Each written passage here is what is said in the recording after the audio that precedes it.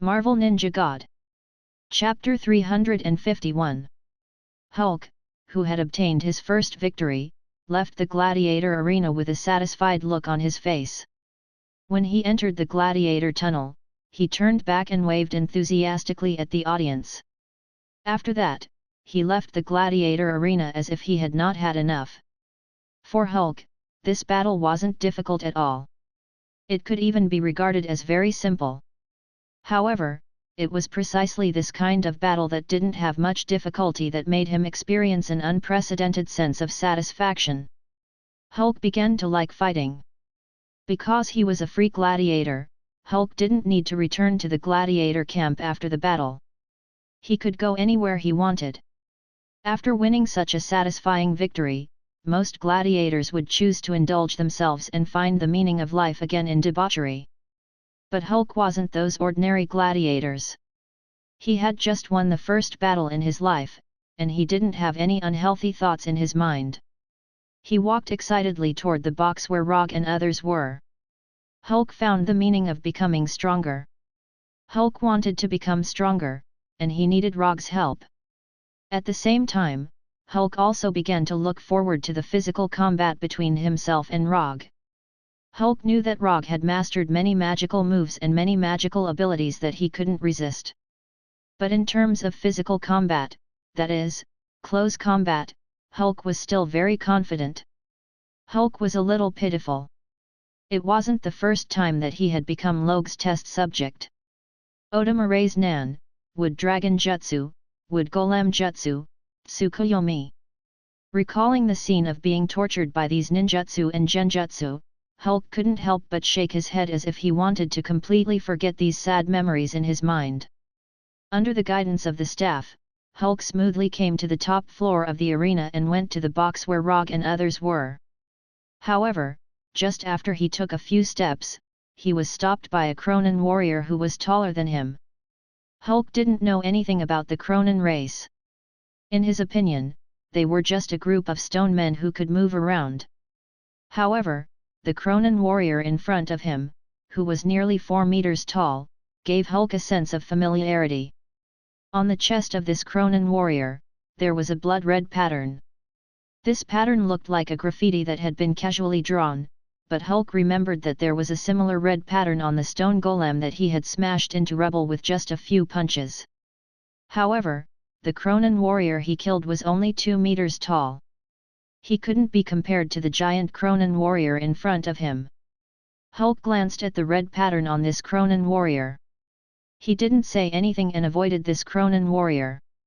Because the number of VIP boxes on the top floor was far less than the number of ordinary spectator seats, the passageway on the top floor was much wider than the passageway below. Even with the 4-meter-tall Kronan warrior blocking part of the path, Hulk was still able to easily pass through. However, this Kronan warrior who appeared out of nowhere had no intention of letting Hulk leave so easily. Just as Hulk walked to the side, the Kronan warrior's rock fist arrived in front of Hulk. Hulk, who was in an extremely happy mood, didn't expect to be attacked for no reason. Caught off guard, the rock fist that was several times bigger than his head hit his chest hard. Boom! Hulk flew out uncontrollably as if he was hit by a high-speed train. He crashed heavily into the metal wall dozens of meters away. A hole about the size of Hulk's body appeared on the metal wall that was strong enough to withstand the attack of a rocket. Broken metal fragments scattered all over the ground. The loud explosion attracted the attention of many people. The staff of the gladiator arena quickly rushed over. The doors of the nearby boxes opened one after another, and spectators walked out one after another.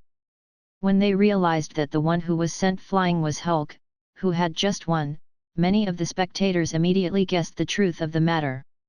It wasn't difficult to guess the truth just by looking at Hulk who was sent flying and the Kronan warrior who had an unfriendly expression on his face.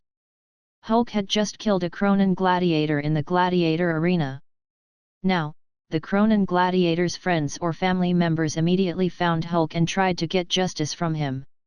If it was on other planets, this kind of public retaliation against a gladiator would definitely cause strong dissatisfaction in the gladiator arena. But it was different here. This was Planet Sokka.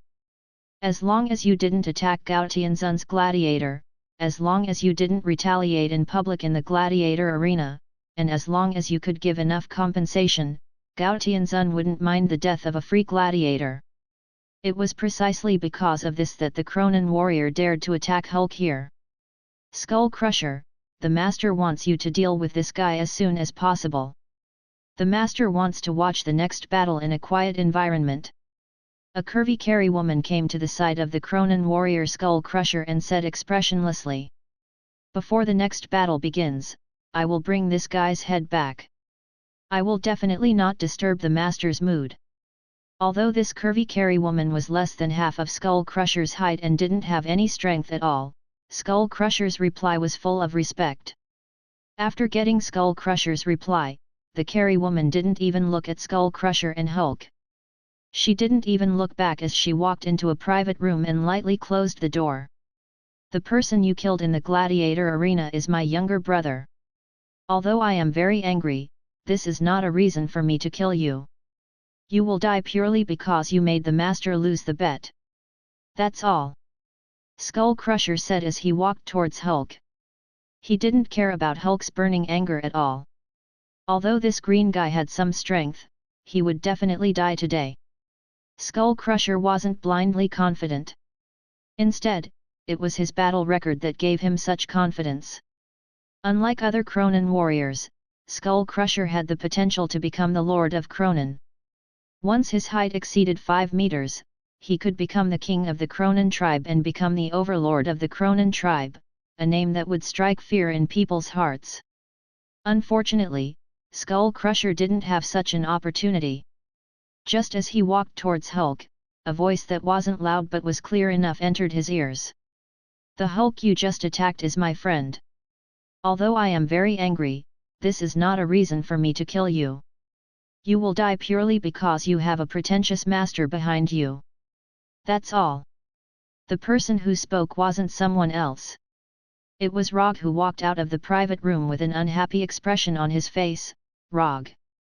Chapter 352. Rogge was originally in a good mood, but this arrogant warrior Kronan and his master completely ruined his good mood. Hulk won the first battle, and it was a beautiful victory. He also won a small bet because he bet on Hulk. If there were no accidents, tonight would be a very happy night. However, there would always be people who would create accidents that would completely ruin your good mood when you were in a good mood. For example, this Kronan warrior called Skull Crusher. Therefore, Rogge used Skull Crusher's words to return the favor. As soon as Rogge finished speaking, Skull Crusher slowly turned around in this narrow passage and stared at him angrily. After quickly sizing up Rogge, Skull Crusher quickly made a judgment. This was an ordinary person from an unknown planet, and he didn't pose any threat.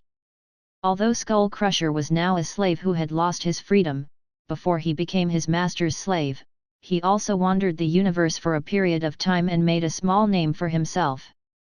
It was also because of his adventures that he met his current master and found a goal that was worthy of his loyalty for the rest of his life.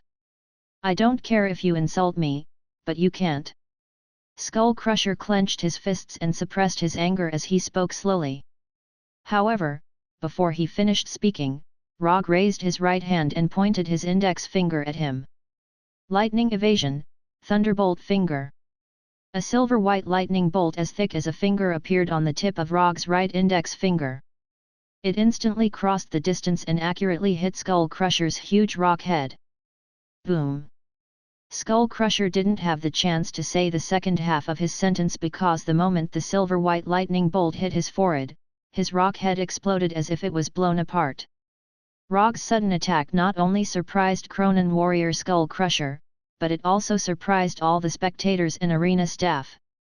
They originally thought that Skull Crusher and his master were already domineering enough, but they didn't expect Rogge to be even more domineering than them. Kronan's warrior, Skull Crusher, never would have thought that he would die with his head smashed into pieces like his name suggested. In his life, he had used Skull Crusher to take the lives of countless enemies. And today, he, who is called Skull Crusher, was killed by Rogge's Skull Crusher. Skull Crusher's head completely exploded and fell to the ground, using his life to create a dull sound. After easily dealing with Skull Crusher, Rogge put his finger in front of his mouth and blew gently, blowing away the numbness that originally didn't exist. Thunderbolt Finger seems to be a new ninjutsu, but in fact, it's just a different use of lightning evasion, lightning palm. There is no difference between the two techniques except for the place where the lightning is released. However, in order to make his attacks look more impressive, Rogge gave a new name to the thunder palm that he released with his fingers. The next time you meet someone who's deliberately looking for trouble, you don't have to care about their background. Just beat them to death.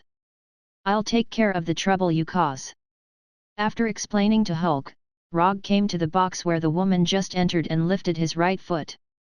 Taijutsu, monstrous strength.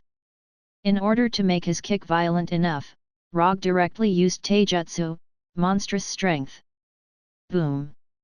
The metal door that was a few centimeters thick, when it was kicked by Rogge, produced a terrifying deformation visible to the naked eye. In the next second, the metal door that could withstand most individual weapons was kicked away by Rogge.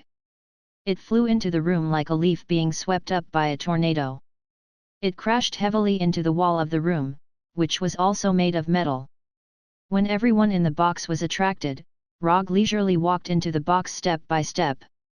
Just now, there was a guy who couldn't afford to lose. After losing the bet, he asked his men to find trouble with my friend. I want to see what kind of trash this can't afford to lose and play with. Although Roger's tone was very calm, the provocation in his words was as obvious as it could be. As long as these people did not collectively lose their minds, they would definitely understand his malicious intentions. Do you know who you are talking to? A Carry youth with a weak body, like a playboy, slowly stood up and spoke in an extremely cold tone. Other than the playboy who could not even beat a woman, there were 5 other Carry people in the box. Among them, there were 3 beautiful Carry women who were either maids or secretaries, and 2 Carry soldiers who looked like bodyguards. With a simple glance, Rogge knew that the 2 bodyguards had a military background. As for their strength? In a word, it was not worth mentioning. Of course, this not worth mentioning was judged by Rogge's standards. If it was judged by other people's standards, these 2 bodyguards would definitely be the elites of the elites. They were not much worse than the vice leader of the Venus flytrap slavers, Noah. I really don't know who I am talking to, but I think that even if that person is not trash, he is still a useless piece of trash. Of course, he could also be a sissy, or a failed evolution product that had a misconception of his own gender. Since he had already started the provocation, he naturally had to provoke until the end. Just as a famous person said, since he wanted to pursue excitement, he had to go all the way. Although these were 2 completely different things, the underlying logic was the same. Number 6, Number 7, don't kill him so quickly. Give him some unforgettable punishment first, then bring him back to the Empire to play with him slowly. The Carry youth, who did not want to reveal his name until now, said to the 2 bodyguards beside him in a high and mighty tone. He then sat back down on the sofa with his back facing Rogge. The universe is really big, there are all kinds of birds. Traveling around the universe is indeed something that can broaden one's horizons. Looking at the Carry youth, Rogge said with a smile. At the same time, he helplessly shook his head. As soon as Rogge finished speaking, the 2 bodyguards codenamed Number 6 and Number 7 came in front of him at the same time. However, the 2 bodyguards didn't have time to make a move, they were completely frozen by Rogge, standing motionless like puppets. Sharingan, Golden Binding Genjutsu. At this time, the Carry youth with his back facing Rogge didn't know what happened, he was waiting for Rogge to scream in pain. Time passed minute by minute, second by second. When the expected scream didn't sound, the high and mighty Carry youth furrowed his brows with a gloomy expression. Chapter 353. Even if his reaction was slow, the arrogant Carry youth realized that something was wrong. Number 6 and Number 7 definitely did not dare to disobey his orders, the Carey youth was 100% sure of this point. Since there was no sound, it meant that number 6 and number 7 had completely lost their ability to move and even their lives when he was completely unaware of what had happened. Although the Carey youth was arrogant, this did not mean that he did not have a brain. From a certain point of view, he could even be considered as a quick-witted person. However, Rogge's golden binding illusion was something he had never seen or understood before. To this Carey youth who acted like a playboy, Rogge's golden binding illusion was a form of dimensionality reduction without any suspense. Are you curious as to why your subordinates suddenly stopped making a move? If you want to know the answer, just turn around and take a look. In any case, you will soon get used to the feeling of constantly losing face. Just as the Carey youth was thinking about whether to turn around and take a look, Rogge's voice reached his ears. This guy was not an ordinary person who made people feel uncomfortable. From the moment Rogge kicked open the door of the box, every word he said had a perfect provocation effect. This made the Carey youth, who was used to being high and mighty since childhood, realize for the first time what was called the dangers of society. Although he was 100 times unwilling, the Carey youth finally stood up and turned to face Rogge. His two most loyal and reliable subordinates were now standing motionless in their original positions like statues. The Carey youth could not even determine whether number 6 and number 7 were still alive. Even he could not make an accurate judgment, his three mates of course could not tell. And because of his domineering style, without his permission, his maidservant didn't even have the courage to open her mouth. Sokka planet is indeed a planet with crouching tigers and hidden dragons.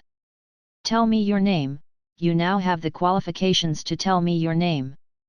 Although from the situation, the Carey youth had fallen into an extremely disadvantageous situation, he still did not have the intention to change his attitude. Whether it was Skull Crusher or number 6 and number 7, they were not his trump cards to be tyrannical. His true trump card was his identity, which represented nobility, power, and strength, as well as his uncle. Rothschild was the name of the Carey youth.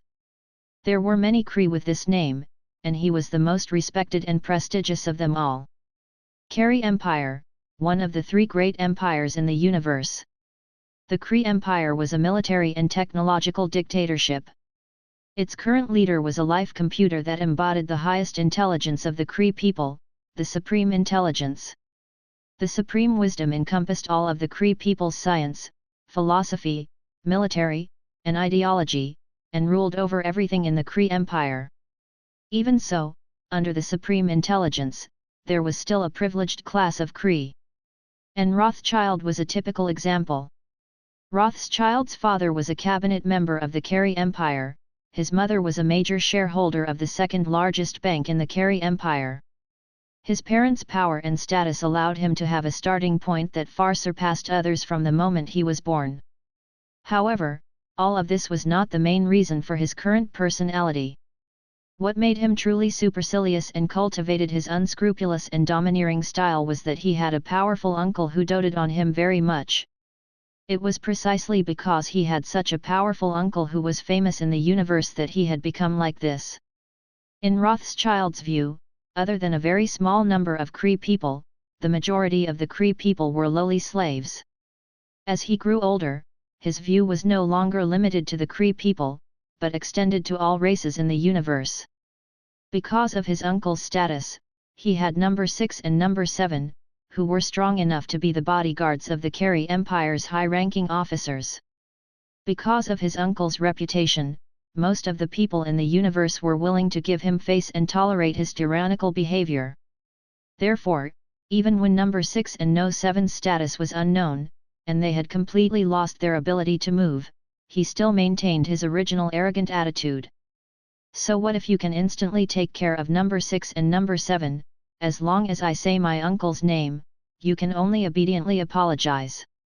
Rogge did not have any understanding of Rothschild, so he did not know where Rothschild's confidence came from. Of the three bodyguards, one was dead, and the other two had completely lost their ability to move.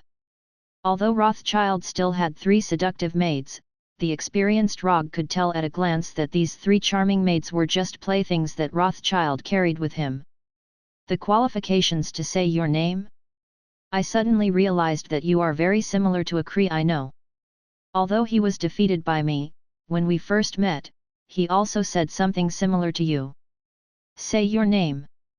You have the qualifications for me to personally take action. His tone and attitude back then were exactly the same as yours now. They were equally arrogant and ignorant. The defeated opponent that Rogge was referring to was, of course, accuser Ronin, who had been tortured to death by Tsukuyomi. Speaking of which, it was strange. Ever since he officially began his journey in the universe, accuser Ronin had appeared more and more often in his memories. It was like this when he was in the land of nothingness, and it was still the same when he came to planet Sokka. He couldn't help but wonder if some ill-fated intertwining of fate had occurred between him and Luo Nan. I'll give you one last chance. Say your name. Otherwise, you will understand how terrifying the supreme accuser of the Kari Empire, Ronin, is. Rothschild took a few deep breaths and suppressed the anger in his heart. He issued an ultimatum to Rogge with a cold tone. Accuser Ronin? When Rothschild said the name of accuser Ronin that had just appeared in his memory, Rogge was stunned. Could there really be some ill-fated relationship? Rogge began to worry about his future. However, Rogge's worry was completely different in Rothschild's understanding. Sure enough, as long as I say the name of Uncle Ronin, I can see the fear shown by these lowly existences. What's your relationship with accuser Ronin? Rogge directly ignored the disdain on Rothschild's face and asked with a solemn expression. Hehe, there's no harm in telling you. The supreme accuser of the Accuser Society, Ronin, is my uncle. I am the junior he cares about the most. Offending me is equivalent to offending the supreme accuser of the Kari Empire, Ronin. But I'm very satisfied with your fearful expression just now. If you can continue to satisfy me, it's not like I can't. Before Rothschild could finish his words, Rogge passed number 6 and number 7 as if he had teleported. He arrived in front of Rothschild like a ghost and raised his right palm. Slap! The next second, a crisp slap rang out. The thin and weak Rothschild was sent flying by Rogge's slap to the viewing glass behind him. He was like a fly that had been swatted away and stuck to the glass. Damn, you scared me to death. I thought that I really had some ill-fated relationship with Ronin. Rogge let out a sigh of relief and sent Rothschild flying. A plan emerged in his mind. Chapter 354. When Rogge let Luo Nan off the hook last time, he only planned to use Luo Nan to spread the fame of the fourth Hokage of Earth. So he didn't deliberately find trouble with Luo Nan or the Kari Empire after starting his journey in the universe.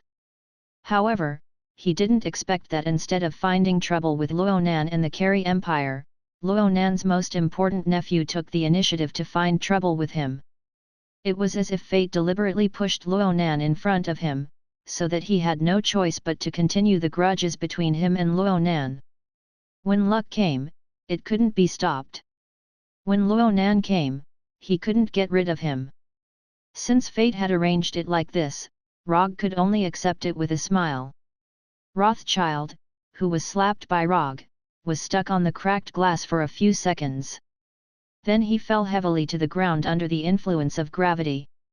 Until now, Rothschild still couldn't believe the fact that he was attacked. Moreover, the attack was in the form of a slap. Rothschild had slapped many people since he was born. But this was the first time in his life that he was slapped. Even his parents had never slapped him. Being slapped was miserable enough, but the slap that Rothschild received wasn't an ordinary slap. Although Rogge didn't use his monstrous strength and didn't use his full strength, his slap was undoubtedly unbearable for Rothschild, who was thin and weak and had close to zero strength. Rothschild felt that the left side of his face was like being stabbed by a red-hot iron needle at a high frequency. The burning sensation was accompanied by a tingling sensation that made him tremble uncontrollably. Green blood flowed out of the corners of his mouth and nostrils. Not only that, Rothschild's left ear was buzzing, as if hundreds of thousands of bees were flying in his ear. As for the pain from hitting the glass, it wasn't particularly obvious at this time. Especially when compared to the tingling sensation on his left cheek, it seemed to be insignificant. Rothschild lay on the ground with a dull face. After a few minutes, he stood up again as if he had experienced the most painful experience in his life. He dared to look at Rogge with anger but didn't dare to speak. This man really dared to kill him. Although Rothschild didn't have any combat experience, he didn't have the ability to sense killing intent. But there was one thing that he was certain of. That was when Rogge slapped him in the face, he didn't care about his life or death at all. He also didn't care about his uncle, Luo Nan, who had accused him. Luo Nan, the accuser, knew his nephew's usual style when he was outside. Therefore, he had reminded him more than once that if he met someone who didn't care about his life or death, he mustn't provoke the other party in a situation where he wasn't certain of victory. It doesn't matter if you suffer for the time being, as long as you're still alive. Uncle will take care of the rest for you. Roskilde recalled accuser Luo Nan's instructions to him. Looking at your appearance, you shouldn't have been beaten into an idiot. So you should still remember how to contact Luo Nan. Go notify Luo Nan right now. Have him come to Sokka planet to save you. Also, when you inform him, remember to tell him who you met. My name is Rogge, 4th Hokage Rogge. When Rogge revealed his identity, the vigilance in Rothschild's eyes instantly turned into shock. He's Rogge. He's actually the 4th Hokage Rogge. The news of accuser Luo Nan losing to Rogge wasn't widely spread, and the details of the battle weren't spread out.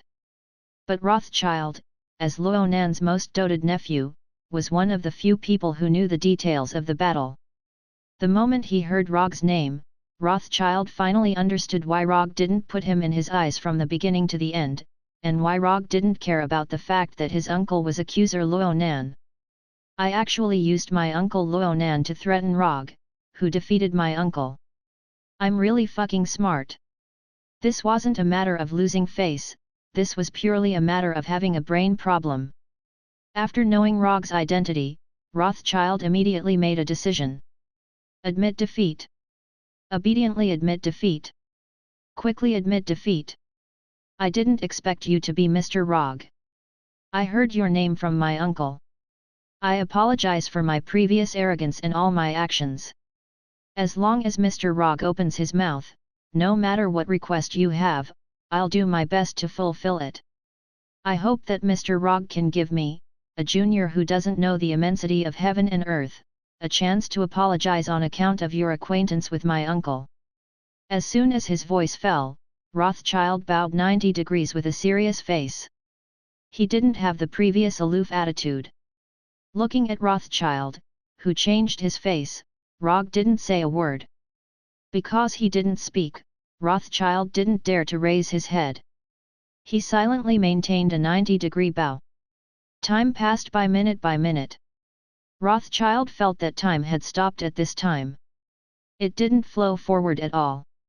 When Rothschild's legs and back trembled uncontrollably, Rogge slowly opened his mouth and said, "For Luo Nan's sake, I'll give you a chance to explain. Get up." After getting Rogge's answer, Rothschild straightened his waist with difficulty. Then, he carefully moved his trembling legs and waist. For the first time, Rothschild discovered that it was so difficult to maintain a 90-degree bow for a long time. He felt that his waist didn't belong to him anymore. I was fortunate enough to hear from my uncle about Mr. Rogge's heroic appearance in battle. I know that you're a true warrior who constantly pursues strength. I'm ashamed to say that although my uncle personally guided and taught me how to fight, I'm still unable to become a hero like Mr. Rogge. So I don't dare to guess what kind of way of apology you would like. I hope that you can give me some pointers and let me learn. It had to be said that although Rothschild wasn't a good person, he was indeed a smart person to a certain extent. After knowing that Rogge was an existence that he couldn't afford to offend, he didn't hesitate as he was used to being aloof. He immediately lowered his posture and even directly put himself in the position of a junior. Although it was a bit intentional, he tried to put Rogge on the moral high ground that an elder shouldn't argue with a junior. But in general, after understanding that he was in an absolute disadvantageous situation, he quickly made the most beneficial plan for himself and executed it perfectly. Dignity and face were put down without any hesitation. He deserved to be a guy born in a powerful family. He was born with the potential to become a politician. Rogge found a few shining points on Rothschild. Chapter 355. Inform your uncle Luonan to come to Sokka planet. Tell him that I want to compete with him again. After more than 10 seconds of silence, Rogge spoke to Rothschild. Okay, no problem, I will help you pass on the message. After hearing Rogge's words, Rothschild was stunned for a moment. He only replied after a few seconds. Although Rothschild didn't know why Rogge wanted to compete with his uncle Luonan, since Rogge said so, he could only agree. As for whether Luonan could defeat Rogge, or what Rogge wanted to gain through this competition, it was not within Rothschild's consideration. After telling Rogge the hotel where he was currently staying and the contact information, Rothschild respectfully sent Rogge away. Rogge did not leave the Flying Thor technique on Rothschild, nor did he intend to leave a shadow clone or wood clone to watch over Rothschild. Although Rothschild was a little arrogant, he was a smart person. He knew very well what the consequences of secretly escaping would be. Because of this unexpected episode, Rogge did not continue to stay and watch the gladiator fight. He returned to the hotel with Hulk and others. In the next few days, Hulk signed up for the gladiator fights every day, and he won again and again. Hulk's simple and violent fighting style was inexplicably in line with the preferences of the Sokka planet audience. Therefore, Hulk had his own gladiator nickname World Destroyer. Of course, there were also some audience members who felt that the title of World Destroyer was not domineering enough, so they called Hulk King Hulk. For these two new nicknames of Hulk, Rogge's only feeling was that the magical fate had once again played a role. Whether it was World Destroyer Hulk, King Hulk, or Green Death who had not been born yet, they were actually another form of Hulk in other parallel universes. In the parallel universe, World Destroyer Hulk, also known as Green Death, was a combat master who could use cold weapons such as great swords, spears, and shields. He also had the wisdom and personality of Dr. Bruce Banner. He was an excellent leader and strategist. Although Hulk now had the title of World Destroyer, he was still very far away from the true World Destroyer Hulk, which was Green Death. It was not difficult for the current Hulk to use cold weapons such as great swords and spears. However, it is still impossible for him to have Dr. Banner's wisdom and personality at the same time. Although it was not a complete Green Death, Hulk still displayed unparalleled absolute dominance in the gladiator arena and quickly obtained the qualifications to participate in the individual battle. As long as Hulk could obtain no less than 10 consecutive victories in the individual battles, he would be able to participate in Sokka Planet's highest standard and also the most popular gladiator tournament, the Battle of Champions. When Hulk shone brightly in the arena, Rogge and Blackie couldn't help but play a few rounds. Of course, in order to avoid being assigned to the same battle, they chose to participate at different times. While Rogge, Hulk, and Blackie were having fun in the arena, Natasha and Scott were getting more and more depressed. Although the journey in the universe was very interesting, as ordinary Earthlings, Natasha and Scott still hoped to return to Earth as soon as possible. After all, only on Earth did they have a true sense of belonging. But judging from the current situation, Rogge and Scott would not have any plans to return to Earth in a short time. Time passed day by day. When Rogge and Blackie successfully obtained the qualifications to participate in the individual battle, Rothschild's uncle, Ronan, finally arrived at Sokka Planet on his own battleship, Dark Star. If it weren't for Rothschild being his favorite nephew, Ronan would never have come to Sokka Planet, let alone meet Rogge. After the last battle, Ronan recuperated in the highest-level private hospital in the Kari Empire for a whole month before he finally got rid of the after-effects brought by Tsukuyomi. Even if he had completely recovered now, Ronan still couldn't help but feel a chill in his heart when he thought of what happened in Tsukuyomi's world. Tsukuyomi, this was not a move that intelligent creatures could resist at all. At least in Ronan's memory, no one could completely ignore or directly get rid of Tsukuyomi's influence. And what made Ronan even more concerned was that even though he had personally experienced Tsukuyomi once, he still couldn't figure out how Tsukuyomi took effect. So when he received the news from Rothschild, he knew that his nephew, who had run amok, had inexplicably provoked Rogge and made Rogge have the idea of having a rematch with him.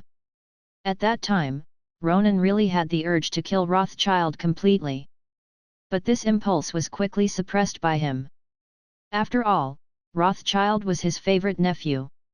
Saka City's central city district, the main arena hotel, Blood Dusk, the top floor of the hotel's royal suite. Seeing your current healthy appearance, I'm very gratified. Rogge sat on the sofa in the suite's living room, holding a glass of blue Saka Planet's specialty liquor, and said with a casual expression. The Carey Empire's medical standards are much more advanced than Earth's, so recovering isn't difficult. The controller, Ronan, sat across from Rogge. He sat upright and still, wearing the typical Carey armor. The Carey Empire's high-tech warhammer, known as the Omnipotent Weapon, was placed less than a meter away from him on his right. Your nephew should have already told you the general situation, so I won't be long-winded. My request is very simple. I want to have a personal battle with you in the gladiator arena. Regardless of the outcome, you can leave with your nephew. Of course, in order to make the battle fairer, I won't use Tsukuyomi to deal with you. You can rest assured. After taking a sip of the blue liquor in the glass, Rogge continued. It's that simple. It wasn't that Ronan didn't believe in Rogge's guarantee, but he couldn't understand why Rogge had asked him to come all the way here just to have a fight with him in the gladiator arena. After knowing that Rothschild had provoked Rogge, Ronan also learned everything from Rothschild. It was precisely because of this that he didn't believe that Rogge would be so easy to talk to. Apart from Cronin, who was killed and Rothschild being slapped, Rogge basically didn't do anything. According to Ronan's conjecture, Rogge shouldn't be so easy to talk to. It's that simple. After the fight, you can leave with your nephew. But speaking of which, I suddenly have a small question. I learned from Rothschild that although you and his father are brothers, your relationship hasn't been good since you were young. He likes to use wisdom to solve problems, so he embarked on the path of politics and finally became a member of the cabinet. As for you, you like to use force to solve problems, so you became a warrior and joined the controllers, who have military power. You were appointed as the Supreme Controller by the Supreme Wisdom. The relationship between the two of you isn't good, but you inexplicably dote on his son. I can't help but think of some bad things. And I heard that his mother met you first before she met his father. Originally, Roger didn't really want to know about this matter. But when he saw Luonan personally rush to Saka Planet from far away, and when Luonan didn't hesitate to risk his life to exchange blows with him, his gossipy soul suddenly ignited. Chapter 356. This is my private matter. I refuse to answer. Luonan looked at Rogge with an incredulous expression. He couldn't understand why Rogge would suddenly ask such a question. And from his question, it was obvious that he had some guesses. As a warrior, and a warrior with such outstanding strength, it was completely unreasonable for him to have this kind of gossipy mentality. Since you don't want to say, then I won't ask. You can leave now. Right, remember to go to the arena to register for the participation.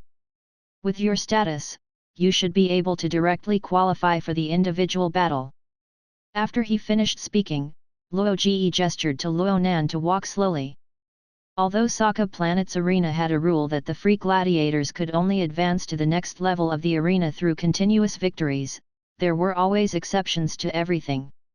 For an existence like the accuser Luonan, who had a great reputation in the universe, even if he wanted to participate, he wouldn't necessarily have to start from the lowest level of the melee. After all, a person's reputation was like a tree's shadow. For an existence like Luo Nan, participating in a low-level battle would only result in a one-sided slaughter without any suspense. For the viewing effect of the battle, the arena would certainly make an appropriate balance. If Rogge had reported his name as the 4th Hokage when he registered, he would have had a great chance to directly qualify for the individual battle. When Luo Nan left the living room, he left the hotel with the guard waiting outside and the instigator of all this, Rothschild. Do you really want to fight with him again? Didn't you already win against him before? Natasha came to the living room and sat directly next to Rogge. She asked doubtfully. Although I won against him last time, he underestimated me too much at that time, so the fight wasn't very satisfying. And I just happened to be learning some new moves recently. I want to try it out on him. Rogge didn't say what move he was learning now. Even if he said it, Natasha might not understand. Well, when do you plan to return to Earth? After defeating the accuser Luo Nan, or after Hulk wins the championship battle and hangs his statue on Gao Tianzun's champion building? Natasha continued to ask. We'll see how it goes. Don't worry, we won't be staying on Sokka Star for too long. No matter what, this is a trash planet. I'm not a weirdo like Gao Tianzun. I don't plan to live here for a long time. He will definitely return to Earth. Not to mention that all of his subordinates and forces are on Earth, even if it's for the 300 ninja coins given by the system, he will definitely return to Earth. Ninja coins, he would never complain about having too little, just like no one would complain about having too much money. The news of the Kari Empire's famous accuser, Ronin, signing up for the gladiator fight quickly spread out, and it quickly caused a wave of excitement. Anyone who roamed the universe would have a certain understanding of the Kelly Empire. The Kari Empire's way of doing things was tyrannical and unyielding. Although they were one of the 3 great empires in the universe, the news that spread out was mostly bad. Accuser Luo Nan was the highest accuser of the Kri Empire's accuser group. His strength was outstanding and his fame was illustrious. His initiative to participate was not only a surprise to the audience on Sokka Planet, but it was also a pleasant surprise. There were even many audience members who speculated that the ruler of Sokka Planet, Gao Tianzun, would specially arrange a championship fight for Luo Nan. Indeed, Luo Nan had not participated in any gladiator fight, but his past record was enough to prove that he had the strength to participate in the championship fight. Although Luo Nan's registration set off a heated discussion among the audience, the ruler of Sokka Planet, Gao Tianzun, did not announce the championship fight for a long time. In the champion building next to the gladiator arena, Gao Tianzun, with grey hair and a silver stripe from his lower lip to the center of his chin, sat on a huge high-backed chair. He said to a sturdy female guard wearing armor beside him, "Recently, the strength of the free gladiators who participated in the gladiator fight is very good, especially the World Destroyer Hulk. I like him very much." "Understood, I'll arrange for people to catch him." Gao Tianzun just finished speaking when the female guard with a serious expression said in a serious tone. "When did I say I want to catch Hulk? No, I don't want to catch Hulk. I want to arrange a perfect match for him. The accuser who just signed up today seems to be quite good." Gao Tianzun, who was wearing a gorgeous golden coat, nodded as he spoke, as if to confirm whether his arrangement was correct. However, he soon overturned his plan. Luo Nan can't do it. His match with Hulk won't be very fair. This will disappoint the audience. Luo Nan is not suitable, and the other gladiators are not suitable either. Why don't I have a gladiator like Hulk in my hands? This is really sad news. Gao Tianzun suddenly sighed bitterly when he said this. The tall female guard beside Gao Tianzun was already used to Gao Tianzun's muttering and sudden mood changes. By the way, Hulk's companions, the symbiotic demon named Blackie and the earthling named Rogge, are not bad. Why don't we arrange for them to have a life and death battle with their companions? Friendship, bonds, companions with deep feelings, in a life and death battle for the glory of victory. The loser will lose his life, and the winner will live a miserable life in regret. This will be a battle that shakes the soul. Gao Tianzun suddenly became excited when he thought of something. He stood up excitedly and waved his hands wildly. However, Gao Tianzun's excitement only lasted for a few seconds before it disappeared. He sat back on the high-backed chair with a dispirited look. No, it still won't do. This is not suitable for Hulk. Hulk, World Destroyer Hulk, King Hulk. Hulk with green skin. Gao Tianzun began to talk to himself again. Then, his eyes lit up as he suddenly thought of something. Green-skinned, a man and a woman. One fights simply and violently, while the other has exquisite combat skills. One has amazing strength and endurance, while the other has a small and agile figure. It's her. That's right, it's her. The most dangerous woman in the universe against the craziest man in the universe. A top-level female assassin against a top-level male warrior. This is a fair match for Hulk. After excluding Luo Nan, Blackie, Rogge, and the others, Gao Tianzun finally arranged an opponent for Hulk in the next match. In his opinion, it was an opponent who was evenly matched and could make the gladiator fight the best. The survivor of the Zihao people, the most dangerous woman in the universe, the adopted daughter of the crazy titan Thanos Gamora Jean Huberly Ben Titan. Chapter 357. It's estimated that only someone like Gao Tianzun would think that Gamora would be a match for Hulk. However, the female guard standing next to Gao Tianzun, the sturdy Topaz, nodded in agreement. It's decided then. Topaz, you go to the underground prison and bring our charming and dangerous female assassin Gamora here. I want to see this legendary female assassin. While speaking, Gao Tianzun rubbed his hands excitedly. A meaningful smile appeared on his face. If it was someone who didn't know Gao Tianzun well enough, after seeing his appearance at this time, they would definitely treat him as a pervert with some kind of special fetish. At this time, Rogge didn't know that Gao Tianzun had already arranged Hulk's next opponent. When he learned that Luo Nan had signed up for the competition, he also signed up his name. As long as Hulk didn't sign up during this time, then Rogge would be the only opponent that could match Luo Nan. Whether it was to give the audience a good viewing experience, or to make the competition more fair, the gladiator arena could only arrange the two of them together. As Rogge expected, after he signed up his name, the gladiator arena quickly announced a specific gladiator preview. The mysterious ninja Rogge vs the supreme controller of the Carry Empire, Luo Nan. When the gladiator preview was just released, the residents of the city didn't feel anything wrong. However, when Rogge's name appeared together with Luo Nan, a piece of news that wasn't widely spread. The controller, Luo Nan, had once lost to the hands of the fourth Hokage, Luo Ge. After coming to Sokka planet, although Rogge didn't deliberately spread his name as the fourth Hokage, the residents of Sokka City were very gossipy and quickly dug out his identity.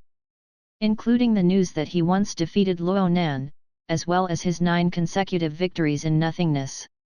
After confirming that the ninja Rogge who recently shone in the gladiator arena was the fourth Hokage who once defeated controller Luo Nan, the tickets for the gladiator night were quickly sold out, and the amount of bets on the gladiator night was getting higher and higher.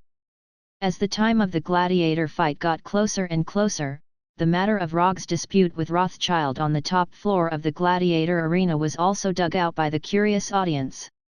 There were even many audience members who deduced the whole process of the matter. Carry Empire's hegemon Rothschild, because he lost the bet, sent people to attack Hulk who had just come down. As Hulk's friend, Rogge immediately took action, killing Rothschild's men, and broke into Rothschild's box. Roger taught Rothschild, who didn't know the immensity of heaven and earth, a lesson in the VIP room. He also had Rothschild notify his uncle, Ronan. And so, Carry Empire's supreme controller Luo Nan rode his own warship, Dark Star, to planet Sokka. Although the audience members who were exploding with curiosity didn't dig out the situation of Rogge and Luo Nan's meeting, they speculated that the two of them had clearly reached some kind of agreement after Luo Nan left the hotel and immediately signed up for the gladiator fight. That's why there was this gladiator fight that attracted so much attention. As more and more inside information was dug out, the audience's enthusiasm grew higher and higher. The individual battle between Rogge and Luo Nan that hadn't started yet had a faint momentum of a championship battle. The fourth Hokage Rogge's battle to make a name for himself. The controller Luo Nan's battle for revenge. A powerful ninja from the backward civilization of Earth against the supreme controller of the Kari Empire, one of the three great empires in the universe. All kinds of exaggerated gladiator fight titles were passed on one after another. The scalp tickets for the gladiator night also became hard to find, and the price was higher than the sky. Although the news was already in full swing outside, there were even many fanatical audience members who broke into the hotel where Rogge was staying, Scarlet Dusk, trying to dig out more inside information from Rogge before the gladiator fight. Rogge didn't pay attention to what was happening outside. Right now, he was making the final preparations for the gladiator fight. When Rosewood contacted Luo Nan, he exchanged a taijutsu from the system that he should have exchanged a long time ago. Taijutsu, Hachiman Tongkao. This was the ultimate taijutsu that Konoha's ninja Mato Dai spent 20 years to develop. By unlocking the chakra channel in the body, he could temporarily obtain a powerful strength. When the Hachiman Tongkao is fully opened, he could instantly obtain 10 times the strength of the 5 cages. The power of the Hachiman Tongkao depends on the user's own strength. The stronger the user, the stronger the power obtained after opening the Hachiman Tongkao. After opening the 8th gate of death, the user will die due to the exhaustion of his own vitality. Exchange price, 100 ninja coins. When he saw the exchange price, Rogge was still a bit hesitant. But after seeing the specially marked sentence behind the exchange icon, he decisively chose to exchange without a trace of hesitation. Because the difficulty of training is too high, when you exchange for the Hachiman Tongkao, you can also get the related moves and the training notes of Mato Dai and Mato Gai. Rogge wasn't very interested in the training notes of Mato Dai and Mato Gai. What really moved him were the 6 moves that came with it. First gate of opening, Outer Lotus. Third gate of life, Inner Lotus. 6th gate of view, Morning Peacock. 7th gate of surprise, Day Tiger. 8th gate of death, Evening Statue, Night Guy. While waiting for Luo Nan's arrival and practicing in the gladiator arena, Rogge had been practicing the Hachiman Tongkao, and the progress was very amazing. Although it was only less than a week, he had successfully practiced the Hachiman Tongkao to the 5th gate of limit, and he also faintly touched the opportunity to open the 6th gate of view. It was also because of this that he didn't leave the hotel even once after Luo Nan left. Even when he signed up for the gladiator arena, he asked Hulk for help. In the empty room, Rogge, who was sitting cross-legged on the floor, emitted a light blue chakra visible to the naked eye. Fortunately, Rogge had experienced all kinds of extraordinary, overloaded and exceeding physical training before, and he also had the body of immortal Hashirama that was more than half developed, so the abnormal physical requirements of the Hachiman Tongkao weren't really a problem for him.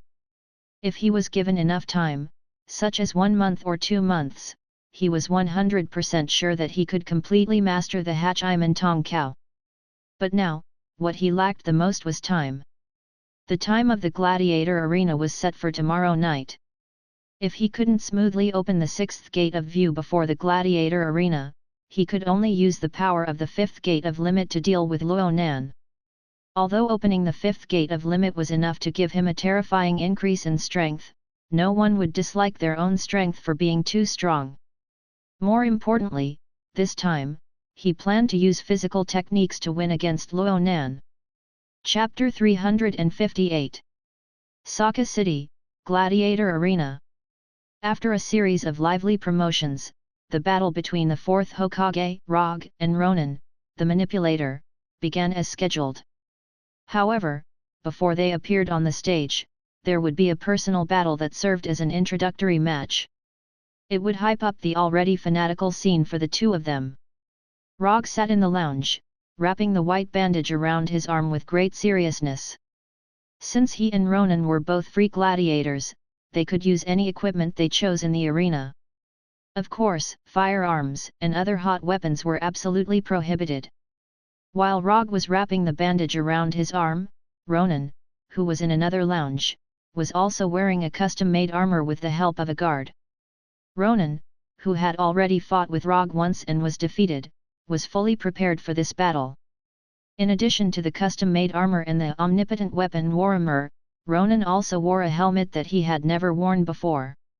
Although Rogge had promised not to use Tsukuyomi, Ronan still had some worries in his heart. Tsukuyomi's terrifying power only needed to be experienced once, and it would leave an unforgettable memory.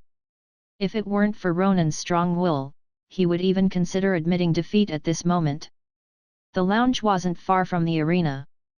Moreover, it was unknown if it was intentional, but the soundproofing function of the lounge wasn't perfect at all. It allowed the gladiators in the lounge to clearly hear the cheers of the audience. After the referee in the arena announced the outcome of the introductory match, Rogge and Ronan left the lounge at almost the same time and walked towards their respective gladiator passageways. The exciting introductory match is finally over. I believe that many of the audience can't wait any longer. Because the next battle is the ultimate goal of your coming here tonight. Although all of you can't wait any longer, as the referee and commentator of this battle, I still want to introduce the next two gladiators to everyone. First of all, let us use the most enthusiastic cheers to welcome this legendary ninja from a backward planet. He is the most powerful ninja in the universe, the fourth Hokage, Rogge. The red-skinned middle-aged referee with delicately combed hair roared loudly in an extremely exaggerated tone. As his voice rang out, colorful fireworks soared into the sky, exploding into gorgeous patterns in the air. Rogge! Rogge! Rogge! Under the cheers of more than 100,000 spectators, Rogge walked out of the gladiator passage step by step and went straight to the center of the arena. Rogge, who was wearing the fourth Hokage Hayori, waved at the surrounding audience. He then adjusted his state of mind, allowing himself to enter his best battle state. At the same time, the referee and commentator who advocated the roaring style began to introduce Rogge's battle record. Defeat Luonan, the controller who attempted to invade Earth. 9 consecutive victories in the Land of Nothingness. 5 consecutive victories in Sokka Planet's arena. Many of the names of the opponents that Roger could not even remember were named by the referee one by one. Along with his introduction, the spectators in the arena became more and more fanatical. When Rogge's short list of battle records was finished, the fully armed controller Luonan also came to the arena amidst the cheers of the spectators. He stood about 20 meters away from Rogge. Compared to Rogge's battle record, Luonan's battle record was clearly much better. Of course, this was also related to the fact that Rogge had always been active on Earth and did not show his face in the universe. If his battle record on Earth was included, not only would his battle record not be less than Luonan's, it would even be richer. Luonan, who was holding the universal weapon Warhammer, did not pay attention to the referee's introduction. His eyes were fixed on Rogge as he spoke in a serious tone, "Although I still don't understand why you insist on fighting me in the arena, I will let you know that your decision is very unwise. Is that so? I hope your next performance will prove your words." Rogge could see that Luonan had already roused himself to 120%. He was no longer the enemy who was filled with contempt and arrogance from before. This was an enemy who was completely serious. Very good. Very good. Only an enemy like this was worthy of him using the 8 inner hidden gates. When the referee's introduction was completely finished, the bell that represented the beginning of the battle rang. Rogge and Luonan ran toward each other at the same time. 20 meters passed in the blink of an eye. The unarmed Rogge and the Warhammer-wielding Luonan were facing each other head-on. Body technique, monstrous strength. The physical fitness of the Kree people was much stronger than that of the people on Earth. This was especially true for Luonan, who was an outstanding member of the Kree people. His physical fitness was far superior to that of the ordinary Kree people. So when Rogge arrived in front of Luo Nan, he did not hesitate and immediately used monstrous strength. His right fist, wrapped in light blue chakra, was like a cannonball that shot out of the barrel as it attacked Luo Nan's chest. The warhammer in Luo Nan's hand also smashed toward Rogge's head with the force of 10,000 pounds. Because they had already fought once, Rogge and Luo Nan had a rough understanding of each other's tactics. Facing Luo Nan's thunderous hammer, Rogge did not have any thoughts of dodging. Although his right fist had not yet hit Luo Nan, he was 100% sure that Luo Nan's warhammer would not fall on his head. In a flash, Rogge's right fist hit Luo Nan's chest first. Energy shield. Rogge's right fist seemed to have hit Luo Nan's chest, but in fact, it only hit the thin layer of energy shield on Luo Nan's chest. Although the energy shield condensed in an instant could not completely block Rogge's attack, it could buy a little bit of time. Luo Nan did not condense the energy shield at the beginning because he wanted to let Rogge's attack hit him first. In terms of speed, Luo Nan was far from being Rogge's opponent. So in order to let Rogge obediently enter his attack range, Luo Nan did not hesitate to use himself as bait. The black energy shield instantly shattered and Rogge's right fist finally hit Luo Nan's chest. But all of this was within Luo Nan's plan. With the energy shield and armor, Luo Nan smoothly took on Rogge's monstrous strength fist. And the warhammer in his hand finally arrived above Rogge's head. Although Luo Nan's warhammer was about to smash his head, Rogge did not panic in the slightest. Although the warhammer's attack speed was fast, if he wanted to dodge, it would not be too difficult. As long as he was willing to use ninjutsu, he had several methods to instantly escape. But right now, he had no plans to use ninjutsu at all. Sometimes, physical techniques can also do things that ninjutsu can do. First gate open. Open. The massive amount of chakra in Rogge's body instantly erupted. The restriction set by the consciousness of his brain was instantly broken. Chapter 359. The body's self-restriction hidden in the depths of his consciousness disappeared. Rogge felt a mystical feeling of his entire body coming alive. Every living being's body contained an unimaginable amount of power. However, for the sake of a better life, this power was deeply sealed away by the instinctive self-protection consciousness. This seal was both a type of protection and a type of restriction. In many urban legends, there were cases of ordinary people instantly erupting with extraordinary strength. For example, in order to save his grandson from being crushed under a heavy truck, there was an old man who lifted a truck weighing dozens of tons with his bare hands. For example, in order to catch his daughter falling from a tall building, there was a father who ran over 100 meters in a few seconds. These cases seemed to be fantastical, but they were all real-life cases.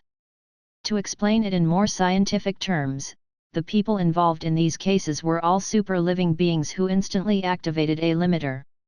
A limiter was an innate limit to the growth of every living being. In order to allow life to grow without losing its self-consciousness and rationality, life had set a limit for itself, which meant that it had set a limit for itself. However, the limit brought by this limiter wasn't indestructible. With enough emotional support and extreme external stimulation, this limiter could be opened artificially. The only thing to note was that if one didn't have a strong enough body to support it, once the limiter was opened, it would mean the arrival of death. In a sense, the 8 inner hidden gates was a way to open a limiter. However, compared to other methods, the 8 inner hidden gates was a bit more gentle. Only when all 8 gates were opened would it directly endanger the user's life. When Rogge used a massive amount of chakra to break through the limiter set by his mind, he obtained full control of his body for the first time. Rogge's body suddenly erupted with a strange phenomenon, immediately attracting Luo Nan's attention. However, the current him was already too late to do anything to stop or resist. The warhammer fell like lightning, but it directly missed. Rogge, who was close at hand, fell down in a way that didn't conform to common sense. His right leg kicked towards Luo Nan's chin. Shadow Dancing Leaf. Luo Nan, who didn't have time to retract his warhammer, was kicked in the chin by Rogge's 42-yard-long leg. The enormous force directly sent him flying. Luo Nan never thought that his first exchange with Rogge would end up like this. Although Luo Nan felt a burst of pain from Rogge's kick to his chin, he didn't take this pain to heart. This was definitely not Rogge's ultimate move. He would never choose such an ordinary move to end his attack. Luo Nan, who had already suffered a loss once, didn't dare to be careless in the slightest. His body hadn't yet fallen under the influence of gravity, but he had already begun to search everywhere for traces of Rogge. "Are you looking for me?" Just when Luo Nan was planning to turn his head to look for Rogge's tracks, Rogge's voice suddenly rang out from behind him. Not good. Although Luo Nan didn't know what Rogge wanted to do, he was certain that Rogge was going to be in great danger. Luo Nan suddenly gripped his warhammer with both hands, attempting to cover himself with an energy shield. However, it was all too late. When Rogge arrived behind Luo Nan, the white bandages wrapped around his hands began to flutter under the control of chakra. In the blink of an eye, the fluttering white bandages were like two white pythons that wrapped around Luo Nan's body.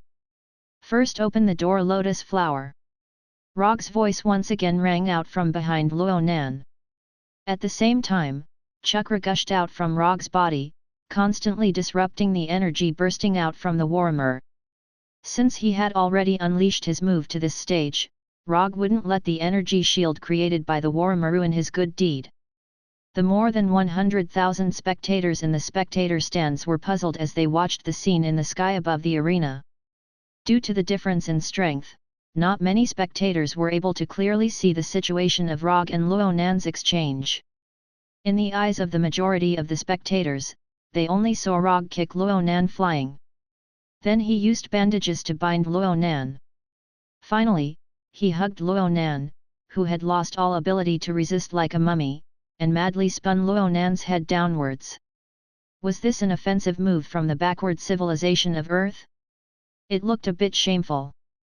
No matter which planet it was, an adult male creature hugging another adult male creature in public was not a mainstream culture. Simply put, it was a bit of an eyesore. However, the spectators in the audience seats quickly understood why Rogge did this. The madly spinning Rogge and Luo Nan only stayed in the air for a short 1 or 2 seconds. Then, in a suicidal manner, they fiercely crashed into the ground of the arena.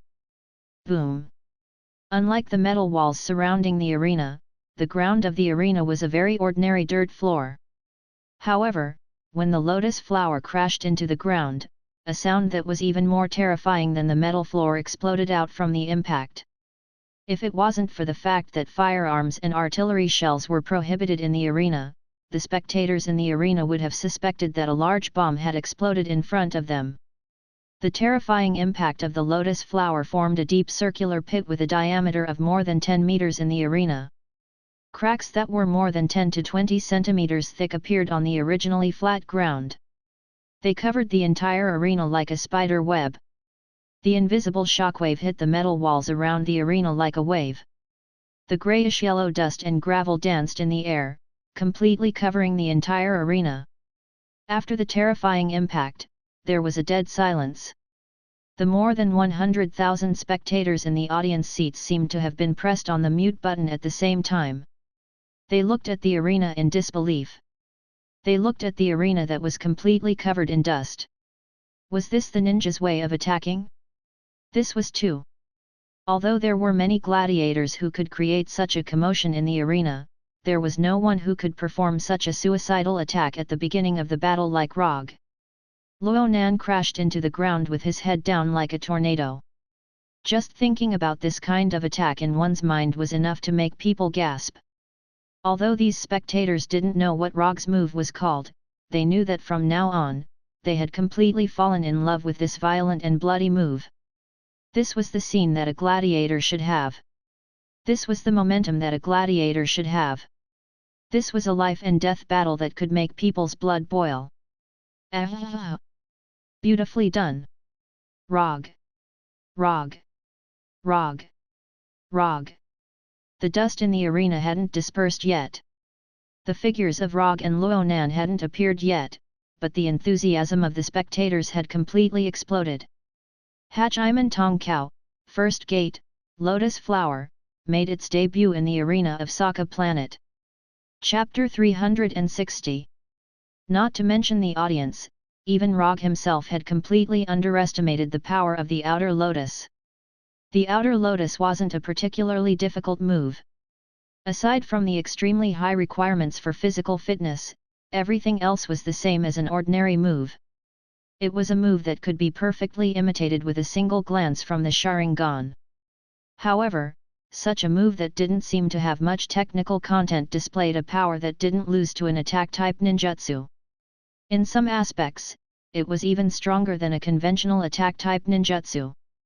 Hachiman Tong Kao is simply a divine technique tailor-made for ninjas like Kai Huang and Little Li. After fiercely greeting Luonan with the first Outer Lotus, Rogge didn't immediately carry out the second wave of attacks.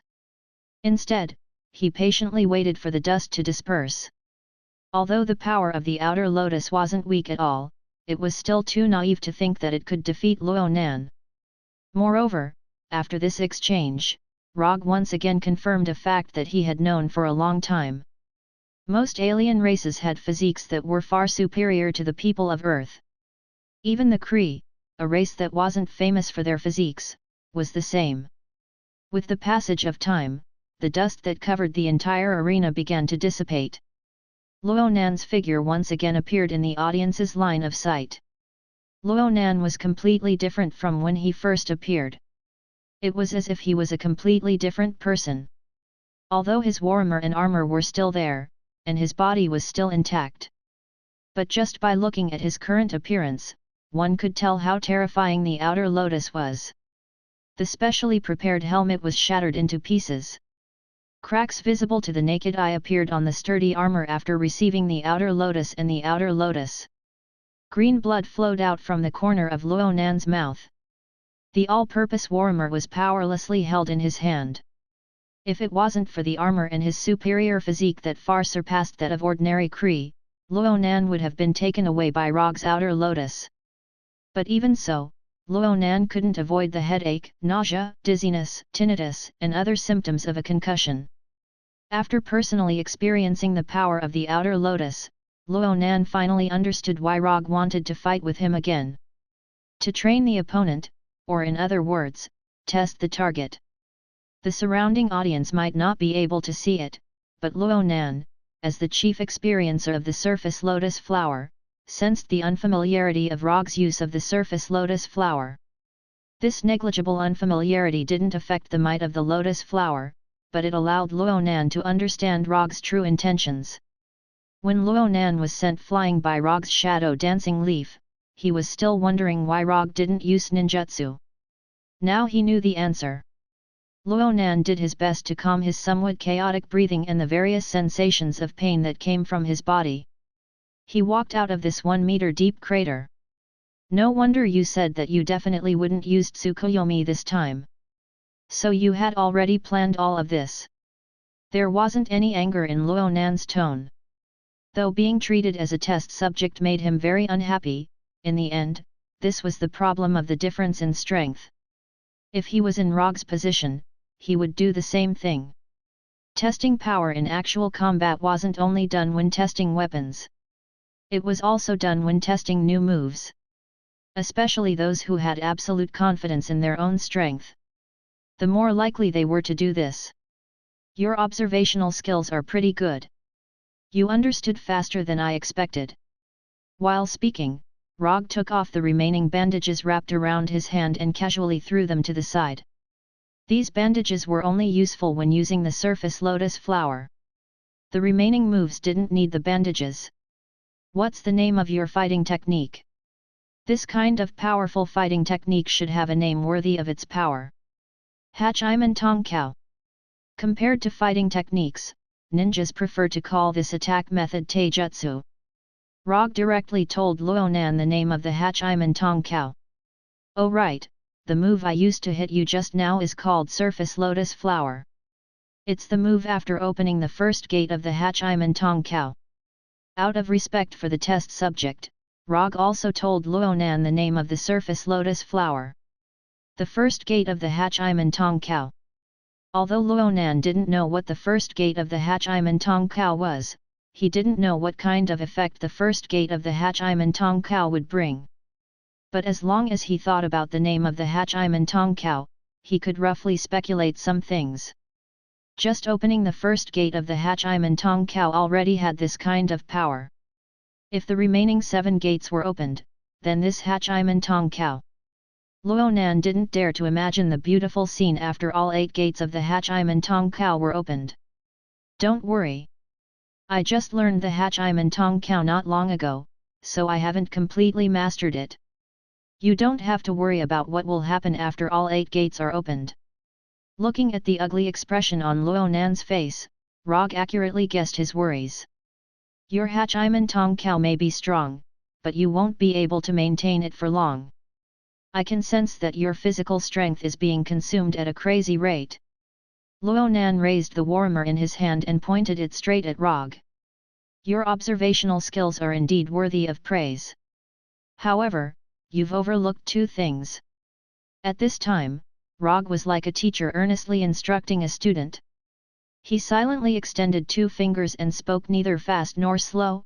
First, after opening the first gate of the Hachiman Tong Kao, my physical strength is indeed being consumed at a rapid rate. However, this kind of consumption won't have any effect on me for a short period of time. Rogge didn't cultivate the immortal body for nothing. The immortal body didn't just bestow upon him a terrifying amount of chakra. The immortal body was a powerful special physique.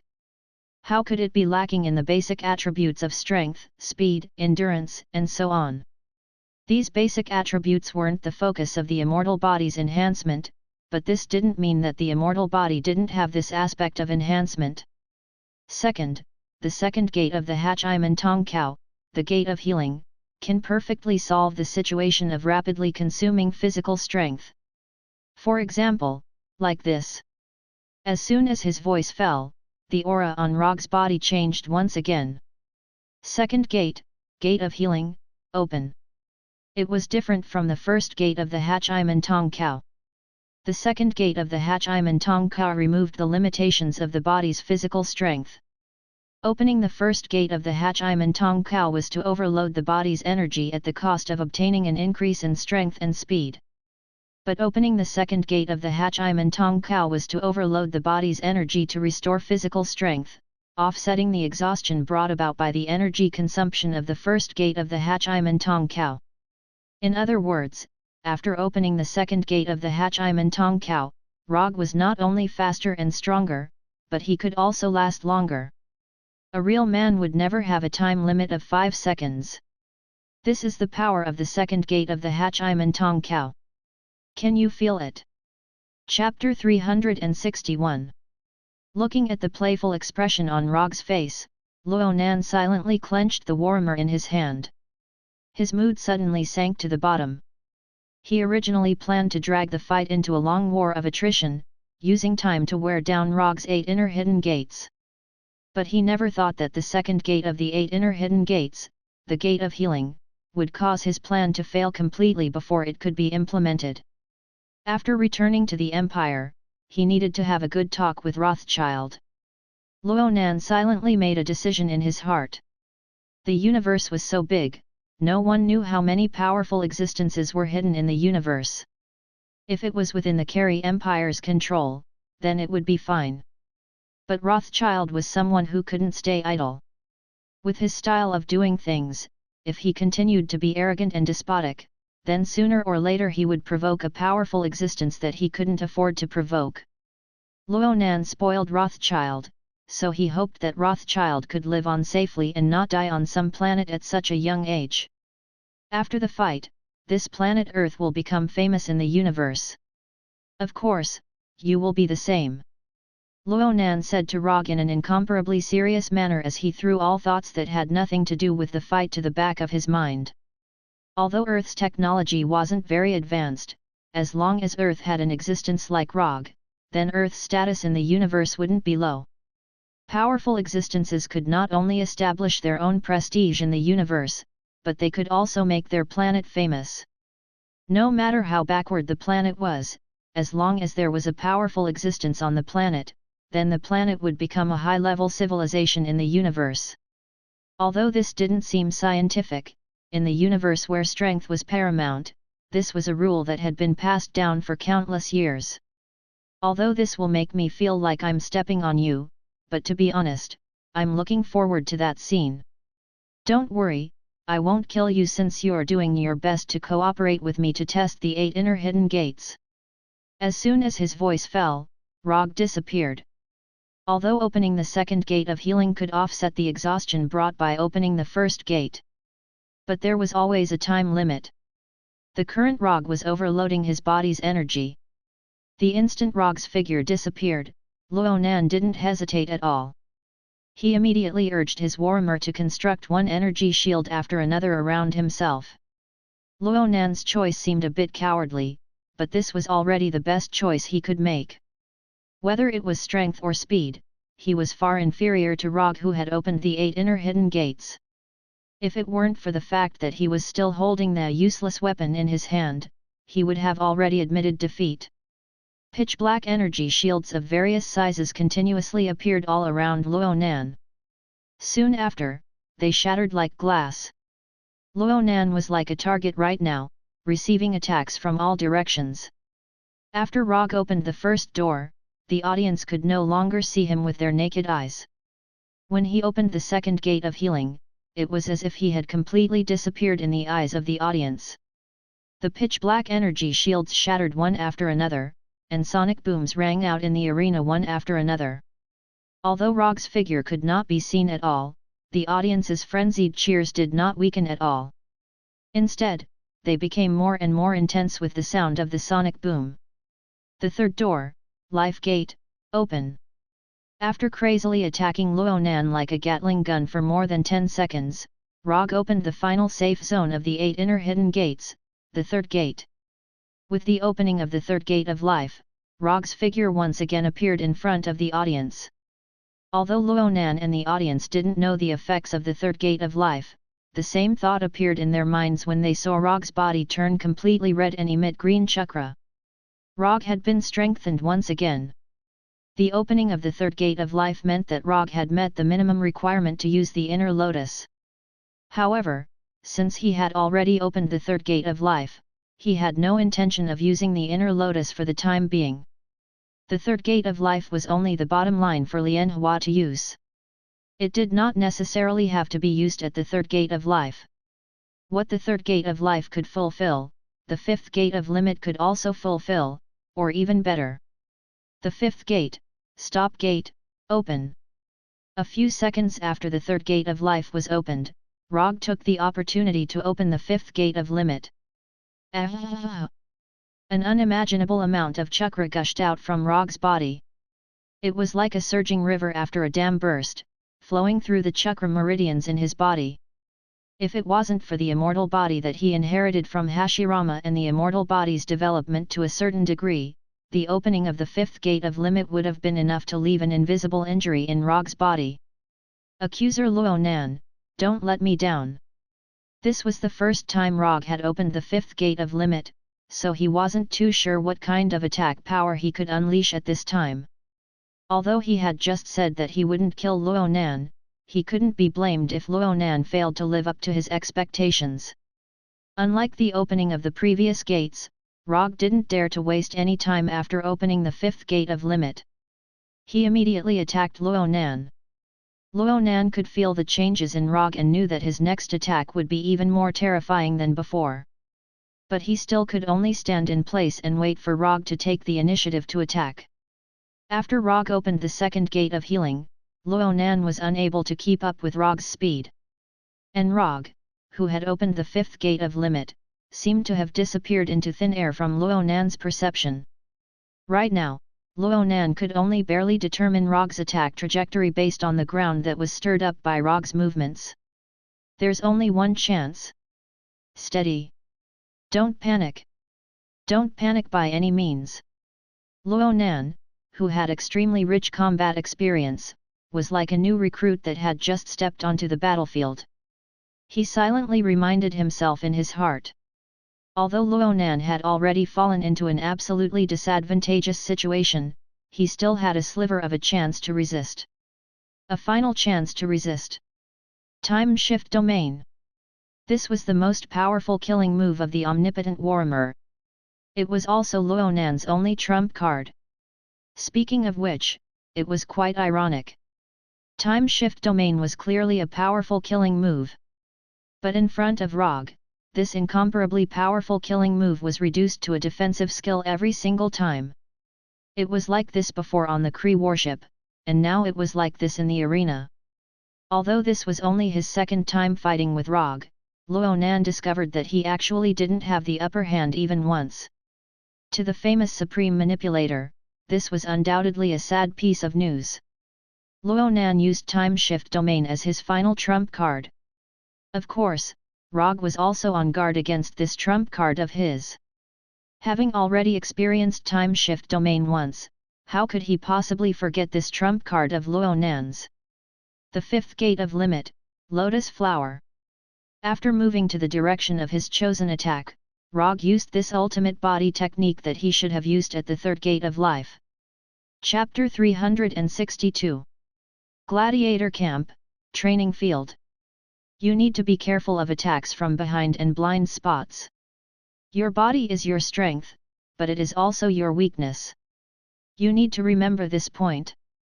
In this training field that was not much smaller than the gladiator arena, Rogge was in the middle of giving Hulk a temporary special training.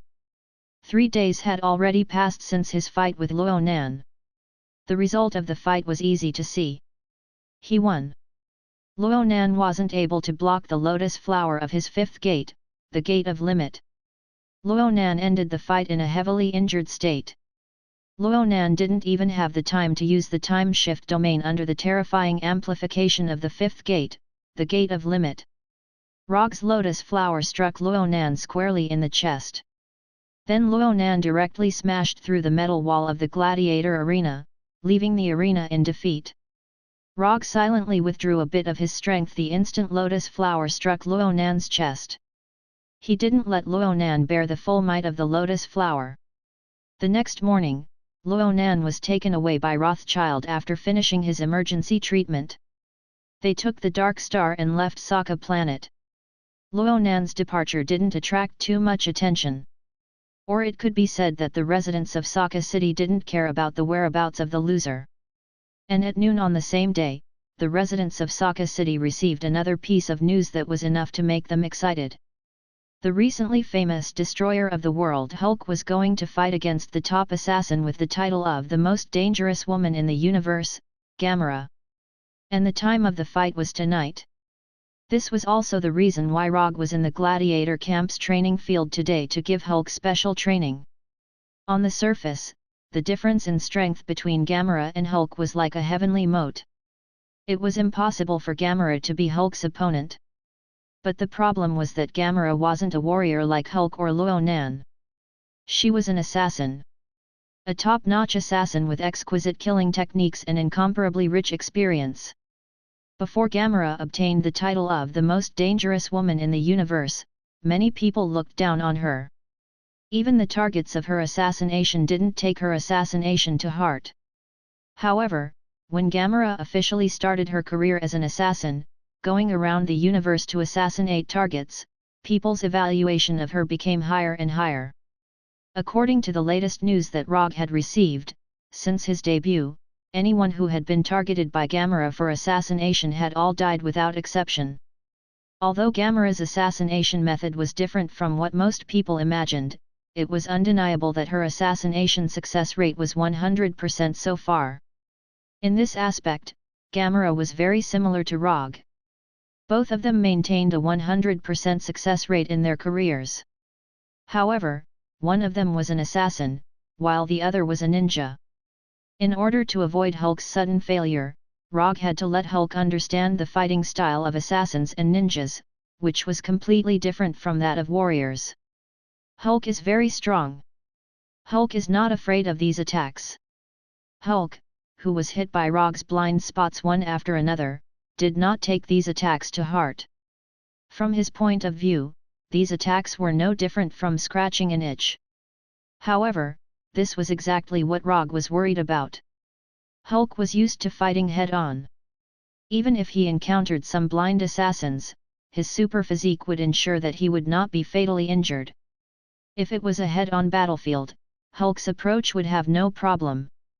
But the problem was that the Colosseum was not a head-on battlefield, and Gamera was not a serious warrior. If it wasn't for the prohibition of firearms and other hot weapons in the Colosseum, as well as inhumane poison gas and biochemical attacks, Rogge was even certain that Gamera would have set up all kinds of deadly traps in the Colosseum. No, you should be afraid of these attacks. No matter how strong your body is, there are still many weak spots. For example, these places. As soon as he finished speaking, Roger circled behind Hulk and launched a combo attack on his ears and eyes while Hulk couldn't see him at all. Rogge didn't intend to completely blind or deafen Hulk, but even so, when he changed the attacking parts to the eyes and ears, Hulk still felt what is called the natural weakness of creatures. If it weren't for taking care of Hulk's dignity, Rogge wouldn't even mind letting him experience Konoha's secret taijutsu, Millennium Kill. It hurts. You hurt Hulk. He didn't know why, when Hulk, who was more than 2 meters tall and strong, suddenly said this sentence, Rogge felt that the style seemed to have become a bit wrong. Odama raise nan. Raise nan. Raise nan. In order to make this seemingly deviated style return to normal, Rogge's right hand condensed an Odama raise nan with a diameter of 1 meter, and hit it hard on Hulk's thick and broad back. Boom! Hulk, who was rubbing his ears, had no time to make any defense. His whole body flew out like a baseball hit, and then fell heavily to the ground, raising a cloud of dust. If you don't get serious, you won't be able to eat anything from now until the start of the gladiator fight. To deal with Hulk, who was similar to a naughty child, sometimes it was necessary to use some seemingly childish behavior. After being warned by Rogge, Hulk reluctantly got up from the ground and continued the special training tailored for him by Rogge. Time passed little by little, and when night began to fall, Hulk finally ended this special training that was completely out of his fighting style. He enjoyed a super large dinner that was heavier than Rogge's weight. Ladies and gentlemen from different planets, I'm your most familiar old friend, Joe. Yee.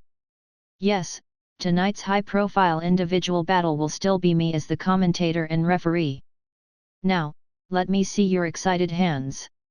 It was the middle-aged man who was responsible for commentating Rogge and Ronin. But this time, the audience at the scene was not willing to cooperate with him. After a somewhat awkward silence, the exaggerated Joey began to introduce the two gladiators in tonight's individual battle. Hulk was the first one to appear. When he arrived at the gladiator arena wearing a pair of elastic special shorts with a look of excitement, the originally dull gladiator arena instantly erupted into cheers. There was no need for Joey to introduce Hulk's battle record. Every audience knew it in their hearts. He was different from Luo Nan, the controller, who had already made a name for himself. Hulk only gradually made a name for himself after arriving on Sokka planet. In other words, Hulk walked step by step under the gaze of the audience. After Hulk appeared on the stage, it was naturally the turn of his opponent tonight, Gamera. However, when Gamera, who was wearing a slim leather jacket, walked out of the gladiator tunnel, there was a burst of curses and boos in the arena. At this time, Rogge still booked a VIP box on the top floor of the arena. Unlike the crazy curses and boos of the audience, when Gamera walked out of the tunnel, Rogge's face showed an incomparably serious expression. The most dangerous woman in the universe, the top assassin, the cold-blooded butcher, the lackey of Thanos Overlord, the inhumane Zihao Bailey. Gamera had a lot of unpleasant nicknames, but what really made Rogge care was not these nicknames, but her status. In other words, her position in Thanos Overlord's heart. Chapter 363. On the surface, Gamera is just one of Thanos' adopted daughters, and she is his top assassin. This is the view of many people, and the other forces in the universe basically only know this. But Rogge is different. He is a traveler, and he knows a lot of things that others don't know. Perhaps even Gamera herself doesn't realize how important she is in Thanos' heart. Soul Gem, one of the 6 Infinity Stones, is the only Infinity Stone that needs to be obtained by sacrificing the soul of a loved one. Rogge has always known where the Soul Gem is, but he has never thought about the Soul Gem. The reason is simple: he doesn't have a true love at all. And even if he has a so-called true love, he will never sacrifice the soul of his loved one to get the Soul Gem. Thanos can get the Soul Gem by sacrificing Gamera, which is enough to prove Gamera's position in Thanos' heart. In addition, Rogge also remembered a particularly small detail, a small detail that even Gamera herself didn't notice. Gamera hates Thanos' flagship spaceship Temple 2 and everything on it. Especially in the second temple, the chair that represented the supreme power of Thanos. Thanos has always hoped that Gamera can inherit his position, and that Gamera can sit on this chair that represents power and status after himself. However, after Gamera expressed her refusal, Thanos did not force her once. Because Gamera doesn't like that chair, in front of Gamera, Thanos would rather sit on the stairs under the chair than make Gamera unhappy. Although this seemed a bit outrageous, Thanos' overlord really did it, and he did it very casually. Gamera may not be willing to admit that Thanos is her father, but Thanos really treats her as his own daughter. Compared with Nebula, who is also an adopted daughter, it can be seen how much Thanos favors Gamera. This is also the reason why Nebula has been hostile or jealous of Gamera before she completely woke up. Get your equipment ready, it may not be peaceful tonight. Rogge, sitting on the sofa, silently reminded Natasha, Ant-Man Scott, and others. What's wrong? Is there something wrong? Natasha asked doubtfully. I don't know for the time being, but there's no harm in getting ready first. Although Rogge doesn't know how Gamera fell into the hands of Gao Tianzun, his intuition tells him that Thanos will never let his beloved adopted daughter become a slave gladiator for Gao Tianzun and the residents of Sokka Star. And as time passes, this feeling becomes more and more obvious. He even suspects that Thanos men, or Thanos himself, are hidden in the audience below. Okay. Looking at Rogge with a serious look on's face. The wine-red-haired Gamera arrived at the center of the arena amidst the boos and curses of the audience. She sized up her opponent for the night. Like Hulk's, Gamera's skins. But Hulk's SSSSS. SSSSSSSSSSSS. And because his opponent was Gamera, Hulk didn't plan to use any weapons in this battle. Hulk stood barehanded about 20 meters away from Gamera, his face serious as he looked at Gamera, whose waist was even smaller than his arms. Although he had been forced to undergo special training by Rogge, Hulk still did not feel that Gamera could pose any threat to him. I can kill an opponent with such thin arms and legs with one punch. Hulk silently made a judgment in his heart. Although he thought so, Hulk did not intend to kill Gamera.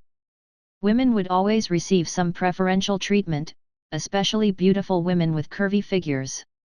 In Hulk's opinion, Gamera, with her green skin and wine-red hair, was much more beautiful than the women on Earth. Gamera's green skin just happened to hit Hulk's aesthetic point. Hulk didn't know why, but after seeing Gamera, he suddenly thought of what Rogge and Natasha had told him, the so-called gentlemanly demeanor. Hulk likes you. Hulk doesn't want to hurt you. Just admit defeat. After a few seconds of silence, Hulk suddenly said. You, like me. Hulk's sudden words made Gamera a little stunned. As a top assassin, and a female assassin, Gamera was very good at using her feminine advantages. She also knew what kind of charm she had. Gamera had heard a lot of disgusting or strange confessions, many of which she had heard from her assassination targets. But after hearing Hulk's words, especially after seeing Hulk's sincere expression without any lust, a strange feeling welled up in Gamera's heart. This big guy's mind is still underage, right? The audience in the auditorium originally thought that they would see a bloody battle tonight, but the development of things completely exceeded their expectations. Although they couldn't hear the conversation between Hulk and Gamera, they could see that Hulk had no intention to fight at all. Not only were the audience in the auditorium puzzled, but even Gao Tianzun, who was sitting in his exclusive box, was also puzzled. This is not right, this is not the script's arrangement. Gao Tianzun single-handedly planned tonight's battle script, but he now found that the plot he planned was already showing signs of collapse before it even began. No, it can't go on like this. The arena of Sokka Planet absolutely won't allow such a boring plot to play out. Gao Tianzun waved his hand at the female guard Topaz next to him, wanting to take the scepter in Topaz's hand that looked like a candied hawthorn. The ruler of Sokka Planet, Gao Tianzun, was going to take action himself. However, before Gao Tianzun could take the unconventional scepter, a giant castle-like spaceship flew over the arena, covering the night sky like a black cloud. Sanctum No. 2, this was Thanos Lord's flagship, Sanctum No. 2. It really appeared. Looking up at Sanctum No. 2 that covered the night sky, a smile appeared on Rogge's face. Since Sanctum No. 2 was here, it was impossible for Thanos Lord, who was known as the Mad Titan, to be absent. Sure enough, when Sanctum No. 2, which was far larger than other spaceships, arrived above the arena, a bright white transmission beam shot out from the bottom of Sanctum No. 2, like a bridge of light descending from the sky to the middle of the arena. With the descent of the transmission beam, a huge figure more than 2 meters tall slowly walked out of the light beam. It was a simple yet intimidating set of armor that was blue and gold in color. The 2-meter-long double-edged broadsword still had lines of blood that had yet to solidify flowing down the broadsword. Purple skin, a round bald head, a giant vertical chin, a robust body, and an innate domineering aura. This was Thanos Lord, the Mad Titan Thanos Lord, the Thanos Lord known as the Emperor of the Universe. Thanos Lord had appeared in person. Chapter 364. For others, intervening in the battle before the outcome of the battle has been decided is a direct slap to the face of the ruler of Sokka Planet, Gao Tianzun. But for Thanos Overlord, this slap is a slap in the face, there is no need to worry about it. Gao Tianzun has an almost infinite lifespan, it is said that he also has a variety of powerful abilities, and is a member of the Universe Elders Council. Although not many people have seen Gao Tianzun in action, from the fact that he built Sokka Planet and turned it into a gladiator planet that is not controlled by any civilization, one can know that he is more unfathomable than he looks on the surface. A person without much strength can't become the ruler of Sokka Planet, let alone build his own private kingdom here. Normal people wouldn't slap Gao Tianzun's face in Sokka Planet, especially in the arena where more than 100,000 spectators gathered. But Thanos Overlord is not a normal person. If Thanos Overlord was a normal person, he wouldn't have come up with a crazy plan to destroy half of the life in the universe and carry it out. Natasha, if a fight breaks out later, the three of you go back to the hotel directly, I will take Hulk back. Since Thanos Overlord entered the arena, Rogge's eyes have been focused on Thanos Overlord, and at the same time, he used chakra perception to perceive Thanos Overlord's situation. As he expected, he felt a powerful energy signal from Thanos Overlord's body. Although the strength of this energy signal is not as strong as Mephisto in Hell, nor as strong as Odin in Asgard, it is still amazing. Inferior Heavenly Father. The current Thanos Overlord is without a doubt an inferior Heavenly Father. Little Black, it's time to do something serious. As soon as Rogge's voice fell, Little Black, who was standing next to Ant-Man Scott, showed a ferocious smile, and his figure instantly shrank, turning back into the pitch-black Northern Cold Blade form.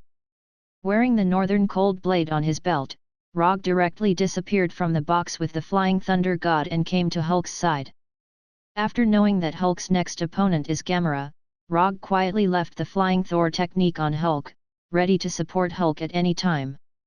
Hulk was strong, very strong, but Thanos was stronger. In Rogge's memory, Thanos was the only one who defeated Hulk with a physical attack with his bare hands. Although Ancient One can also stun Hulk with a single palm strike, Ancient One used magic to push Hulk's soul out of his body, not in the real sense of knocking him down. Moreover, what Ancient One pushed out of the body at that time was not Hulk's soul, but Banner's soul. Gamora, come with me. After arriving at the arena, Thanos completely ignored Hulk, who was not far away, and ignored Rogge, who had just arrived at the arena, and said softly to Gamora. If it weren't for the double-edged sword in Thanos Overlord's hand that was still dripping with blood, Thanos Overlord at this time looked like a kind old father. However, Gamora did not intend to cooperate with Thanos. After hearing Thanos' words, Gamora pulled out two slender scimitars from her back.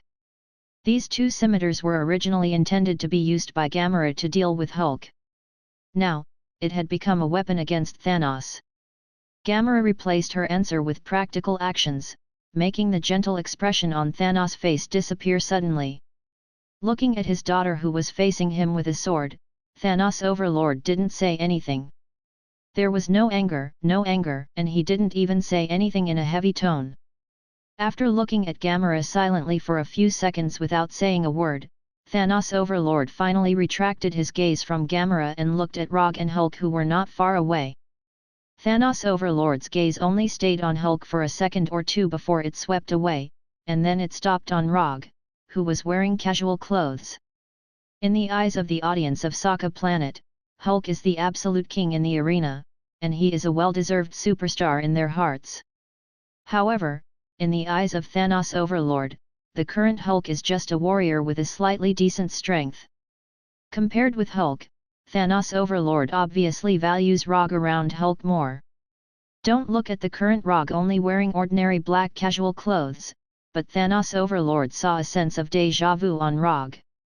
In addition, Thanos Overlord also found that he seemed to have no way to immediately see through Rogge's strength. This is an extremely rare situation for the battle-hardened and powerful Thanos Overlord. Young man, your strength is good. Are you interested in joining my side? After looking at Rogge seriously, Thanos Overlord said to Rogge.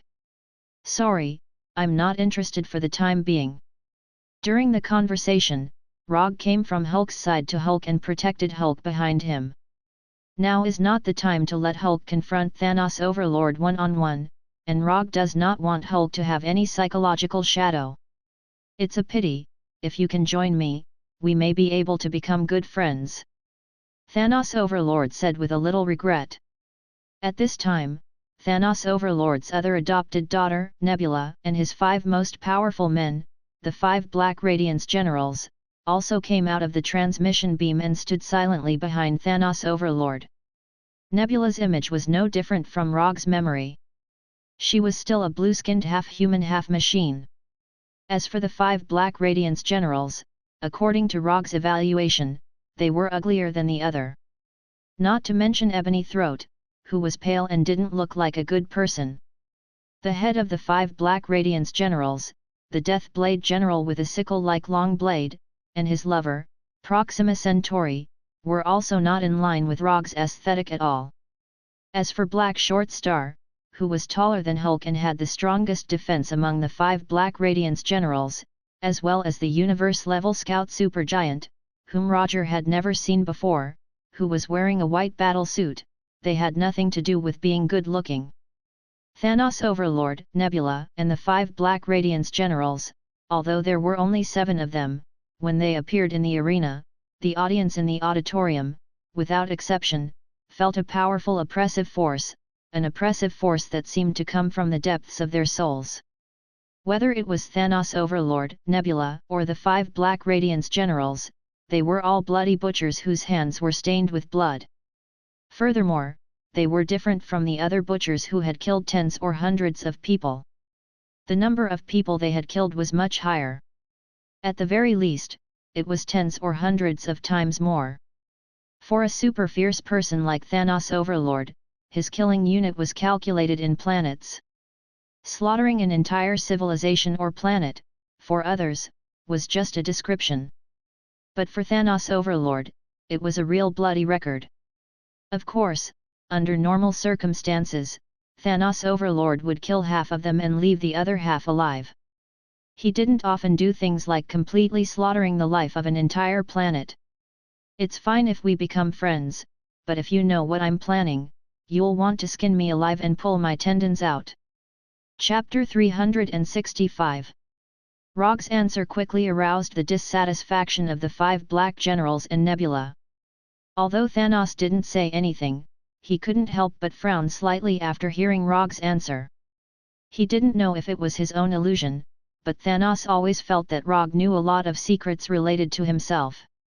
This kind of feeling of being completely seen through made him very uncomfortable. You know me very well. After thinking for a few seconds, Thanos asked in a domineering tone as usual. I don't dare to say that I know you very well, I can only say that I know a little bit. Although Thanos didn't deliberately release his powerful momentum, it was difficult for ordinary people to keep calm in front of a powerful and famous person like him. But just like Thanos wasn't a normal person, Rogge wasn't an ordinary person either. If Thanos was a powerful madman, then Rogge was the same as him, a madman with amazing strength. The only difference was that the craziness of the two of them was a little different. Your Excellency, I hope to teach this kid who doesn't know the immensity of heaven and earth a lesson for you. Before Thanos answered, Ebony Throat, who was standing behind him, knelt down on one knee and said very respectfully. Keep him alive, I want to know what he knows. When Ebony Throat took the initiative to propose to teach Rogge a lesson, Thanos thought for a few seconds and then agreed to Ebony Throat's request. Although it was the first time Thanos saw Rogge, he instinctively felt something called trouble in Rogge. This guy is not simple. This was purely an intuition, but Thanos firmly believed that his intuition would not be wrong. Praise your benevolence. Your will is my mission. After speaking, Ebony Throat, whose skin was pale like the undead, stood up and looked at Rogge not far away with a proud face. I'll leave that big black guy to you, I'll deal with the others. Rogge ignored the hostility in Ebony Throat's eyes and turned to Hulk next to him. Hulk's physical attack and physical defense were extremely outstanding. Letting him fight against Black Short Star, who had the strongest defense and physical strength among the 5 generals of Black Radiance, was a battle plan that did not require much consideration. Rogge planned to deal with Ebony Throat, who had telekinesis abilities, Supergiant, who had mind control abilities, as well as his lovers, who had outstanding close combat abilities, Deathblade General and Proxima Dark Knight. Of course, Thanos was also handled by him. As for Thanos' other adopted daughter, Nebula, she was naturally Gamera's opponent. Ebony Throat took the lead to walk out from behind Thanos and went straight to Rogge, who was not far away. Just when Ebony Throat moved, Rogge also used ninjutsu. Wood release, wood clone. 4 wood clones that looked exactly like him rushed out from behind him and attacked Ebony Throat and the others. Rogge did intend to deal with Ebony Throat and the other 3 by himself, but he did not intend to do it himself. Generals against generals, kings against kings. Thanos' subordinates only needed wood clones to deal with them. When Rogge's wood clones attacked Ebony Throat and the others, the guards of Sokka Planet's ruler, Gao Tianzun, finally arrived at the arena. However, Luo Ji, Thanos, and the others didn't care about these guards at all. Thanos waved his left hand casually, and small spaceships of different shapes flew out from Temple No. 2 above the arena. A donut-like circular spaceship, a triangular pillar-like landing ship, and a dense number of small troop carriers. This time, Thanos did not send the Chitauri Legion that had appeared in the Battle of New York, but another legion under his command, the Vanguard Guard Legion. Judging from Thanos' arrangement, it was obvious that he came to Sokka Planet this time not just to take Gamera home. The circular spaceships and landing ships that flew out of Temple No. 2 did not take the arena as their main target, but flew to different corners of Sokka City and began to attack the entire city. It didn't take long for explosions to come from Sokka City. The complete attack of the Vanguard Guard Legion made Gao Tianzun's face extremely ugly. He thought that Thanos only wanted to take Gamera away, but it turned out that Thanos had come with an all-out attack on Sokka planet from the beginning. Inform all the troops in the city to fight back against the invaders. Let the slave gladiators also participate in the battle. Tell them that those who perform well will be restored as free gladiators after the war. Gao Tianzun, who was holding a scepter in his hand, gave the order with a cold face, his eyes fixed on Thanos in the arena. Since he wants war, we'll give him war. Although Sokka planet was a dictatorial planet with a special shape, the armed forces of Sokka planet were not weaker than those of other civilized planets. To some extent, Sokka planet could even be regarded as having all its citizens as soldiers. Gao Tianzun's order was quickly passed down, and the defense of Sokka city officially began. As Rogge expected, Nebula went directly to Gamera, and the sisters engaged in a life and death battle. Hulk was entangled with the tall and strong Dark Short Star, and the two were like two crazy beasts engaged in a hand-to-hand fight.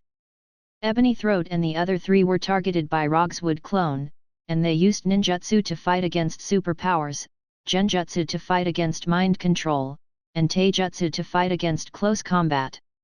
At this time, Thanos and Rogge became the two people in the arena who have not yet started fighting. Your little tricks are quite good, I appreciate you more and more. Taking a look at the battle between the Wood Clone and Ebony Throat and others, Thanos spoke again.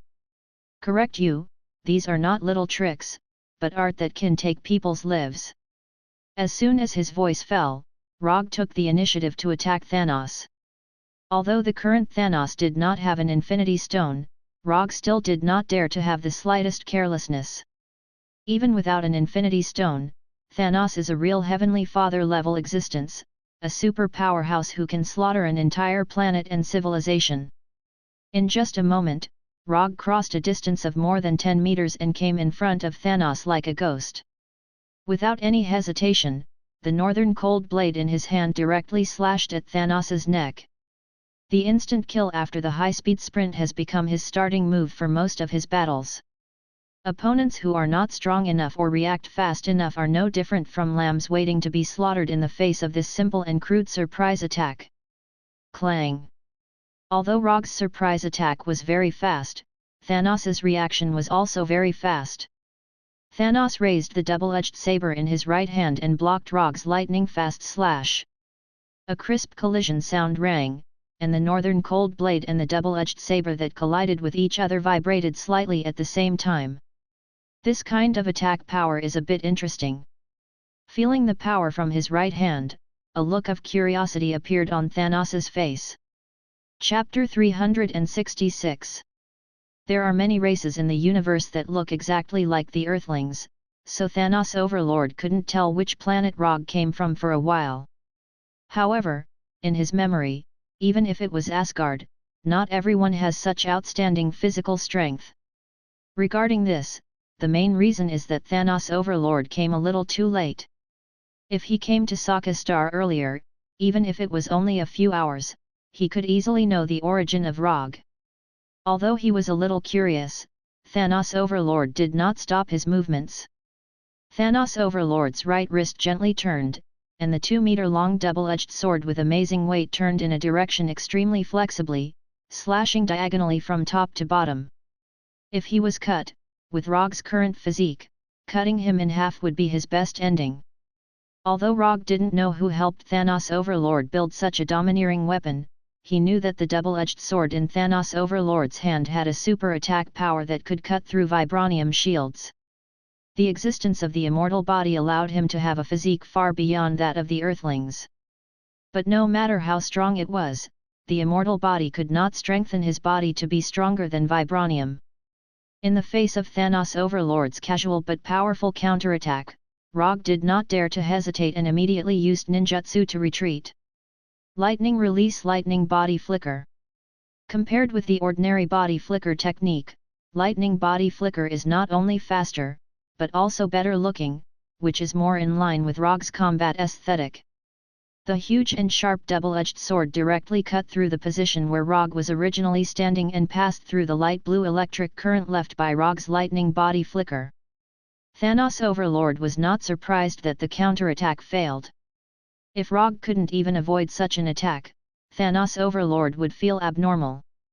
After quickly pulling away, Rogge did not immediately launch a second wave of attacks, but carefully looked at Thanos Overlord. Because the current Thanos Overlord does not have any Infinity Stone, he does not need to worry about Thanos Overlord's incredible energy attack. But even so, Thanos Overlord, who can only use physical attacks, is still a difficult enemy. Although the rapid surprise attack was blocked by Thanos, it also allowed Rogge to have a preliminary understanding of the physical strength possessed by Thanos. Among the opponents he had encountered so far, Thanos's physical strength was well deserved to be number one. Even Thor and Hulk were weaker than Thanos in terms of physical strength. If Slayer Overlord didn't have the advantage of making the first move and the speed of the surprise attack, Slayer Overlord's block just now had a great chance to directly send the Northern Cold Blade in Rogge's hand flying. Until now, Roger's right hand still felt waves of pain from the web between his thumb and index finger. In addition, what made him more concerned was Thanos Overlord's casual and understatement. There were many opponents who could block his rapid surprise attack, but none of them could do it as casually as Thanos.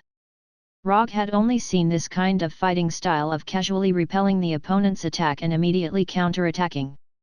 It was just that the opponents he faced at that time were all insignificant soldiers with mediocre strength. Thanos was more difficult to deal with than expected. Rogge quickly made a judgment. If Thanos Overlord didn't have this kind of strength, he wouldn't be qualified to carry out the crazy plan to destroy all life in the universe. Strength, speed, physical strength, combat reaction, combat skills, combat experience. Rogge helplessly found that except for the advantage in speed, he was far inferior to the current Thanos Overlord in several other indicators. The limitations brought about by his race were now vividly displayed. Since his innate conditions were not as good as the opponent, then he would add a few buffs to himself. In short, Rogge was going to start stacking buffs on himself. Chakra Coat, Thunder Release Chakra Mode, Sage Mode, Hellfire, Hachiman Tong Kao, Nine-Tailed Chakra Coat. These were the buffs that Rogge currently mastered that could significantly improve his combat state.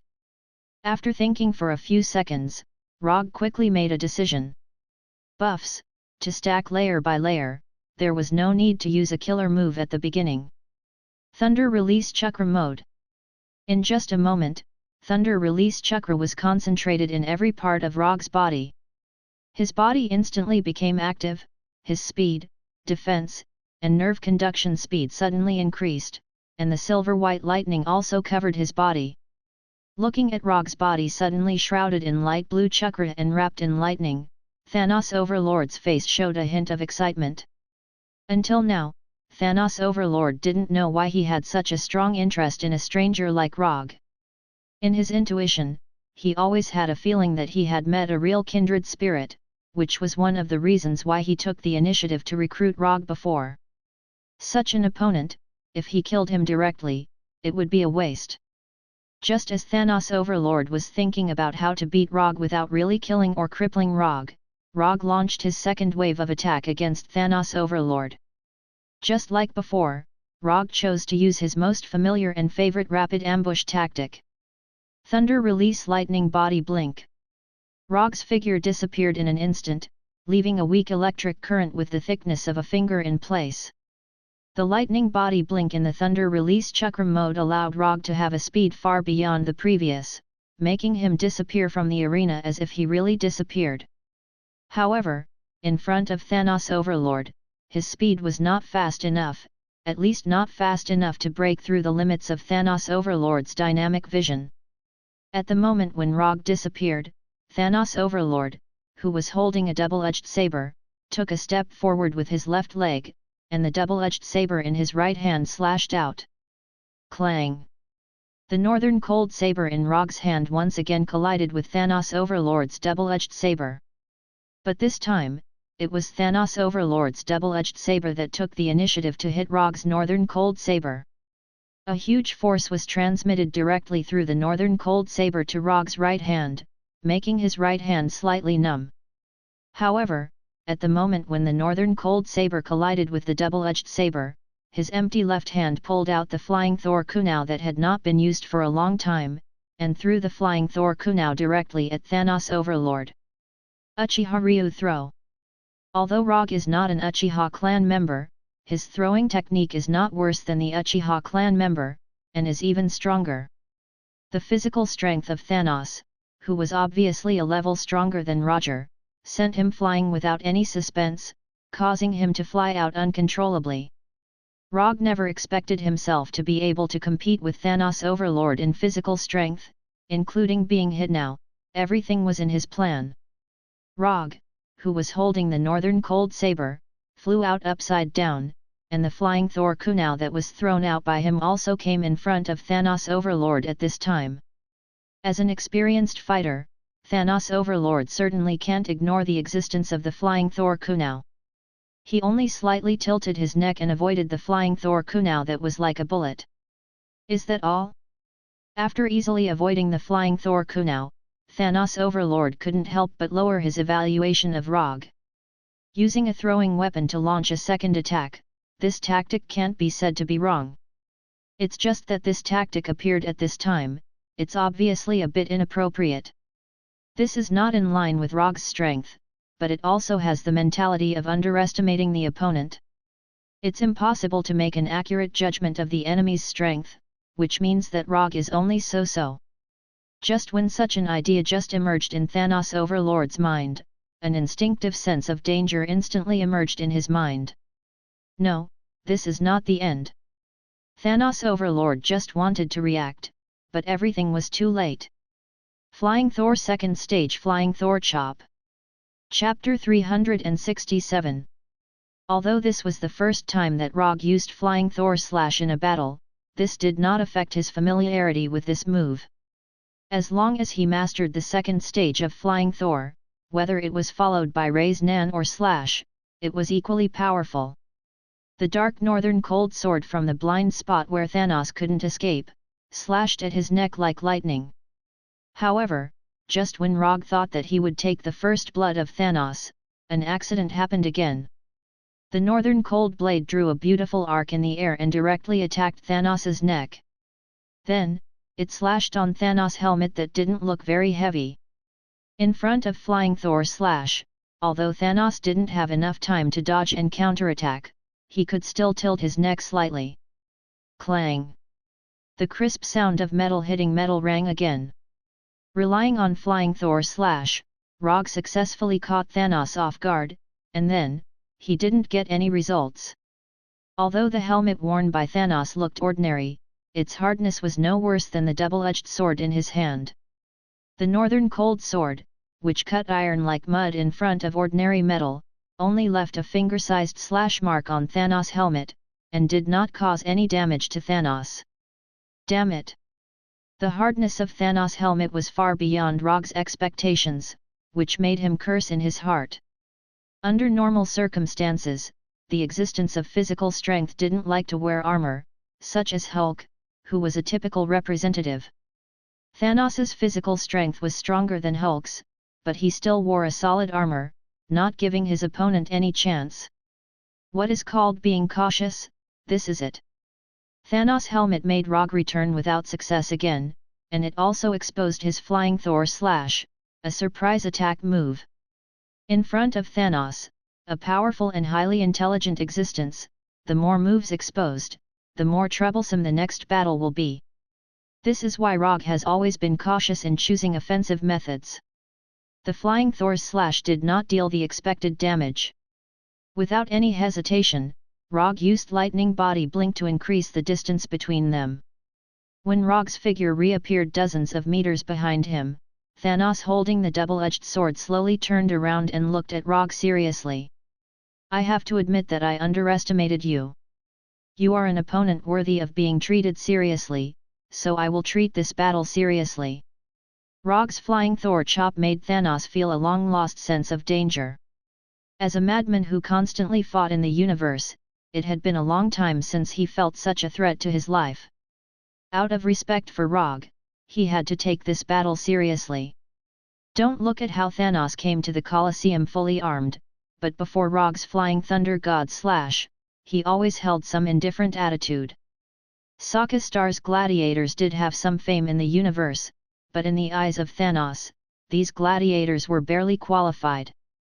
Because of this, Thanos had never put Sokka Star's gladiators in his eyes. Before, he had always had a game mentality when he fought with Rogge. The appearance of the flying Thor slash gave Thanos a reason to take it seriously. Rogge didn't know what Thanos would look like when he was serious, but after Thanos said those words, he couldn't help but clench the northern cold sword in his hand and the flying Thor's kunai. Just as Roger was thinking about how the serious Thanos Overlord would attack, Thanos Overlord, who was holding a double-edged sword, suddenly disappeared from his eyes. So fast! Thanos broke out with a speed that was no slower than Rogge's lightning body blink in the chakra mode. He instantly came in front of him, and the huge double-edged sword slashed toward him. This sword cannot be blocked. Block, you will die. The terrifying combat intuition honed by rich combat experience allowed Rogge to make a judgment in an instant. Thanos's sword seemed ordinary, but if he really treated this sword as an ordinary slash to block, he would definitely be cut in half by Thanos. Flying Thor. When Thanos's double-edged sword was about to cut Rogge's head, Rogge's figure disappeared again, disappearing out of thin air in front of Thanos. This time, Rogge did not use the flying Thor to counterattack, but purely retreated. In just a moment, he came to the vicinity of Hulk from Thanos's double-edged sword. Relying on the flying Thor technique on Hulk, he successfully escaped Thanos's lightning-like sword, and he couldn't help but be shocked. Thanos had never been known for his speed. At least in Rogge's memory, Thanos's speed could only be regarded as average. But just now, Thanos relied on his incomparably strong body and broke out with an amazing speed that was completely inconsistent with his body shape. If it weren't for Rogge himself being very good at this kind of rapid attack, Thanos's sword had a more than 90% chance of hitting him directly. Does he have to be so abnormal? This kind of physical fitness is cheating. Your reaction is really fast, but how many times can you escape?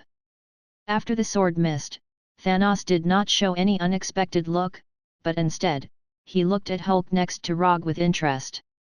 Now Hulk was in a close combat with Black Short Star, and they did not pay attention to the sudden appearance of Rogge. Rogge just relied on the flying Thor to avoid Thanos's attack, but Thanos also noticed something from his evasion. When he first appeared, Rogge used the flying Thor to teleport to Hulk's side, and instantly came from the top box to the arena. And just now, he used the flying thunder god to avoid Thanos's attack and came to Hulk's side again. For others, there was no relationship between the two, but Thanos saw the key point. Hulk was the key point of Rogge's two teleportations. Coupled with the previous flying Thor, Thanos immediately found the fatal weakness of the flying Thor. Rogge's teleportation required a key space jump point. Although Thanos didn't know how the flying Thor did this, Rogge's teleportation reminded him of the spaceship's space jump in the vast universe. You'll know if you try it. Roger now found that he increasingly hated Thanos, an opponent with rich experience and keen combat intuition. Although Thanos didn't say it clearly, he could see that Thanos had already seen the key to the flying Thor. The only thing that hasn't been mastered by Thanos is that he still doesn't know the existence of the flying Thor technique. If you only know how to dodge, you can't win against me. As soon as the voice fell, Thanos attacked Rogge again. Exactly the same as before, Thanos instantly crossed the distance of tens of meters and waved a powerful chop. The double-edged saber slashed toward Rogge with full power, but Rogge stood silently in place as if he didn't see it. Who told you that I only know how to dodge? While talking, Thanos' double-edged saber came in front of Rogge, and it was only the last tens of meters away from him. However, it was this short distance of tens of centimeters that became a moat that the double-edged saber could not cross. The huge and sharp double-edged saber was held by an equally huge light blue right hand. The sharp blade slashed on the bony hand formed by chakra and was firmly grasped by the bony hand, unable to move. Mangekyo Sharingan Susanoo. Chapter 368. If there were other options, Rogge wouldn't want to use Susanoo so soon. However, Thanos Overlord's performance made him have no choice but to use this powerful ninjutsu not long after the battle started.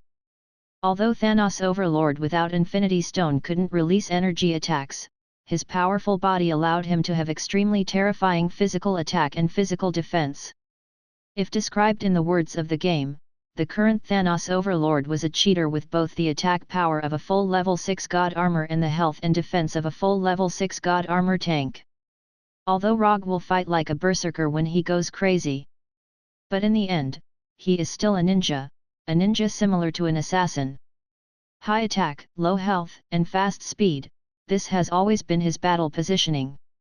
However, Thanos Overlord's cheat-like existence just restrained his best fighting style, so he had to use Susanoo early. When Susanoo appeared, Rogge also removed Raiden Chakram mode from his body. Now, he hasn't reached the level of combining Raiden Chakram mode and Susanoo at the same time. When Susanoo's materialized skeletal hand firmly grasped the double-edged sword, Thanos Overlord's face showed an unexpected look for the first time. Thanos Overlord thought that he had figured out Rogge's fighting style, but in the blink of an eye, Rogge gave him a new surprise. His right hand slightly exerted force, but the double-edged sword held by Susanoo didn't move. This energy materialized armor is a bit interesting. What's the name of this move? With this move alone, you have the qualifications to be famous in the universe. Although Susanoo hasn't launched an attack yet, Thanos Overlord has already seen the powerful potential of Susanoo. Its defense is amazing, and its strength is not weak. Even if this move can only be used as a simple defensive move, it can be regarded as a very good move. Thanos Overlord was very clear about the attack power of his double-edged sword, so he was very clear about what kind of defense was needed to block his double-edged sword. Susanoo. The name of this move is Susanoo. Rogge didn't mind Thanos Overlord knowing the name of Susanoo. Even if Thanos Overlord's combat experience was rich, it was impossible for him to know the secret of Susanoo from a name. If Thanos Overlord could really do this, he would have already become a terrifying existence at the level of Heavenly Father, or even a single universe level. Susanoo, this name is good. Thanos Overlord's right hand tried several times, but he couldn't pull the double-edged sword out of Susanoo's hand. Susanoo is not just good name. As soon as his voice fell, Susanoo suddenly changed to its second form with flesh and blood and flesh and blood. The initial form of Susanoo could be used to temporarily resist the attack of Thanos, but if he wanted to truly display the power of Susanoo, he still needed to upgrade it to the second form with flesh and meridians. In the Hell Sage mode, Rogge once upgraded Susanoo to the third form with armor for a short period of time. But that was a temporary breakthrough to the third form under special circumstances, not the real level of his Susanoo. If it was possible, Rogge would like to play the Susanoo Great Buddha again. Unfortunately, the current him was still unable to do so. However, even the second form of Susanoo was enough to compete with Thanos Overlord for a while. When Susanoo was upgraded to the second form, Rogge didn't hesitate and immediately manipulated Susanoo's right hand to grab Thanos Overlord's double-edged sword and threw it into the distance. Disarming was only the first step. When Susanoo's right hand took away Thanos Overlord's double-edged sword, Susanoo's left hand also emerged a Super Jade Raise Nan with a diameter of several meters. The madly rotating Super Jade Raise Nan was just formed and was pressed by Susanoo to Thanos Overlord not far in front of him. He didn't know if it was because he was confident enough or wanted to personally experience the power of Super Jade Raise Nan. Facing Susanoo's Super Jade Raise Nan, Thanos Overlord didn't retreat, but fiercely punched at Super Jade Raise Nan. Boom! Super Jade Raise Nan containing a lot of chakra and Thanos Overlord's right fist fiercely collided, and then it shattered. In front of Super Jade Raise Nan with a diameter of several meters, Thanos Overlord's right fist seemed so small. However, such a seemingly completely unequal right fist broke out with a shocking force, directly smashing Super Jade Raise Nan that was bigger than Thanos Overlord. The terrifying explosion shockwave and the uncontrolled chakra turbulence hit the surrounding like a tsunami, blowing away Hulk, 5 Black Radiance generals, and others who were fighting in the arena. The ground of the arena completely collapsed, and spiderweb-like cracks spread throughout the entire arena. Even the metal walls around the arena had cracks and holes in them from the terrifying shockwave of the explosion. For a time, broken stones and metal fragments flew around, and the sky was filled with flying dust.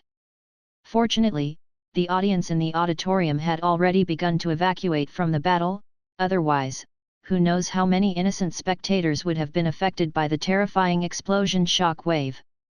Although the sudden explosion shock wave blew away Hulk and others who were fighting, it did not cause any obvious damage to them. Except for those Sokka city guards who were easily dealt with at the beginning, everyone fighting in the arena was not weak. Although it would be a bit embarrassing to be blown away by the shock wave, that was all. When the explosion shock wave had just dissipated, Ebony Throat and the other 5 Black Radiance generals wanted to support Thanos Overlord, but before they had time to step out, they were stopped by Rogge's Wood Clone and Hulk. This was a battle between Thanos Overlord and Rogge. Whether it was Thanos Overlord or Rogge, they would not let others intervene. You really surprise me more and more. I'll give you one last chance, join me, and I'll spare your life. Thanos Overlord, who had smashed Super Jade Rays Nan with a punch, said again. I also appreciate you, but I don't have the interest to become someone else's subordinate.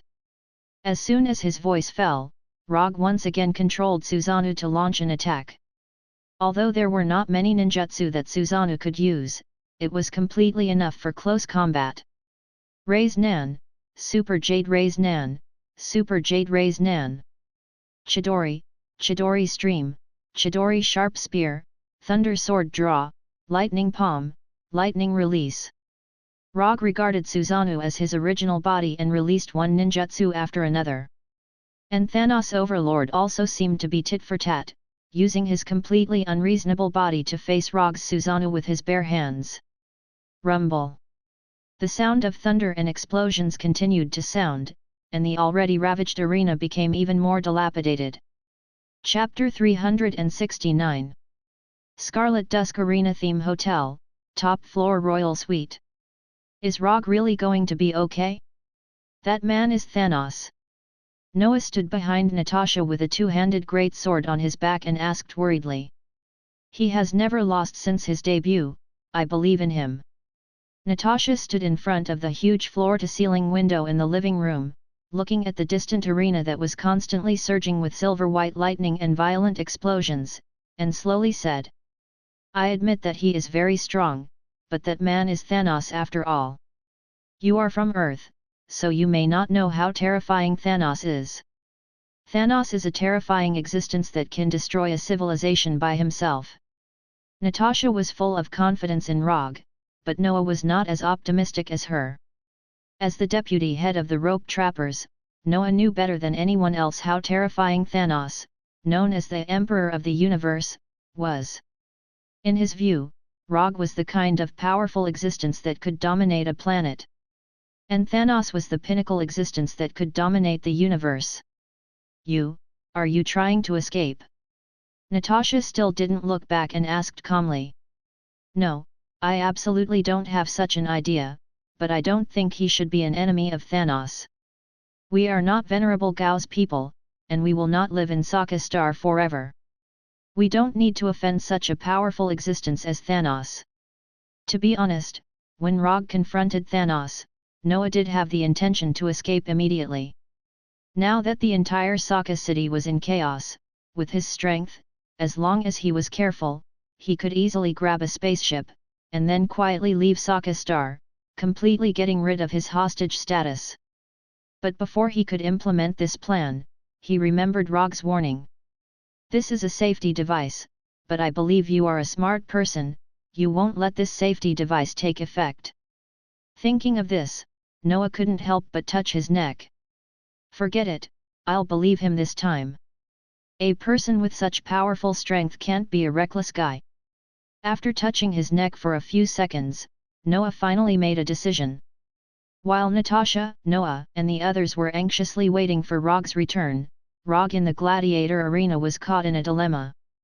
Relying on the powerful defense granted by Susanoo, Rogge didn't have to worry about being seriously injured or killed by Thanos for the time being. Thanos can't hurt him for the time being, but he can't give Thanos enough fatal damage. Using the Meridian system in Susanoo, Rogge can make Susanoo perform ninjutsu on his behalf. However, Susanoo's ninjutsu couldn't cause serious damage to Thanos. With the passage of time, the chakra in his body was being consumed at a terrifying rate. Whether it is Susanoo or those ninjutsu, they all consume a lot of chakra. What's more, before using Susanoo, he also summoned 4 wood clone jutsu, which took away a lot of chakra from his main body. Don't look at his crazy release of ninjutsu like a ninjutsu cannon, but the damage these ninjutsu can bring to Thanos is extremely limited. The strength of Thanos's body is far beyond his expectations. Now he finally understands why Thanos can use a set of military boxing to completely defeat Hulk.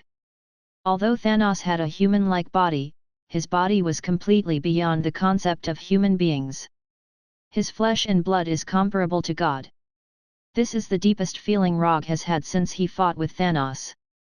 No, I can't continue like this. If I continue to fight like this, sooner or later, Thanos will die here. Rogge perceived the remaining chakra and intended to end this war of attrition as soon as possible. Just like Roger, the current Thanos was getting more and more frightened as he fought. Thanos thought that Rogge was just a strong man from a certain planet, a strong man with some strength, but only at an ordinary level. However, after really fighting with Rogge, especially after fighting with Rogge's Susanoo, Thanos was surprised to find that Rogge was a powerful existence that was not much weaker than him. If he was not present, he could single-handedly take on the 5 Black Generals and the entire Vanguard Guard Corps. Thanos made an extremely rare high evaluation of Rogge's strength.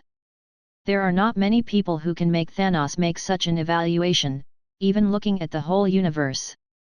For example, Asgard's father of gods, Odin, and the planet Devourer who lives by devouring planets. Of course, in addition to Odin and the planet Devourer, there are many stronger existences in the universe. But those existences basically don't care about what happens in the universe. As long as the universe is not destroyed, even if all the civilizations and lives in the universe disappear, they may not care. Thanos was thinking about how to attack Rogge in Susanoo, and Rogge was also thinking about how to restrict Thanos for a while so that he could take Hulk out of the arena. If you want to restrict the enemy, the best choice is to use sealing technique. Rogge doesn't know many sealing techniques now, only the 4-symbol seal and the King Kong seal. However, these 2 sealing techniques are not suitable to restrict Thanos, so he intends to use the magic he learned in Camartage. Although from the perspective of the sorcerer profession, he is not a very pure sorcerer. But what can't be denied is that he has a talent in spells. If not for this, there would be no need for Sorcerer Supreme to accept him as a student who was not in the plan. Wood release, Wood human jutsu. Wood release, Wood dragon jutsu. Unlike other ninjutsu, Wood release is a Kekii Genkai and can only be used by Rogge himself. However, with the protection provided by Susanoo, he doesn't need to worry about being attacked when he uses these 2 ninjutsu.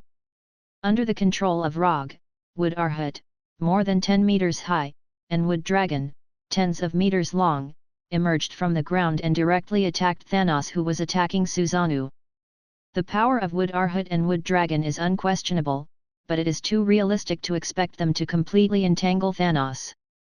With the combat power shown by Thanos, Wood Arhat and Wood Dragon can only buy more than 10 seconds at most, and then they will be completely torn into ordinary wood by Thanos.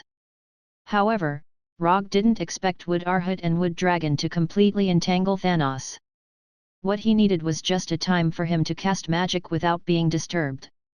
When Thanos was repelled dozens of meters by Wood Arhat and Wood Dragon, Rogge immediately removed the Susanoo that had been fighting for a long time and mobilized the magic in his body. Rogge's hands quickly made a few gestures like ninjutsu, and then, the orange-red magic halo wrapped around his wrists like bracelets. Magic, Mirror Dimension. Chapter 370. The mirror dimension is an independent space parallel to the real world. No matter what happens in the mirror dimension, it will not have an impact on the real world.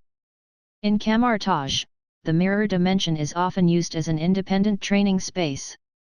Of course, because the mirror dimension and the real world are parallel to each other, the mirror dimension can also be used to monitor the real world, or to isolate dangers from the real world or the multiverse. However, in the hands of Rogge, the biggest role of the mirror dimension is to isolate his enemies and become a cage-like existence. When the mirror dimension was completely prepared, Rogge did not hesitate, and his hands wrapped in an orange-red halo suddenly pushed forward. With the push of Rogge's hands, an invisible energy surged out like a wave. In the blink of an eye, Rogge enveloped everyone in the arena in the mirror dimension. Unlike the real world, in the mirror dimension, there was a sense of mirror refraction like folded glass in the empty air. In order to pull Thanos, the 5 generals of Black Radiance, and the others into the mirror dimension space, Rogge's mirror dimension space this time was quite large. Not only did it cover the entire Colosseum, but it also included the city area outside the Colosseum. When the real world was replaced by the mirror dimension, Rogge did not hesitate and immediately summoned the necessary prop for the portal magic. Rogge used the mirror dimension to trap Thanos and others in the mirror dimension, not to change the venue to continue fighting with Thanos. Although he was somewhat helpless, he had to admit that he did not have the strength to completely defeat Thanos. Even if he enters Sage Mode or borrows Kyuubi's chakra, the result will not change. Fighting Thanos to a draw was the limit of what he could do now. Thanos is a relatively pure fighter. Although he can't control energy, he noticed the existence of the mirror dimension, but he couldn't figure out the nature of the mirror dimension for the first time. Unlike Thanos, Ebony Throat, who has the ability to teleport objects, discovered the difference between the mirror dimension and the real world when the mirror dimension was unfolded. Not only that, but Ebony Throat also discovered that the mirror dimension that Rogge had just used was extremely compatible with his extraordinary ability. It was as if it was tailor-made for him. Among the 5 Black Obsidian generals, Ebony Throat, who had the ability to teleport objects, was the one who resembled a mage the most. Although his telekinesis ability was not magic, the effect it displayed was no different from magic. In addition, he was not good at close combat, so among the 5 Black Obsidian generals, he had always been the think tank and the long-range attacker. In the real world, Ebony Throat, who had the ability to move objects with his mind, could freely control the surrounding matter. After being forcefully pulled into the mirror dimension by Rogge, his telekinesis ability became even more terrifying. Controlling matter in the mirror dimension was much easier than controlling matter in the real world. "Sir, this is a special parallel space. He's planning to escape." Ebony Throat, who was originally entangled by the wood clone, flew to the side of Thanos Overlord and said respectfully. In the real world, Rogge's wood clone could barely suppress Ebony Throat. After entering the mirror dimension, Ebony Throat's telekinesis ability had been terrifyingly improved, and it took him only a few seconds to solve the wood clone. Find a way to solve this special space. The guy on the other side must not be left alive. Now Thanos Overlord had completely no intention of subduing Rogge. In Rogge, he saw signs of being completely out of control. Continuing to keep Rogge's life would only bring endless trouble to himself. Thanos Overlord did have some appreciation for Rogge, but this appreciation was not enough to let him keep Rogge, a troublesome character. With the help of Ebony Throat, Wood Arhut, and the Wood Dragon, who could not stop Thanos Overlord for a long time, were suddenly ravaged and scarred, and there were signs of collapse at any time. Rogge was not surprised that Ebony Throat's telekinesis ability would be strengthened in the mirror dimension. Before casting the mirror dimension, he took this into account. However, Ebony Throat was not the only one who could telekinesis in the mirror dimension. Folding space. Matter control. In the real world, Rogge could not do this. Even if he used the reality gem, he could only achieve limited control and folding. But in the mirror dimension, even if he did not use the reality gem, he could control everything at will. His hands kept turning, and the arena in the mirror dimension began to change in a way that did not conform to the laws of physics. The earth fluctuated like the surface of the water, and then quickly reconstructed like building blocks. The sky began to reverse, gravity began to reverse, and everything in common sense began to change. In this strange world that seemed to have been turned upside down, Rogge seemed to have transformed into the master of the world, dominating everything in the mirror dimension. Although Wood Arhut and the Wood Dragon fell down and turned into a piece of lifeless wood, the attack of Thanos Overlord and Ebony Throat did not decrease. All kinds of bricks, stones, metals, and other items, like a swarm of bees, attacked Thanos Overlord and others. At the same time, the chaotic gravity and the mysterious space folding also made Thanos Overlord and others fall into an unprecedented passive situation. Under the control of Rogge, Thanos Overlord and others seemed to be targeted by the whole world, greeting all kinds of inexplicable attacks from all directions. Judging from the scene, Rogge now has the upper hand, showing a powerful posture like a god. But Rogge knew very well that these were just some fancy operations. Wanting to use these attacks to completely defeat Thanos Overlord was pure wishful thinking. So when Thanos Overlord and others resisted all kinds of incredible attacks, Rogge did not intend to further expand the battle results, but directly Flying Thunder God came to Hulk's side. Magic Portal. As Rogge's right hand continued to draw circles, a portal with golden sparks appeared in front of him and Hulk. When the portal was formed, Rogge grabbed Hulk's shoulder and threw Hulk, who was far larger than himself, into it. Then, he went in as well. Using the portal, Rogge and Hulk returned to the real world and returned to the empty Colosseum. Are we not going to fight? Although he had been fighting with Dark Short Star for a long time, Hulk was still somewhat unsatisfied at this time. No more fighting. There will be opportunities in the future, let's call it a day. Rogge quickly replied to Hulk, then grabbed his right hand and Flying Thunder God again. In the next second, Rogge and Hulk returned from the messy Colosseum to the royal suite of the Scarlet Dusk Hotel. Chapter 371. When Natasha and the others returned to the hotel first, Rogge had already planned to use the Flying Thor to bring Hulk back. If not for this, he would not have suddenly confronted Thanos Overlord and launched an unplanned battle with Thanos Overlord. Using the Flying Thor on Natasha, Rogge successfully returned to the hotel suite with Hulk. As for why Natasha had the Flying Thor he left on her, it started from the days in the land of nothingness. But this is not a very important thing. Anyway, after that night, he left the Flying Thor on Natasha's body and Ant-Man Scott's helmet. As the captain of this rescue operation, he still cares about his team members. Are you okay? Should we leave immediately, or stay and see the situation? As soon as Rogge and Hulk's figures appeared, Natasha, who was standing in front of the floor-to-ceiling window, immediately rushed over and asked with concern. We're fine. Let's leave here first. Thanos Overlord is obviously prepared this time. Sokka Star may change its ruler in the future. Roger replied casually, then continued to ask, how's the exchange of the new star coins that I asked you to exchange? Most of the championship coins have been exchanged back to new star coins, about 1 billion, and there are still some championship coins that have not been exchanged. When they first came to Sokka Star, Rogge used 500 million new star coins to exchange for 50 million championship coins. As a result, after spending indiscriminately on Sokka Star for a while, their 50 million championship coins grew to 1 billion new star coins, which was twice as much as when they first came. The most important reason for this was that Rogge, Hulk, and Little Hay participated in the gladiator fights repeatedly. Although their odds later became lower and lower, when they first appeared, the odds were still normal. It was through this legal method of betting that their wealth not only did not decline, but became more and more. This also reflected the saying that the rich will get richer and the poor will get poorer and poorer. Don't worry about the remaining championship coins, let's leave Sokka Star now. Rogge had more than 500 million new star coins on him, and with the money that Natasha had exchanged, it was enough for them to squander on Xandar. I know where to get a suitable spaceship.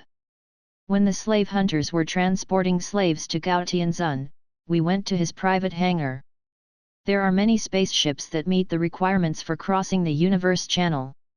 At this moment, Noah, who was standing aside, suddenly stepped forward and said to Rogge, I appreciate your initiative, but we can't use the spaceship for the time being. We'll leave by other means. Rogge glanced at Noah and said with a smile. Before he returned to the hotel, he was still wondering if Noah would take advantage of the chaos to escape. In the end, not only did Noah not run away, but he even showed signs of taking the initiative to integrate. This made him feel slightly gratified. However, even though he was pleased, it did not mean that he would let Noah go. That was a separate matter. Things still had to be made clear.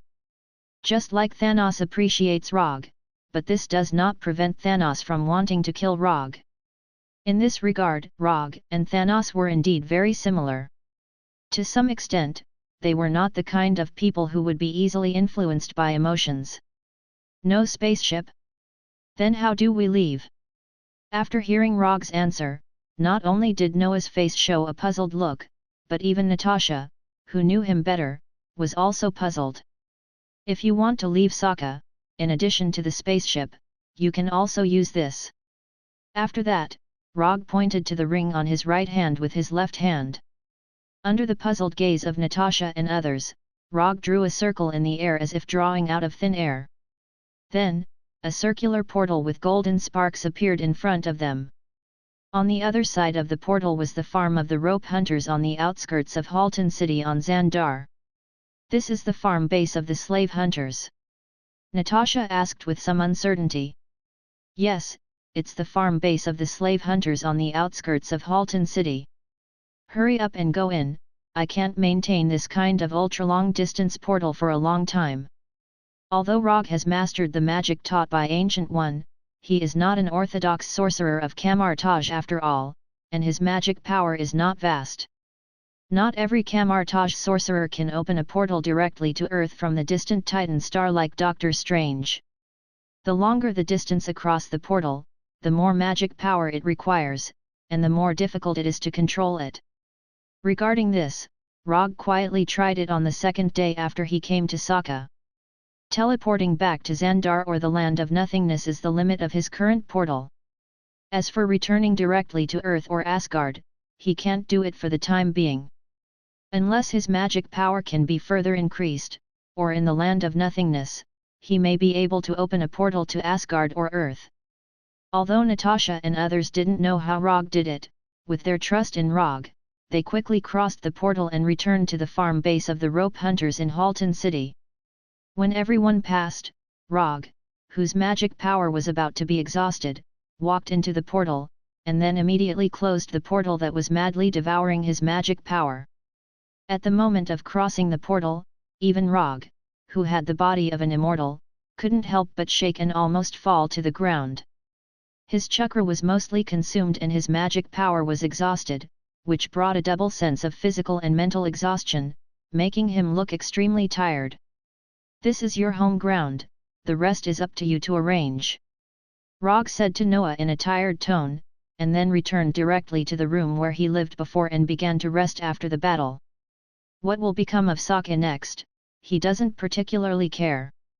And with the strength of Gaotianzun, even if he can't keep his Sokka Star, he can leave Sokka Star alive. Although Gaotianzun and his brother Collector don't look very reliable, they are old monsters who have lived for God knows how many years, and as a member of the Council of Elders, they are definitely not as weak as they look. As for what Thanos Overlord will do next, Rogge is not too worried.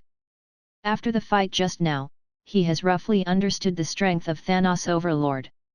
As long as Thanos Overlord doesn't collect 6 Infinity Stones, he doesn't need to worry too much about the threat he brings.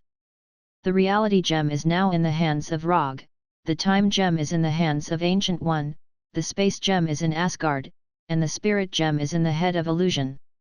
Even if Thanos Overlord wants to collect Infinity Stones, he can only start with the 2 gems, Power Gem and Soul Gem.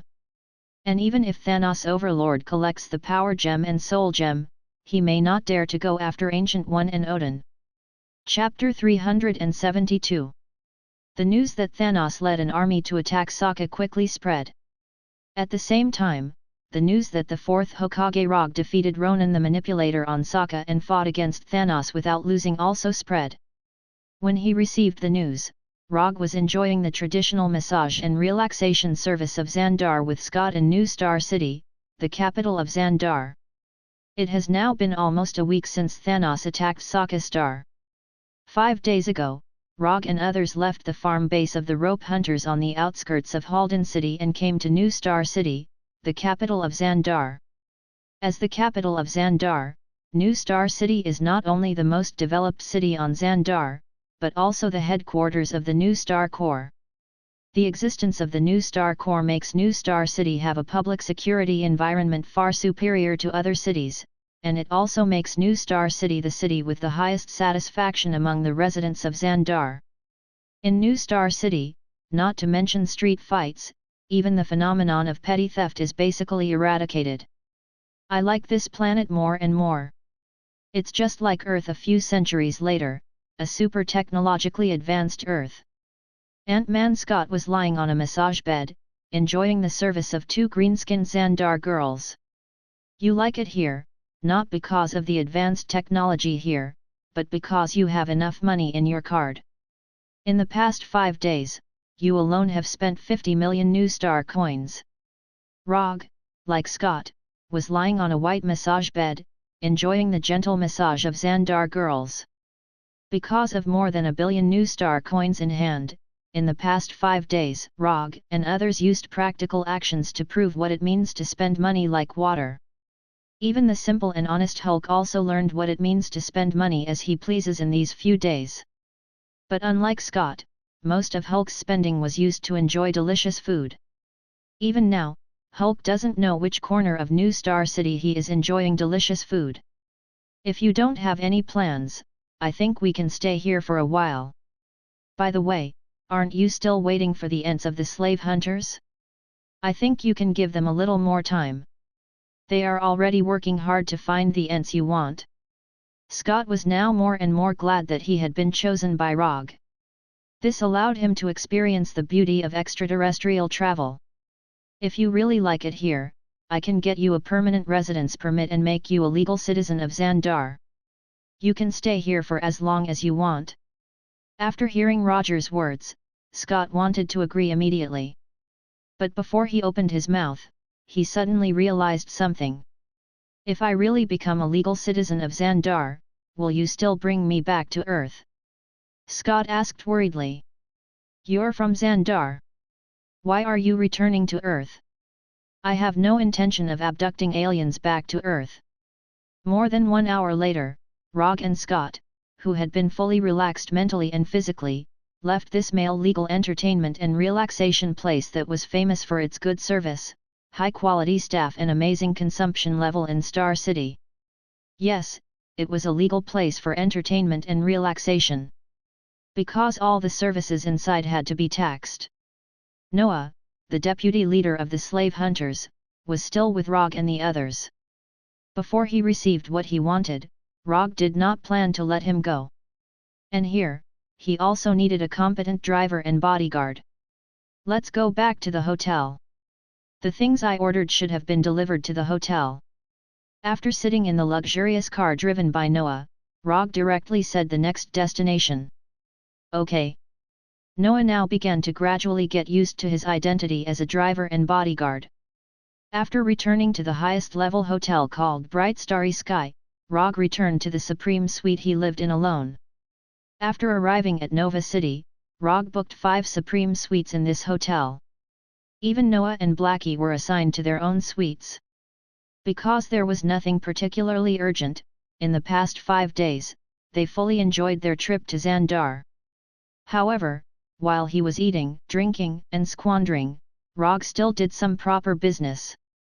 Large-scale acquisition of technological information and related equipment on Xandar, and at the same time, various combat equipment, including energy weapons. Most of the civilizations in the universe look down on the civilization on Earth, and it is indeed reasonable. Many technologies that have not even been developed on Earth are public information with a confidentiality level close to zero in alien civilizations such as Xandar. Take the simplest spacecraft drive engine for example. This is a high-tech technology that has not yet been successfully developed on Earth. But for those civilizations that have opened the era of the universe, this is the simplest basic technology. Just like the cars on Earth, it is a technology that ordinary people can buy or master at will. Rogge intends to pack a copy of these relevant technological information and take it back as a small gift for Hinata and Tani. As for the information and finished products of the energy weapons, he intends to leave them for his own Konoha. In addition to these information and items, he also commissioned a special acquisition firm to purchase living animals and seeds of various animals and plants on a large scale. Once these alien animals and plants return to Earth, they may trigger an uncontrolled biological invasion disaster. Therefore, Rogge intends to throw these animals and plants directly onto the planet Tatoin that he is developing. Calculating the time, the infrastructure of Konoha Hidden Village on Tatoin should have been established by now, and it is time for the dead planet Tatoin to be rejuvenated. Rogge originally had a more extreme and crazy plan to restore the vitality of Tatoin. Star-Lord's father, Ego, is a self-aware planet. Rogge's original plan was to use Ego's power to restore the vitality of Tatoin. However, after considering the gap in strength between him and Ego, he temporarily put this plan on hold. Although he can't deal with Ego for the time being, it doesn't mean that he will ignore Ego's existence. In addition to being an important factor in his plan for Tatoin, Ego is also related to a super huge and important plan in his future. After fighting with Mephisto, Rogge roughly inferred the limit that the system can reach. Although the strength of a divine father is enough to dominate one side of the universe, there is still a long way to go before Rogge can achieve his dream of becoming the god of ninja. Therefore, he intends to restore the traditional craftsmanship of the Otsutsuki clan. Planting divine trees on an alien planet. Chapter 373. An Otsutsuki who did not want to plant trees was not a good Otsutsuki. Although Rogge was not a member of the Otsutsuki clan, he was still very interested in this traditional skill of the Otsutsuki clan. And before he transmigrated, he had the habit of collecting energy to plant trees every day. Now that he thought about it, he was really patient back then. After putting the latest information and valuable research materials into the psychic scroll, Rogge left the hotel with the Flying Thunder God and came to a warehouse at the port of Nova Star City. Only the collected information and a small amount of valuable research materials would be sent to the hotel suite. As for the large instruments, weapons, and equipment, as well as the large number of alien animals and plants, they would be sent to another warehouse that was responsible for delivery. The one in charge of guarding and delivery was, of course, the hard-working Blackie. Blackie originally wanted to go out with Hulk to taste the alien delicacies, but after trying it for a day, he gave up on this naive idea. As a special symbiotic body, Blackie had no interest in these so-called delicacies. To him, food that was rich in energy was his favorite. When Rogge's figure appeared in the warehouse, the humanoid Blackie immediately walked over and handed the transparent glass-like tablet in his hand to Rogge. Everything received in the past few days is recorded on it. I've checked the quantity, there's no problem. Thank you for your hard work. After receiving the tablet from Blackie, Rogge quickly browsed through it and then put the tablet aside. Shadow clone technique. Bang bang bang bang bang. Clouds of white smoke continued to appear in the warehouse as dozens of shadow clones were summoned by Rogge.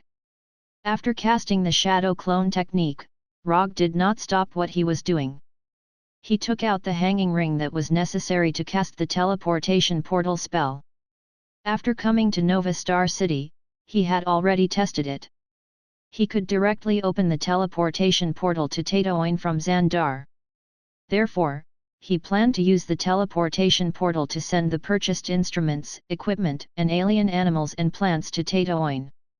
After putting the ring on his left hand, Rogge took a deep breath and began to construct an image of Tatooine in his mind. After dealing with the hive that the Kree had exiled to Tatooine, he had never been to Tatooine again. However, this did not affect him from casting the teleportation portal magic. As long as he could visualize the destination in his mind and imagine the details clearly enough, he would be able to construct a stable portal. Of course, the premise of all this was to have enough magic power. As his right hand continued to draw circles in the air, the teleportation gate glowing with golden sparks gradually took shape. Rogge heaved a sigh of relief when the 10-meter-wide portal was fully formed. Although he did not know how far Tatooine was from Xandar, one thing he was certain of was that the distance between Xandar and Tatooine was much closer than Sokka. At the very least, after casting the teleportation gate this time, he still had more than half of his mana remaining, and the consumption was far less terrifying than the previous time. Without any instructions, as soon as the teleportation gate appeared, the shadow clone immediately turned into a porter and began the fast and orderly transportation work. Large research instruments, cargo boxes containing weapons and equipment, metal cages holding alien animals, planting boxes with alien plants, and a large number of miscellaneous boxes including alien plant seeds were moved into the teleportation gate by the shadow clone one by one. While the shadow clone turned into a porter, Rogge himself did not stay idle. He walked directly into the teleportation gate and summoned a mobile phone-like communication device from the summon scroll. Strictly speaking, this communication device, which was similar to a mobile phone, was a mobile phone. But unlike a normal mobile phone, this mobile phone can only connect to a special satellite network. I can actually find a signal. It seems that the basic construction of Konoha's hidden village is faster than I expected. Looking at the satellite signal that appeared on the screen of the mobile phone, Rogge showed a satisfied smile, and then dialed the only number on it. The number was connected within a few seconds, and the image of the 32-year-old young woman after marriage appeared on the screen of the mobile phone. Good morning, Rogge-sama. Your current location is more than 1,500 kilometers away from Konoha's hidden village. A Quinjet, an intelligent guard, will pick you up later. Please wait for a moment. Although the Hinata on the screen looks very intelligent, Rogge doesn't know if it's his illusion, but he always feels that she's not as pleasing to the eye as the Hinata in Konoha's headquarters. However, this also has something to do with the fact that the Hinata here is not the real Hinata. The one in Konoha's headquarters on Earth is the real Hinata. The one on Tatooine is just a clone program copied by Hinata according to her own program. An artificial intelligence self-replicating another artificial intelligence, this is very artificial intelligence. When Hinata was doing this, Rogge was always a little worried about whether she would create an uncontrollable artificial intelligence crisis. No need to pick me up, I will leave in a while.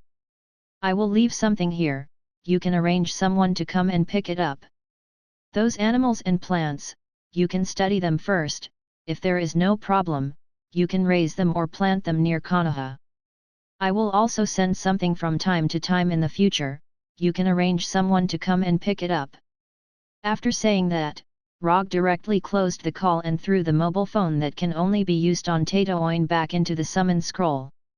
When the shadow clone moved all the boxes to Tatooine, Rogge returned to the warehouse on Xandar and closed the huge golden portal. Ant-Man Scott squandered 50 million new star coins in the past 5 days, and Rogge spent nearly 800 million new star coins for the things in the warehouse, as well as the precious raw materials in the summon scroll. In terms of the degree of squandering, he is the real spender these days. After deducting the expenses of these days, Rogge has less than 500 million new star coins in his hands, but he doesn't have any particularly large expenses. Everything that needs to be bought has been bought, and the rest of the scattered things don't cost much. According to the plan, when they spend all the new star coins in their hands, they will almost return to Earth.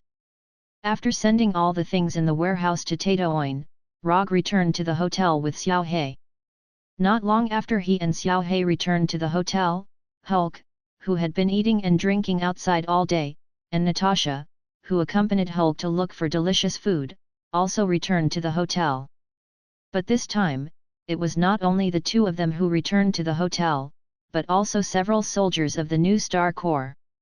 "Hello, Mr. Rogge, I am Roman Day, the Centurion of the New Star Corps. The New Star Supreme hopes to see you." Chapter 374. Supreme Nova? Rogge frowned as he looked at Roman Day, who was wearing a dark green New Star Corps uniform and had short curly brown hair. He looked no different from an ordinary middle-aged man on Earth. Rogge did not immediately answer the New Star Corps Centurion. Instead, he quickly recalled in his mind. In the past few days, other than spending like a nouveau riche in New Star City, they did not do anything that violated the laws of Xandar. Here, Rogge instinctively ignored the fact that he bought restricted weapons and equipment illegally. Wasn't it normal to buy some guns and ammunition? Even America, a democratic country on Earth, did not restrict this. "Can I ask why the New Star Supreme wants to see me?"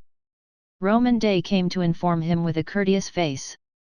Rogge would of course treat him with courtesy.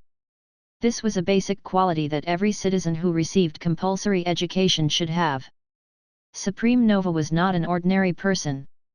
Why would the most luxurious suite in Xandar's hotel be called the Supreme Suite? The reason was similar to how five-star hotels on Earth would call their luxurious suites the Presidential Suite. Supreme Nova's strength might not be much, but he was definitely the most powerful person on Xandar. In other words, he was the ruler of Xandar. "I'm not sure about the specifics. The order I received was to invite you, Mr. Rogge, to the New Star Corps headquarters to meet Supreme Nova. Although I'm not sure what Supreme Nova wants to talk to you about, I think it should have something to do with the Carey Empire." At this point, Roman Day didn't continue to speak.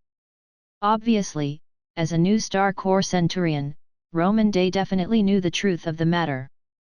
However, the current him did not intend to reveal everything. The position of a New Star Corps Centurion did not sound like much, but it was already the highest level of existence in the New Star Corps. It was the elite warrior second to none in the New Star Corps and had the authority to mobilize and command the New Star Corps. In terms of military ranks on Earth, a New Star Corps Centurion was roughly equivalent to a general in Earth's army. Moreover, it was a general who had the authority to command. "Since you're so enthusiastic, if I don't go, it'll be hard to explain. Let's go, I also want to see the New Star Corps headquarters." With that, Rogge raised his left hand, indicating for Roman to lead the way.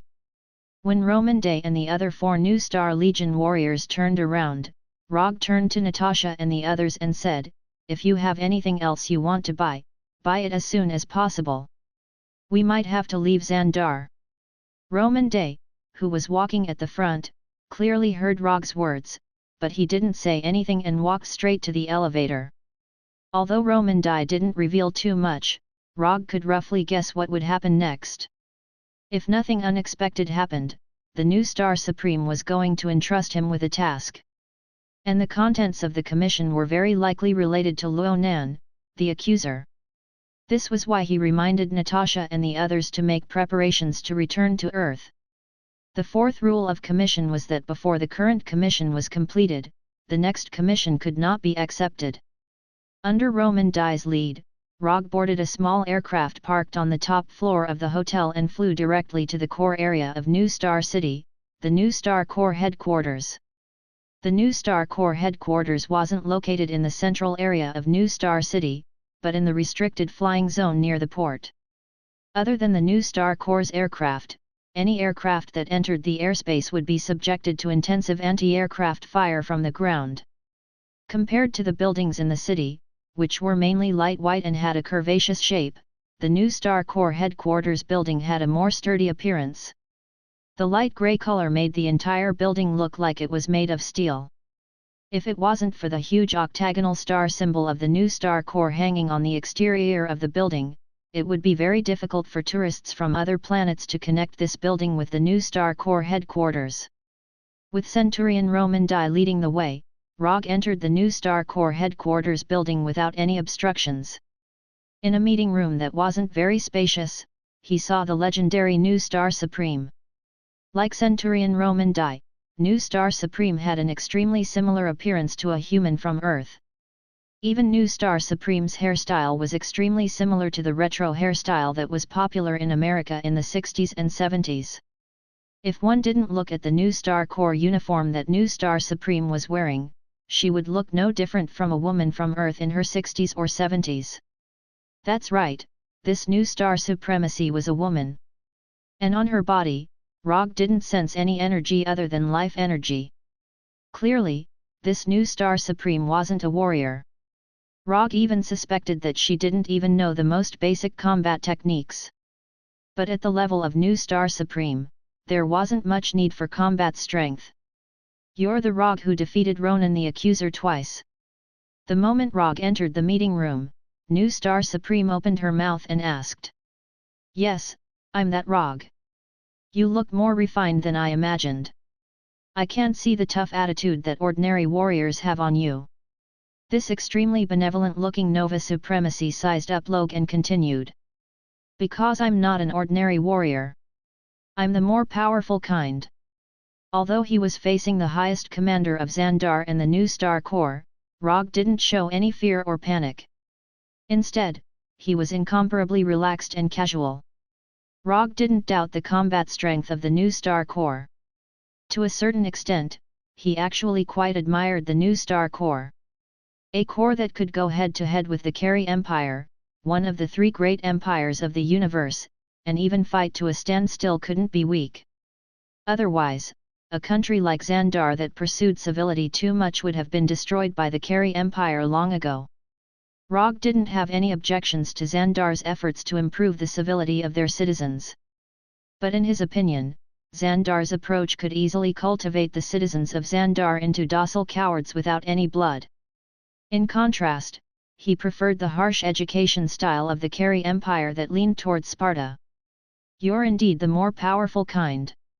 Otherwise, you wouldn't have been able to defeat Ronan the Accuser twice and fight a lunatic like Thanos to a draw. Obviously, the new Star Corps' intelligence on Rogge came from Sokka. This couldn't be blamed on the new Star Corps. After all, he had just emerged in the universe.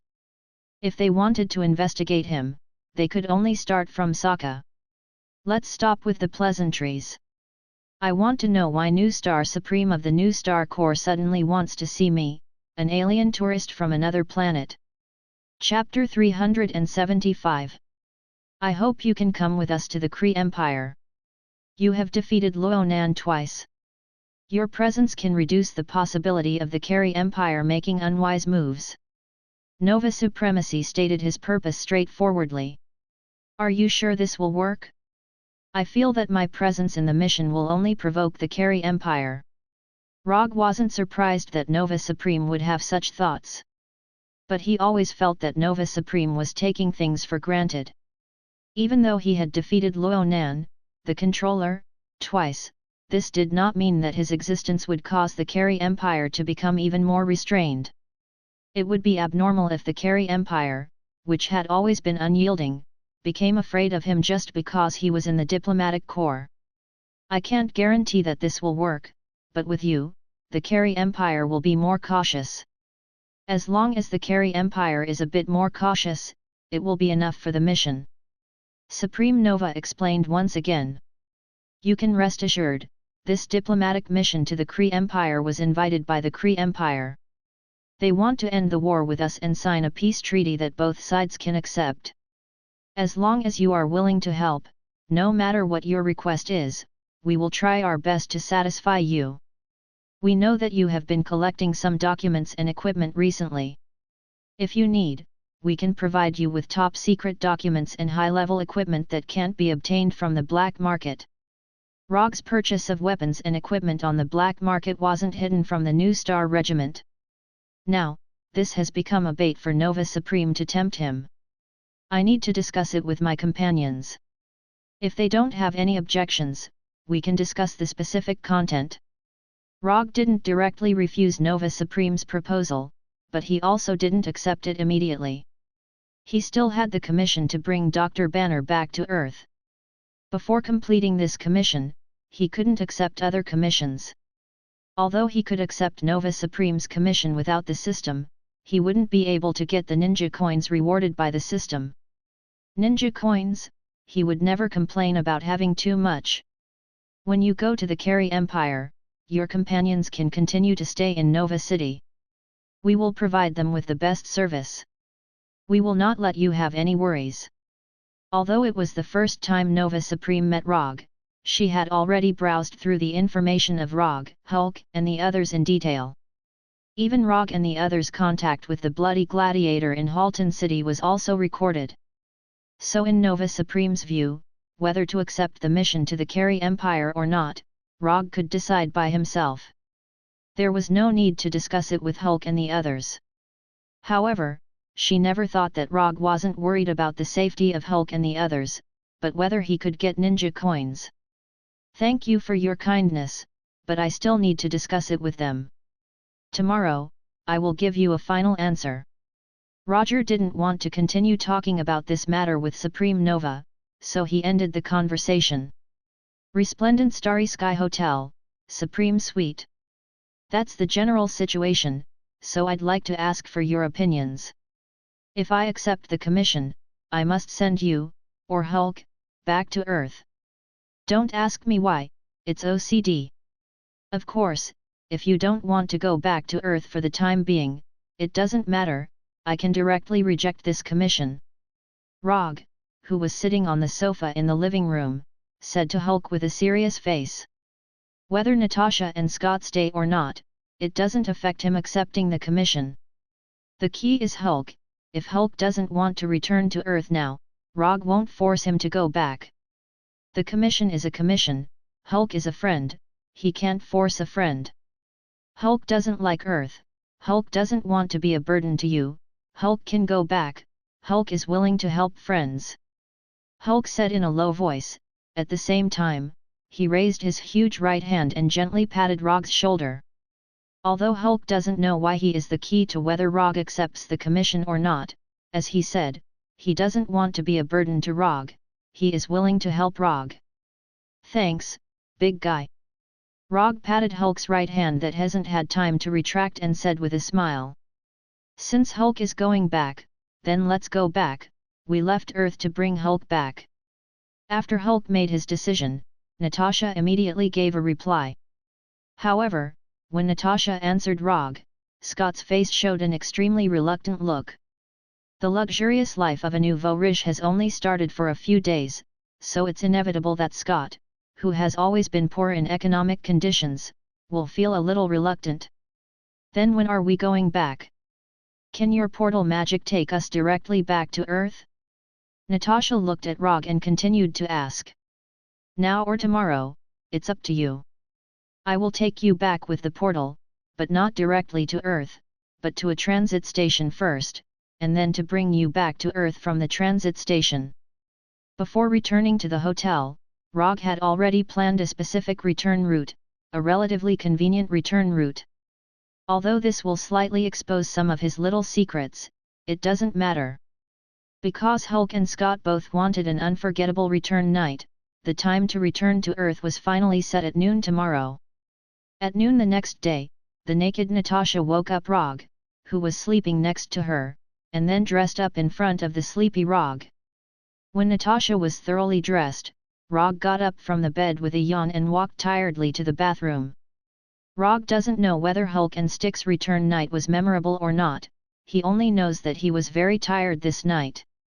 After everyone gathered and ate an expensive lunch with the characteristics of Xander, Rogge opened the portal to Tatooine in the living room of the suite. Without needing Rogge's instructions, Natasha and others, who were already prepared, walked into the portal and came to the planet belonging to Rogge.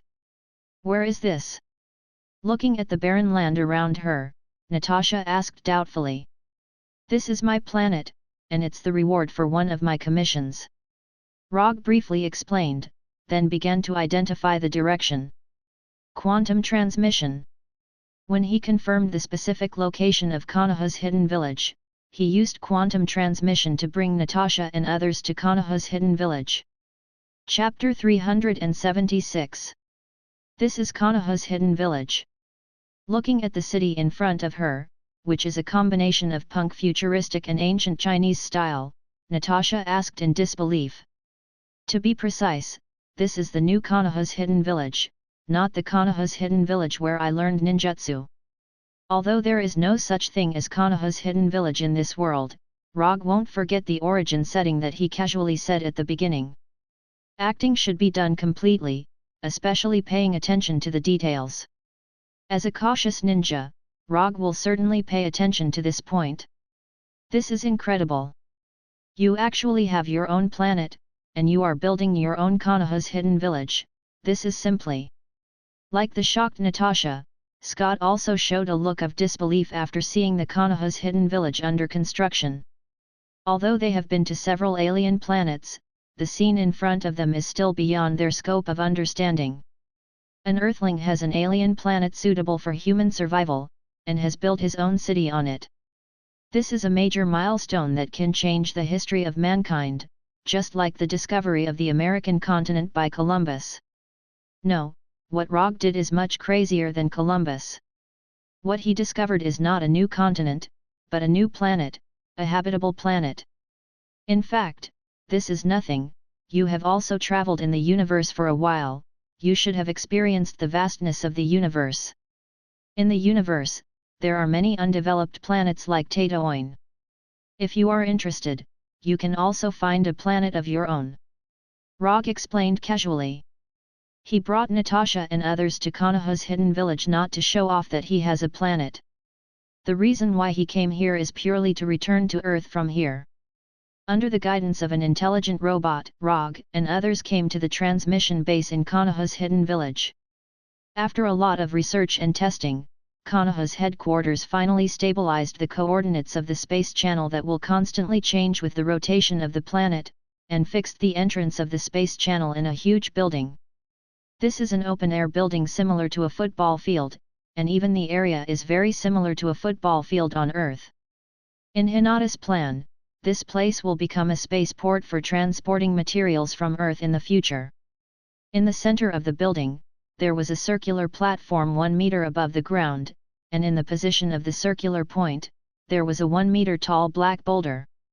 The platform had a diameter of 50 meters, and it could open up a spatial tunnel with a diameter of 35 meters at most.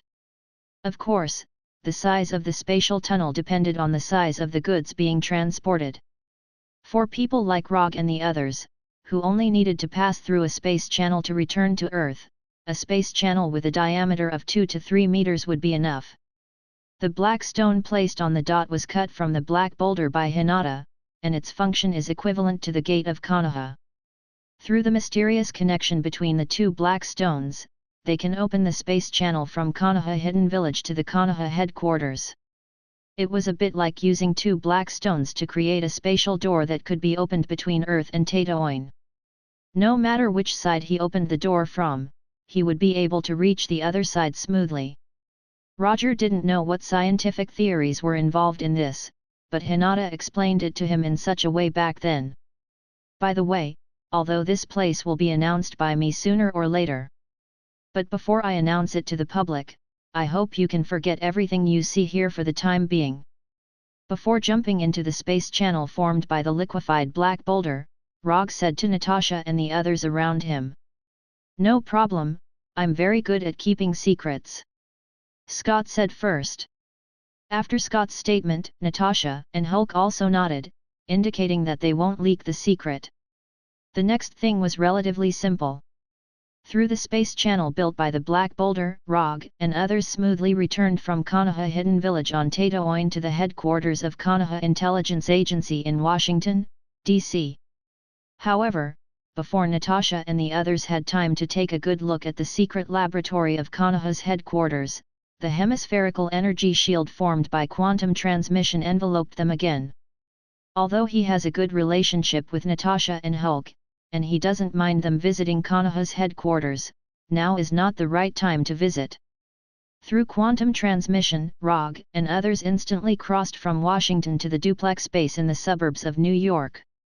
When those familiar buildings appeared in front of them one by one, Natasha and Scott inexplicably felt like they had returned home after a long separation. "Big guy, although I'm a little reluctant to part with you, I can only say goodbye to you for the time being. Let Dr. Banner come out, it's time for him to go home." Rogge's commission was to bring Dr. Banner back to Earth, but now, it is not Dr. Banner who has returned to Earth, but Hulk. So strictly speaking, his commission has not been completed yet. "When you come back, you must come to Hulk. Hulk wants to learn your green light move." Before returning control of the body to Banner, Hulk said to Rogge very seriously. The green light move mentioned by Hulk is actually the visual effect after opening the third gate of life in the Hachiman Tong Kao. When Roger bullied Ronan, the accuser, in the arena, he opened the third gate of life. Therefore, Hulk had firmly memorized it. "No problem, after I come back, I will teach you the Hachiman Tong Kao. At that time, no one will be able to stop you if you release the green light first." After that, Rogge raised his right hand and bumped fists with Hulk, reaching an agreement with Hulk. Under the gaze of Rogge and others, Hulk returned control of the body to Banner, and his huge body began to shrink rapidly. It didn't take long for Dr. Banner to appear in front of them in ill-fitting elastic shorts. I'm back? Is this the duplex headquarters?" Although Hulk returned control of the body to Banner, he didn't seem to have left any memories for Banner, causing Dr. Banner, who reappeared, to look confused and puzzled.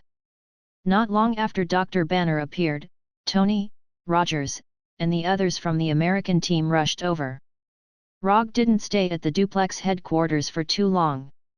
He briefly told Tony about the process of rescuing Hulk, and then returned to Konoha's headquarters. Not long after he returned to the office at Konoha's headquarters, he received a text message from the bank.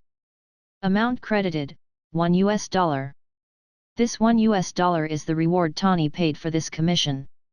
Although the reward is unprecedentedly low, the system still passed this commission with only a reward of $1. Moreover, this reward of $1 was requested by Rogge. "I'm not going to rescue Dr. Banner, I'm going to rescue my friend, Hulk." Chapter 377.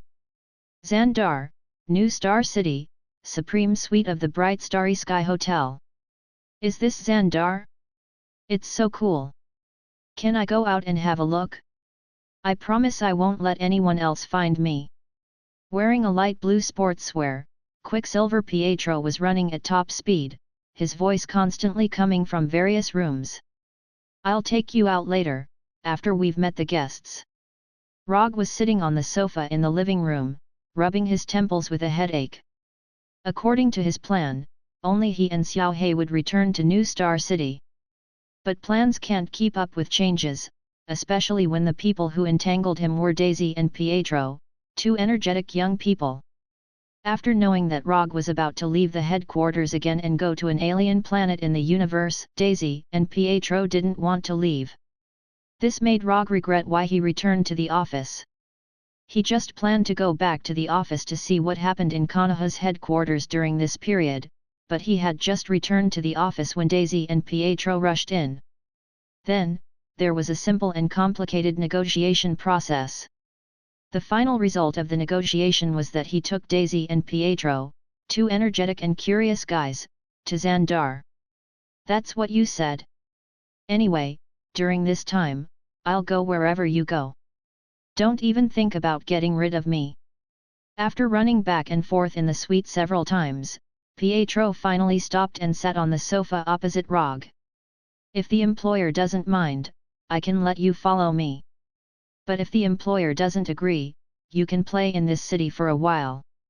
After I complete the commission, I'll take you back to Earth." Because it involves the peace agreement between the two countries, Rogge wasn't sure whether Xandar Supreme would agree to let him take Daisy and Pietro with him. It's not a big problem to add one more person to the mission. Xiao He can transform into a weapon form, so it's not a big problem to bring him there. The key to the problem is whether Xandar Supreme is willing to have 2 other Earthlings in the mission, especially Daisy. Although Daisy's appearance doesn't seem to have any problems, she is, after all, a descendant of the experimental products abandoned by the Kree tens of thousands of years ago. Bringing Daisy to the Carey Empire, no one could guarantee what would happen. After waiting for more than 10 minutes, the Centurion of the New Star Legion, Roman Day, once again came to the hotel, and then looked at Daisy and Pietro beside Rogge with a puzzled expression. Where did these 2 people come from? What about Hulk, Natasha, and the others? Good afternoon, Mr. Rogge. May I ask where your previous companion went? Roman Dai put away the doubt on his face and asked seriously.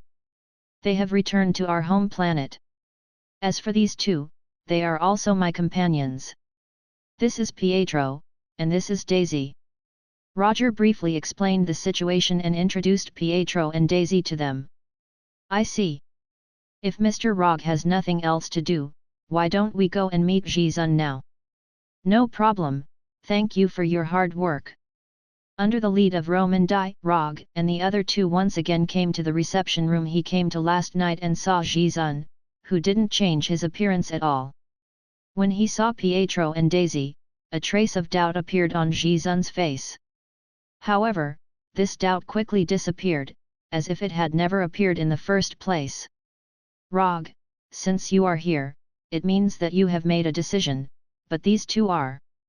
Rogge once again introduced Daisy and Pietro, and emphasized Daisy's identity. When he first came to New Star City, he had already told Daisy about the origin of the Kree race, so Daisy is also very clear about the accident that may happen if she goes to the Carey Empire. This is one of the reasons why Daisy has been so quiet all this time.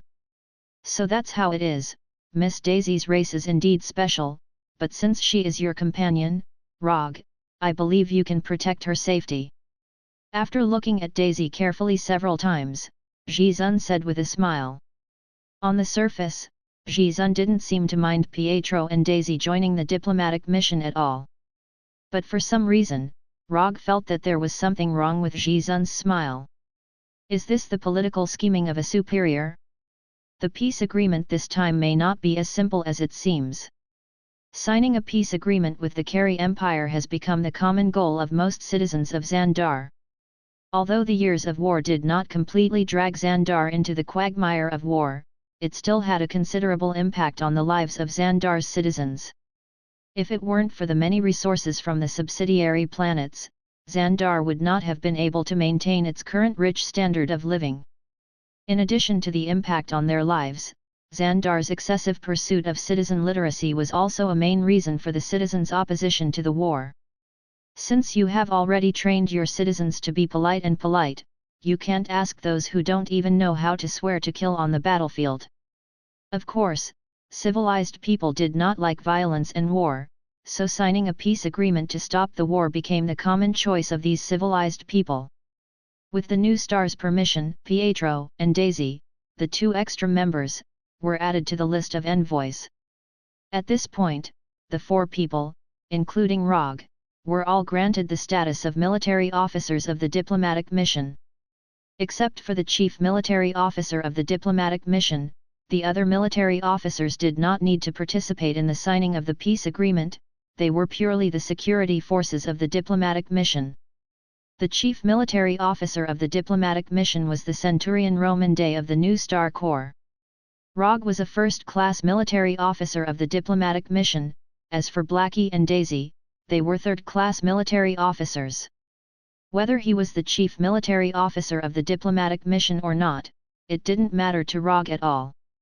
He only cared about this commission, whether he could pass the system's judgment and get the corresponding reward. When signing the commission agreement, Ji-sun originally intended to let Centurion Roman Day sign it for him. But under Rogge's insistence, Ji-sun finally wrote his name on the commission scroll. Commission content: protect the safety of the members of the diplomatic mission during the period of the Xandar diplomatic mission to the Carey Empire. Commission status: incomplete. Commission reward: 200 ninja coins. As Rogge expected, the commission passed the system's judgment smoothly. However, the content description given by the system's commission page and the content written by Ji-Zun on the commission scroll were a little different. The commission given by Ji-Zun was to protect the safety of the members of the diplomatic mission during the period of the Xandar diplomatic mission to the Kari Empire. And the commission content given by the system added the period of the signing of the peace agreement. The diplomatic mission to the Kari Empire was to sign the peace agreement, so at first glance, it was normal for the content of the system and the scroll not to be completely consistent, but Rogge, who has been dealing with the system for so long, didn't think so. The system will never give any superfluous content description. Under normal circumstances, the content of the commission scroll is the content of the system's commission page. So the system's self-added period of the signing of the peace agreement made his imagination boil involuntarily. This commission is a bit interesting. Chapter 378. The commission reward of 200 ninja coins shows that completing the commission is a little difficult, but the difficulty is not very high. Rogge opened the system to check the unspent ninja coins he now has. Before accepting the commission to rescue Banner, his unspent ninja coins was 230. In the process of executing the commission, he spent 100 ninja coins to exchange for Hachiman Tong Kao and 20 ninja coins to exchange for a branch of the divine tree that is of no use to him, but can impress the collector. So even if he completed the commission to rescue Banner, his unspent ninja coins didn't increase too much. Unspent ninja coins, 410. Taking a look at his unspent ninja coins, Rogge closed the system page and left the headquarters building of the New Star Corps with Daisy and Pietro. There is still a week before the mission leaves for the Kari Empire's mother planet, Hala. Although Rogge and others are military officers of the mission, they don't need to participate in the specific affairs of the mission. Therefore, this week was their leisure time. When Rogge and others left the headquarters building, Centurion Roman Day handed them 4 military-grade communicators that are only used inside the New Star Corps and 4 universal language translators made by the New Star Corps. Until now, Rogge is still using the universal language translators he got from the Kari battleship. They are about to represent the New Star Corps to the Kari Empire. Of course, it is not suitable for them to continue to use the translators of the Kari Empire. When Roman Day handed over the communicators and translators, Rogge was a little stunned. He didn't expect that the seemingly careless Centurion Roman Day would have such a delicate side. This is a bit beyond his evaluation of Roman Day. Thank you. After receiving the communicators and translators from Roman Day, Rogge thanked him and then took Daisy and Pietro directly to the downtown business district. Rogge, who has been a nouveau riche in New Star City for a while, has little interest in shopping and enjoying alien food. However, Daisy and Pietro, who have never left the Earth, showed great interest in this. In order to satisfy the different needs of Daisy and Pietro, Rogge and Blackie had no choice but to become their temporary guides.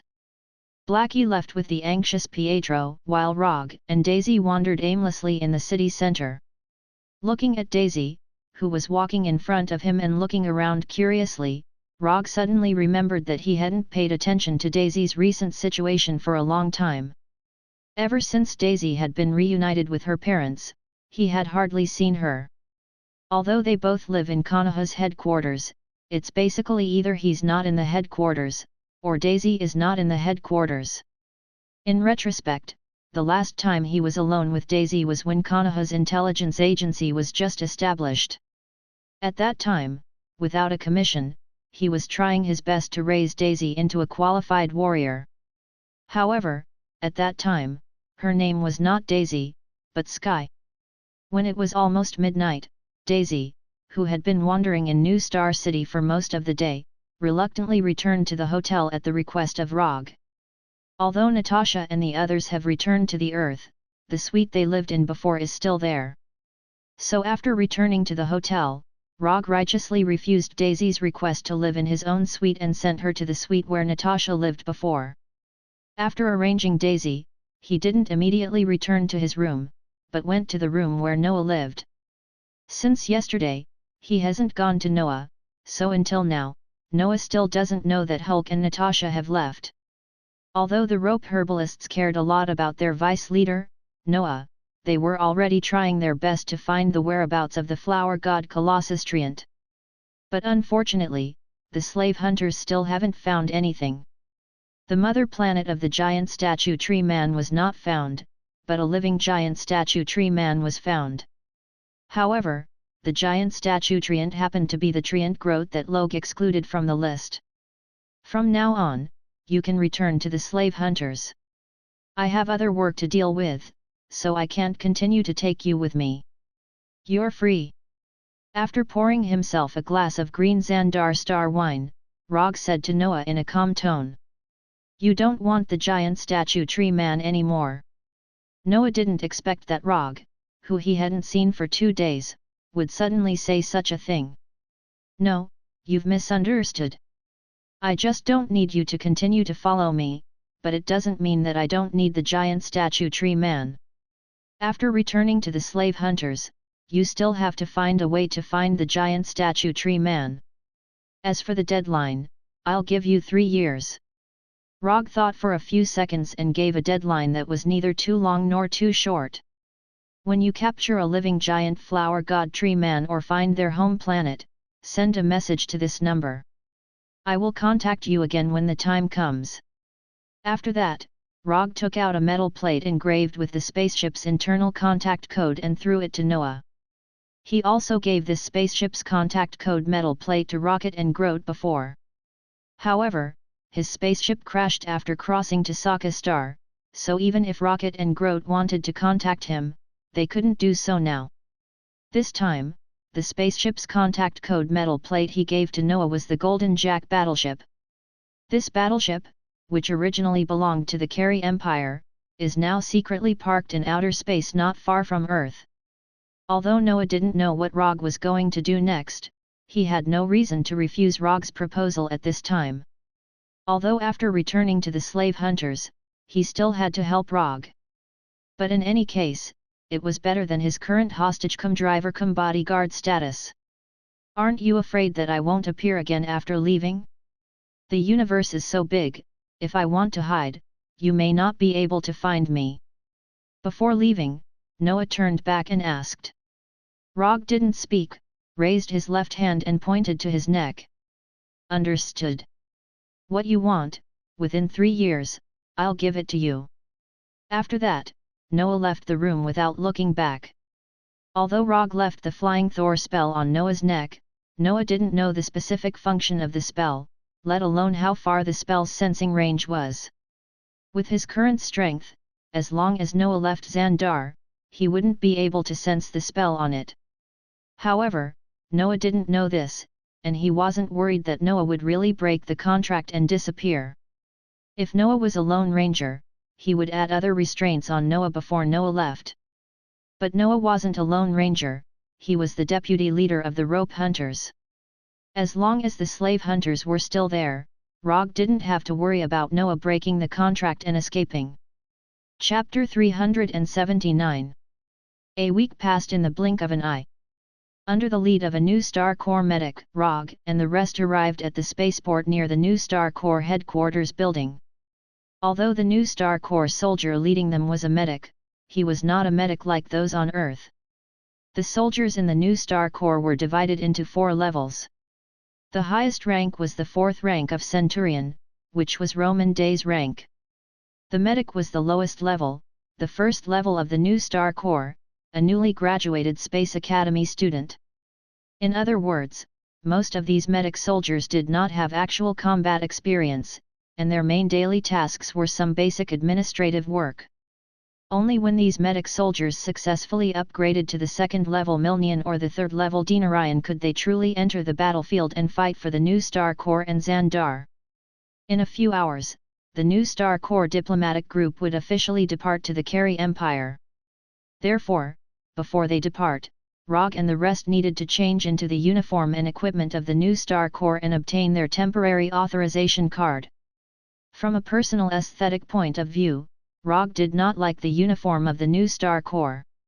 However, in order to complete the mission, he could only wear the dark green uniform. Rogge, Daisy, and Pietro's process of changing was quite smooth, they only needed to report their figures. However, Blackie, who was in his human form, was facing unprecedented difficulties. Symbiotes never wore clothes.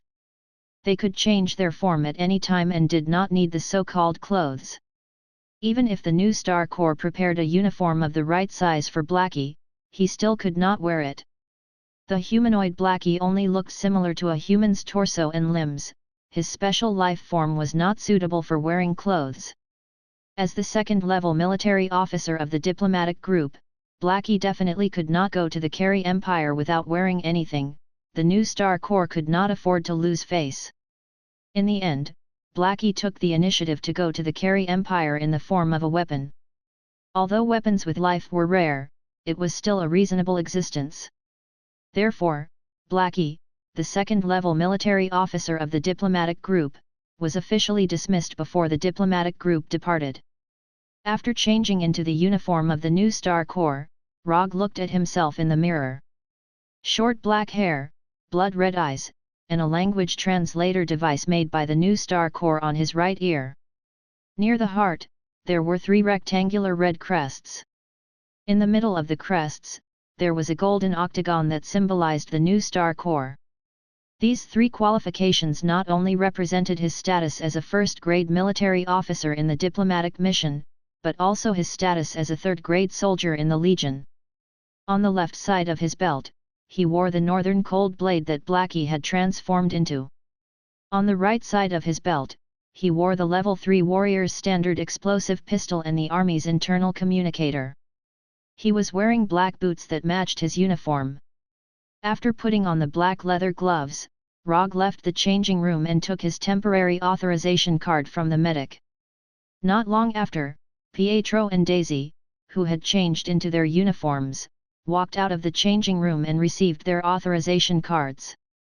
From now on, the 3 of them would be the military officers of the New Star Legion, in charge of protecting the safety of the Legion during their trip to the Kree Empire. Let's go, the commission has officially begun. For this diplomatic mission, the new Star Corps had prepared an army-level flagship as well as 2 frigates for the diplomatic mission. The frigates would only escort the flagship to the final warp jump point and wait for the flagship to return. Of course, if an accident happened, these 2 frigates would also become the first batch of support for the flagship. In order to avoid provoking the Kree Empire, the flagship of the diplomatic mission would not land on the Kree Empire's mother planet, but would remain in outer space. The only ones that could land on the Kree Empire's mother planet were the 3 civilian-grade spaceships within the flagship. Although there were thousands of soldiers and logisticians on the flagship, the diplomatic mission only had about 200 people. Furthermore, there were about 50 civil servants and administrative personnel who did not have any combat ability. When the diplomatic mission truly landed on the Kree Empire's mother planet, Hala, the only ones who could protect the mission's safety would be Rogge and the other 250 soldiers. After knowing the exact number of people in the diplomatic mission, Rogge finally understood why the new Star Corps invited him to join the diplomatic mission. 150 combatants, this number seemed to be quite a lot. However, if the Kree Empire really wanted to do something, these combatants would not even be able to put up a decent resistance. Even if the new Star Corps' flagship was in outer space nearby, it would not change the situation. After all, that was the mother planet of the Kree Empire, one of the 3 great empires in the universe. It was the Kree Empire's strongest military base. I hope it will go smoothly and easily complete the mission, otherwise. Rogge was quite confident in his own strength, but he still did not dare to underestimate the military strength of the Kree Empire's mother planet. After boarding the flagship, Rogge and the other 2 did not pay a visit to the ambassadors of the diplomatic mission. Instead, they went directly to their quarters. They were only members of the diplomatic mission in name. Although they had the status of military officers, they were not part of the new Star Corps. Therefore, things like paying a visit to their superiors had nothing to do with them. As long as nothing unexpected happened, they would be invisible in the diplomatic mission.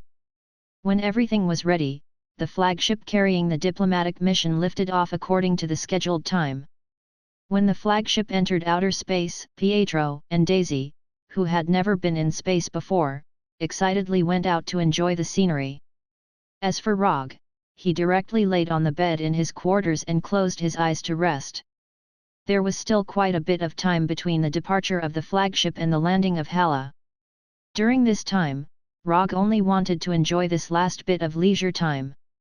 After flying for a while and jumping through more than 10 jump points, the Kree Empire's mother planet, Hala, finally revealed its true appearance. After a long docking, the Kree Empire approved the request for the flagship to stop in outer space and the diplomatic mission's spacecraft to land. The landing process was very smooth, there was not even a slight bump. When Rogge walked out of the second spacecraft and followed behind the diplomatic mission, he saw a familiar face in the welcoming team of the Kree Empire. Rogge only knew 2 Kree people. One was the manipulator Ronan, and the other was Ronan's nephew Rothschild. Luonan was injured by his 8 inner hidden gates more than half a month ago, so the one who appeared in his line of sight now wasn't the Luonan he was more familiar with, but Luonan's overbearing nephew, Rothschild. How could it be him? Is there no one else in the Kree Empire? To let a playboy become a member of the welcoming team, and a rather important one at that. This arrangement of the Kree Empire made Rogge a bit confused.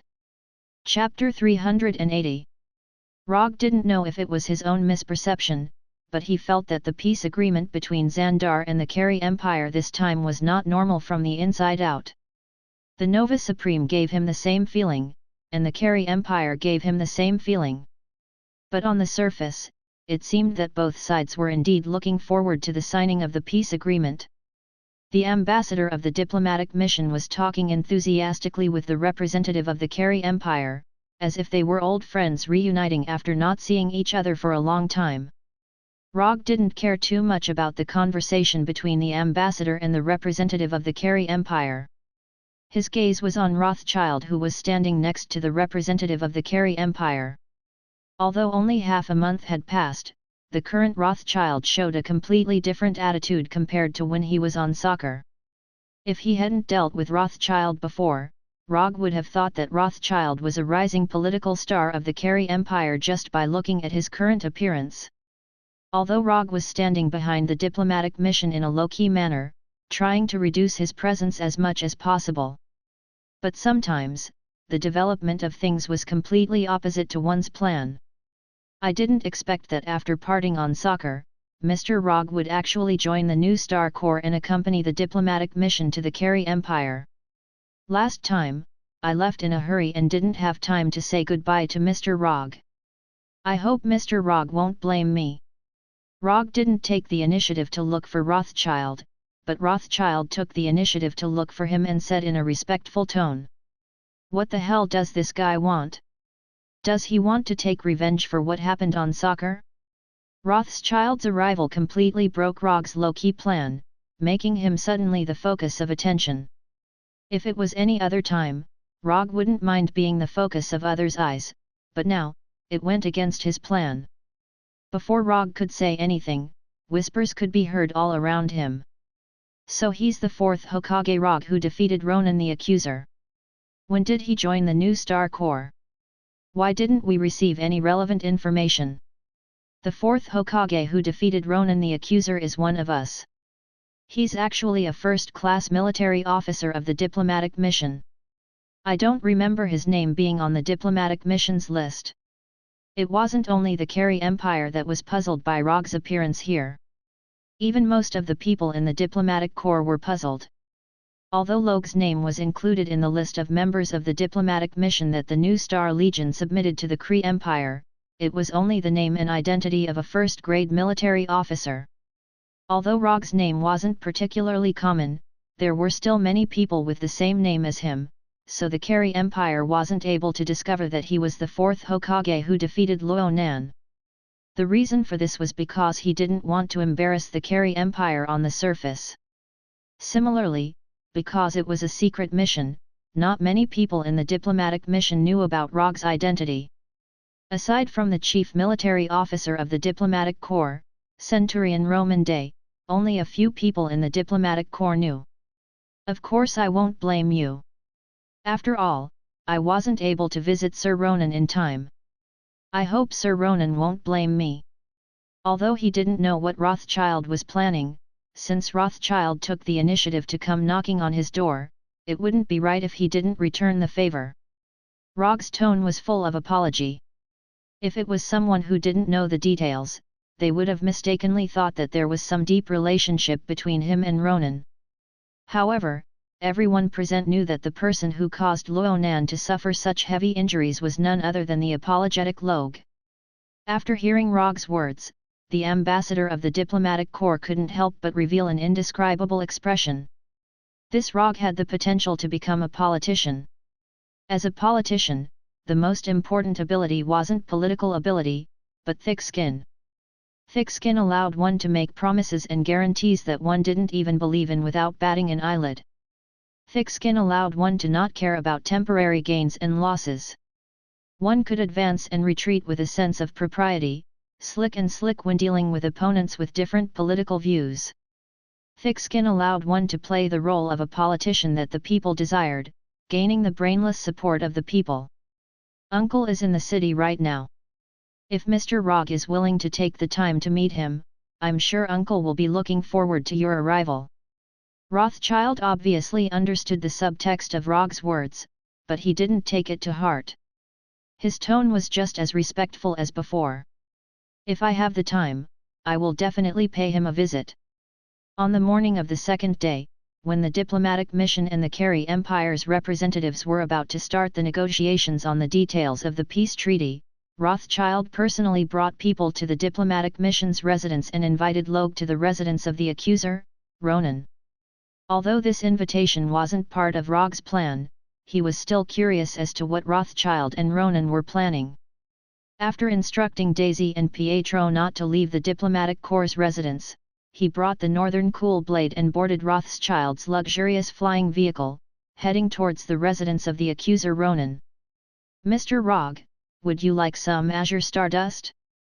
This is one of the top products in the Empire. Only 50 bottles are produced in a year. If we use new star coins to measure, then each bottle of Azure Stardust costs more than 100 million new star coins. Moreover, it's priceless. Sitting across from Rogge, Rothschild took out a bottle that emitted a faint blue glow from a small fridge and asked Rogge. Since you've said so, then I'll have some. Rogge wasn't worried that there would be any problems with this bottle of Azure Stardust. Rothschild and Ronan weren't idiots. They wouldn't do anything to this place. Although Uncle has lost to you twice, he doesn't hate you. Instead, he calls you a rare opponent. Rothschild handed the wine glass to Rogge as he spoke. His face didn't show any signs of hypocrisy. Just listen to these words. We've all dealt with each other before. There's no need for pleasantries. Receiving the wine glass from Rothschild, Rogge took a sip. Although he wasn't a professional wine taster, the moment the Azure Star entered his mouth, Rogge felt a magical sensation that he had never experienced before. It was slightly spicy when it entered his mouth, but this spiciness quickly disappeared. What followed was a strange feeling of all sorts of tastes being activated at the same time. When all sorts of sour, sweet, bitter, spicy, and salty flavors gushed out at the same time, Rogge's mind inexplicably imagined stars exploding. Azure Stardust filled the sky, forming a seemingly random scene that contained some sort of mysterious law. Was this thing really wine? Chapter 381. Rogge had not been to many extraterrestrial planets. Even if he included Asgard and nothingness, he had only visited 5 or 6 extraterrestrial countries. However, he had drunk quite a lot of alien wine. Whether it was in Asgard, the barrels made from the wreckage of Brunhilde's fleet, the precious spirits that have been stored for thousands of years. Or on nothingness, the strange spirits that are not even known where they are produced.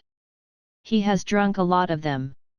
However, this wine called Azure Stardust is the first wine that inexplicably made him think of a scene. At this time, he even suspected that what he drank was not wine, but some strange hallucinogen. The taste is really unique. After gathering chakra in his brain and dispelling the strange scene that emerged in his mind, Rogge replied to Rothschild. You got rid of the hallucination of Azure Stardust so quickly, you are indeed the fourth Hokage. Seeing Rogge almost instantly recover his sobriety, Rothschild said unexpectedly. Then, he quickly found the ambiguity in his words. No, I mean, you can recover your sobriety so quickly. Rothschild quickly explained, but he immediately found that his explanation seemed to make no sense at all. Azure Stardust brings some strange hallucinations, making people see the gorgeous scene of stars exploding and stardust flying. This is also the origin of the name Azure Stardust. This is the unique effect of this wine. The duration of the hallucination varies from person to person. The stronger the person, the shorter the duration of the hallucination.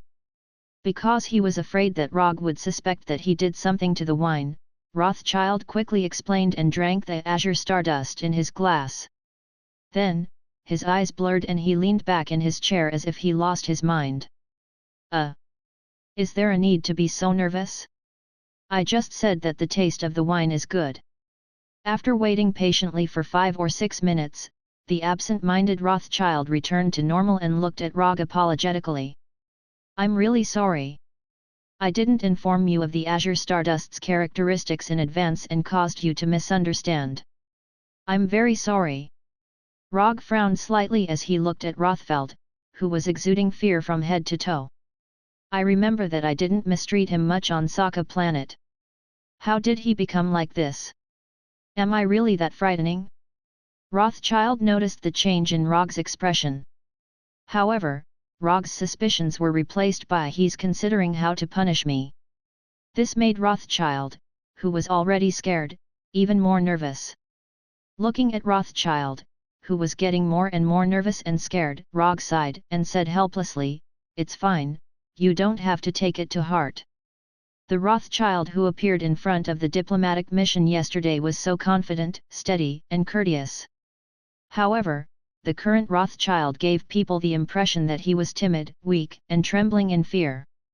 These two completely different attitudes made Rogge wonder if Rothschild had some hidden symptoms of a split personality.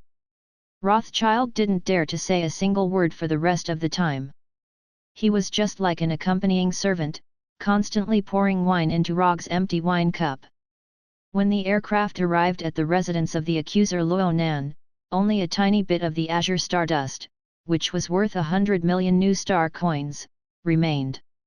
Just when Rogge thought that Rothschild would continue to maintain this submissive attitude, Rothschild once again displayed a change in attitude. Or rather, it was an enormous change in personality.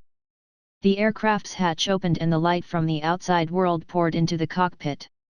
Rothschild once again returned to his attitude from yesterday. He was confident, upright, and generous. Under Rothschild's guidance, Rogge walked into the residence that was like a small imperial palace. Soon after, he saw the accuser Luo Nan, who he hadn't seen for half a month, in the study of the residence. It was different from the previous 2 meetings. The current Luo Nan wasn't wearing battle armor, nor was he carrying the all-purpose warhammer with him. Luo Nan, who was wearing loose casual clothes, took the initiative to stand up after seeing Rogge's arrival. He walked to the front of Rogge. I really didn't expect to see you on the mother planet. Sit anywhere you like. I also didn't expect to come to Hala. After the servants of the residence prepared drinks and a few exquisite carry snacks, the door of the study was gently closed. Even Rothschild left the study like the servants. You specifically asked Rothschild to pick me up. It shouldn't be to catch up with me. Just say it. Why are you looking for me? Having said this, Rogge picked up the cup on the table and gently took a sip. Compared to the Azure Stardust, this drink was clearly several levels lower. The taste it brought wasn't as unique and stimulating as the Azure Stardust. Generally speaking, this drink tasted a bit like the coffee on Earth. It was slightly bitter with a bit of aroma and sweetness. Although I don't know why you suddenly became a member of the New Star Corps and why you came to Hala with their diplomatic mission, I hope that you can stop this peace agreement from being signed. No matter what reward the New Star Corps Supreme gives you, I can give you 3 times the reward. Luo Nan didn't speak any superfluous words and spoke directly. 3 times the reward? That sounds pretty good. However, I am a ninja with good professional ethics. I will never betray my employer during the mission. This is a matter of principle. Luo Nan didn't speak any nonsense. Rogge also decisively rejected Luo Nan's proposal. The atmosphere in the study suddenly became a bit heavy. I knew it wouldn't be that easy to bribe you. But I'm guessing that the New Star Corps Supreme's mission to you should be to protect the safety of the diplomatic mission. He also wants to use your existence to add some pressure to the opposition. Am I right? Luo Nan spoke again after a few dozen seconds of silence. You're right. First of all, I'm a person who can be bribed easily. For example, my resistance to honey traps is particularly weak. As for the rest, you're right. My mission this time is just to be a bodyguard. Whether or not the peace agreement can be successfully signed has nothing to do with me. Even if Rogge didn't say it, Luo Nan could easily guess the contents of the mission. Although Luo Nan wasn't some sort of strategist, he still had basic political intuition. Honey traps? If you really like these, I can help you arrange them. Luo Nan said this, but he didn't feel that Rogge was the type of person who would be tempted by beauty. It was absolutely impossible for a powerful person who obtained great strength through bitter training to be tempted by so-called beauty. Luo Nan was a typical person who obtained strength through bitter training. He wouldn't be tempted by so-called beauty. So in his opinion, Rogge, who was a human from Earth, would be the same as him. He would absolutely not be tempted by beauty. Chapter 382. It had to be said that Luo Nan was taking things for granted. For him, women would hinder him from becoming strong. But for Rogge, this was not necessarily the case. Sometimes, women could become the main reason why men become strong. Roger remembered that there was such a classic line in a movie he had watched before. All men who achieve great things do it for women. Men who give up on love do not do anything well. Although this sentence was a bit too absolute, Rogge felt that it made a bit of sense. Of course, the current him couldn't openly say to Luo Nan, then arrange a few beautiful carry girls for me. This wasn't in line with the image of an expert he'd always had. That's not urgent. We can talk about it later. Rogge temporarily declined Luo Nan's good intentions of arranging a honey trap for him. Since you've already told me the contents of the mission, then I might as well tell you a secret. Luo Nan looked at Rogge with a serious expression and then said slowly, this time, the peace agreement will absolutely not be signed. Really? You're that sure? From yesterday's welcoming party, the Carey Empire did not support the peace agreement 100%, but at least they did enough to maintain their image.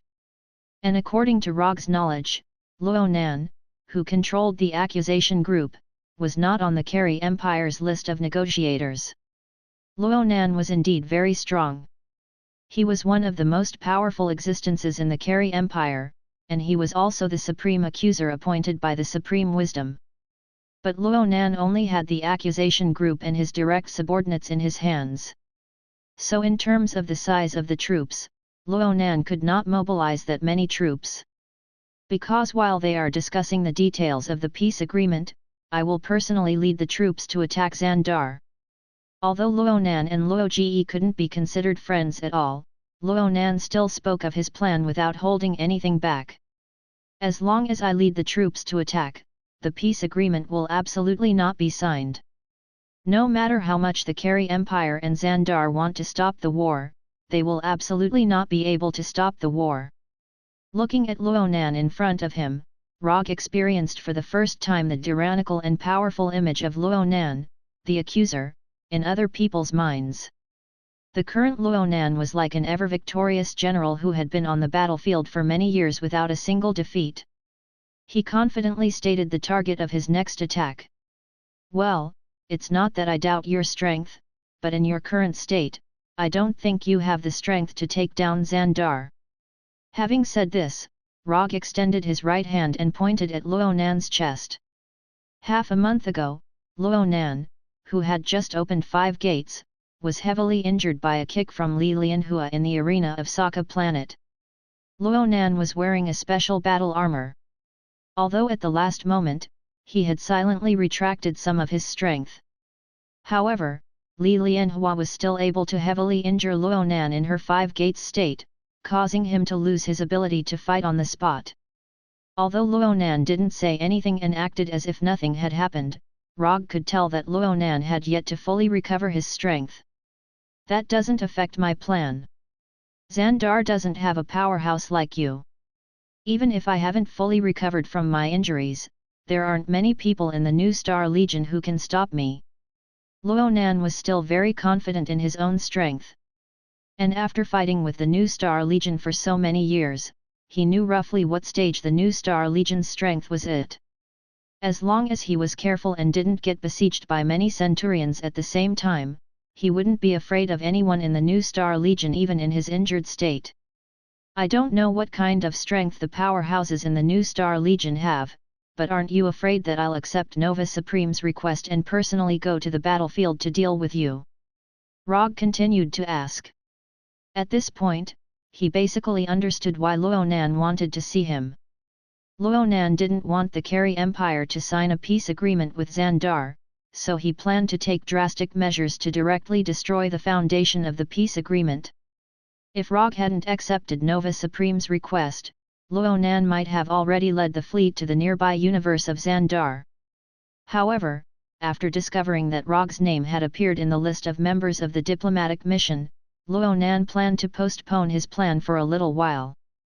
First, he wanted to ensure that Rogge wouldn't side with Xandar, then lead the fleet to attack Xandar.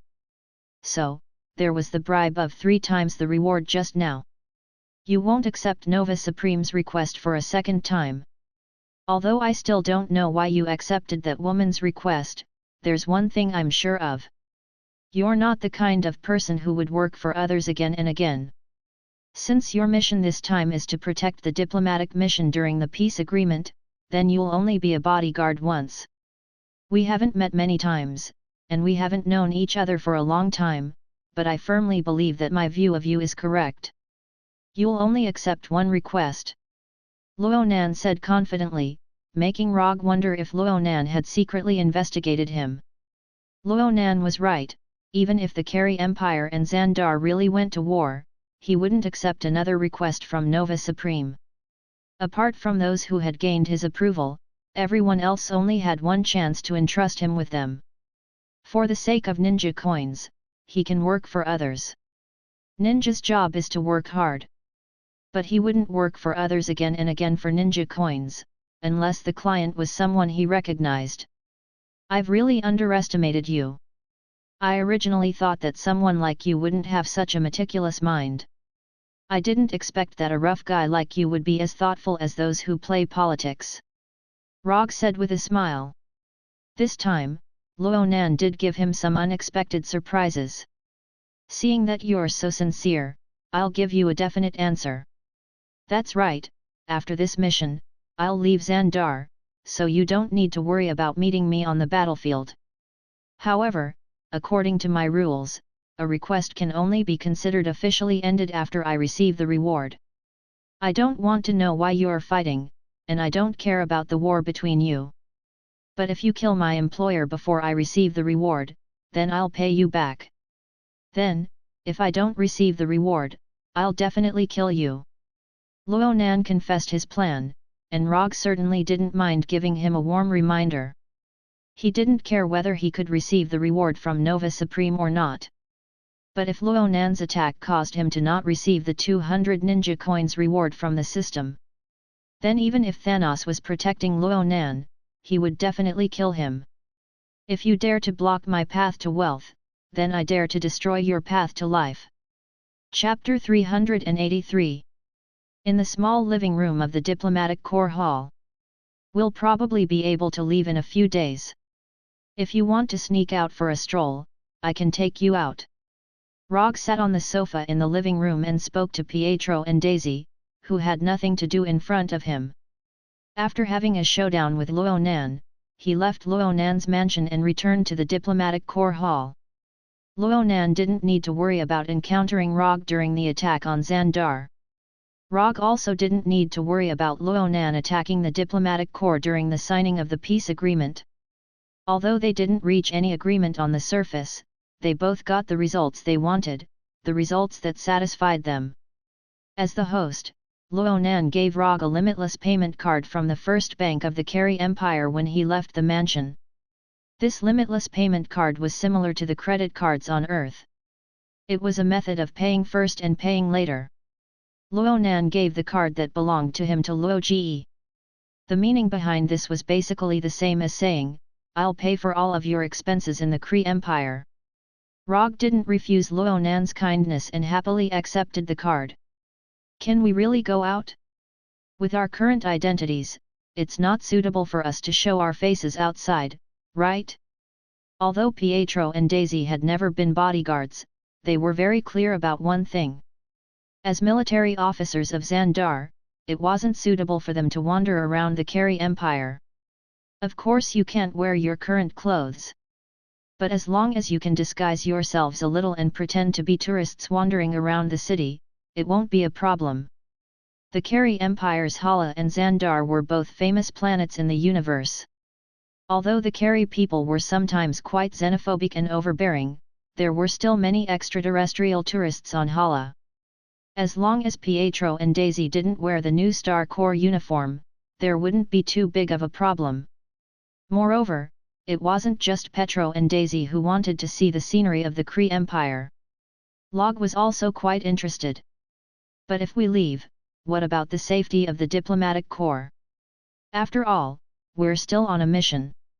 It's not good to run out like this, right?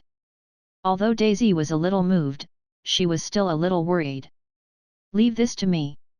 As soon as he finished speaking, Rogge stood up from the sofa and used shadow clone technique in front of Pietro and Daisy.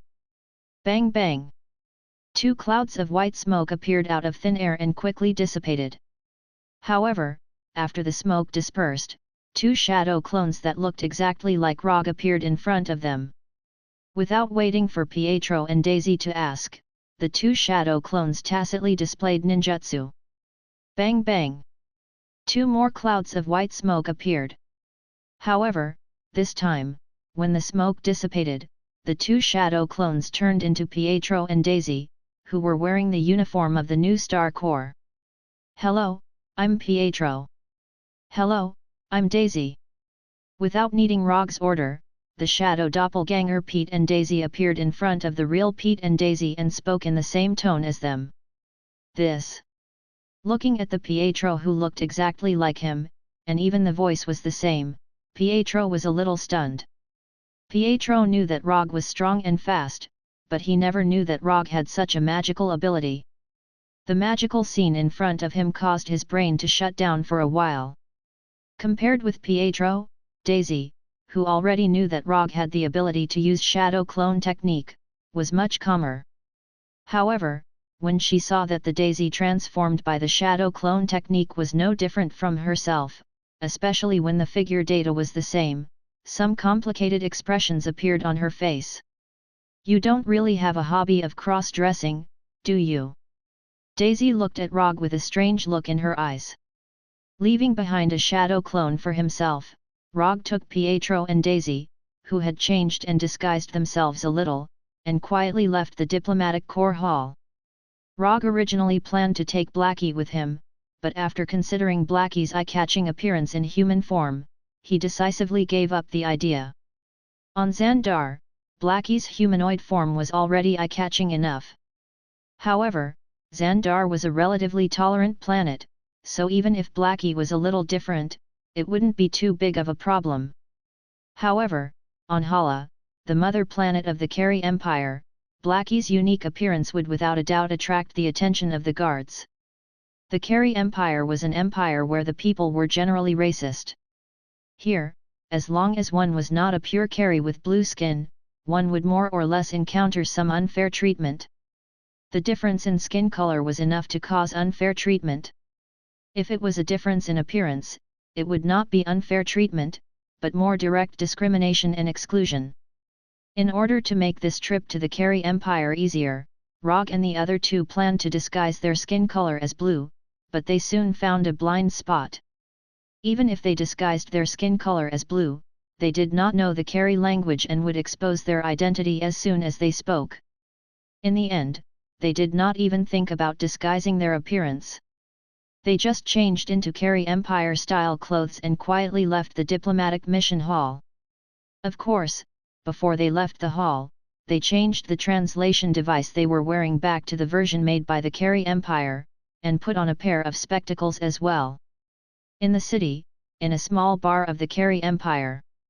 After leaving the hall, Rogge and the other two strolled outside for a while, then came to this ordinary bar of the Carey Empire.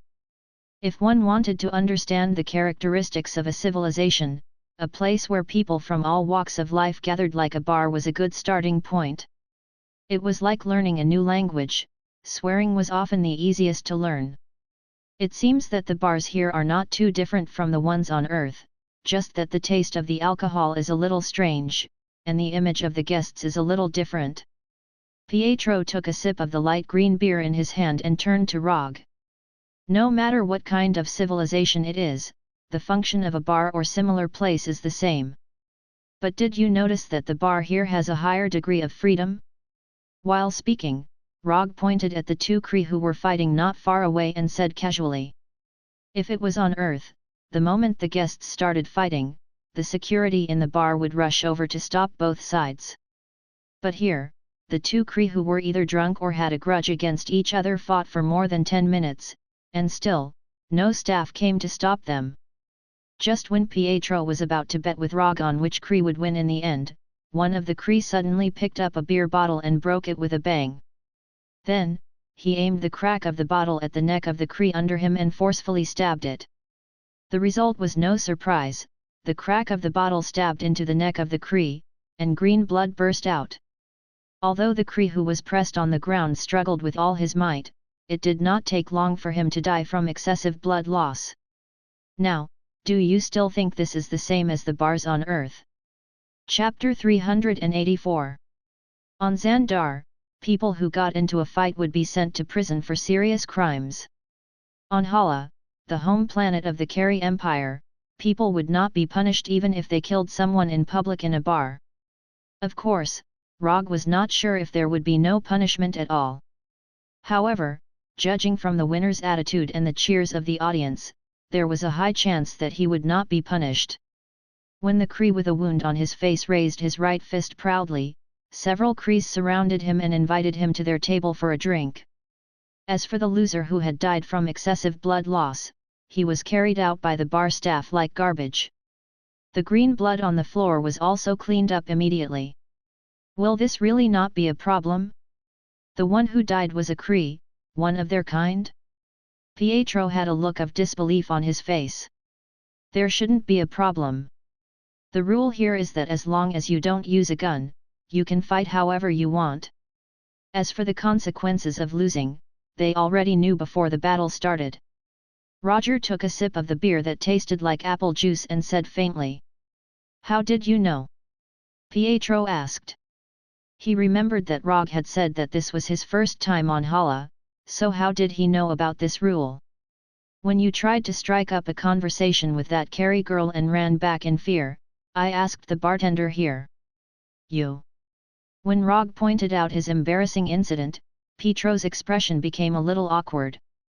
Don't worry, I won't tell Walter. There's nothing wrong with going out to have fun and having a romantic encounter. We're all men. I understand.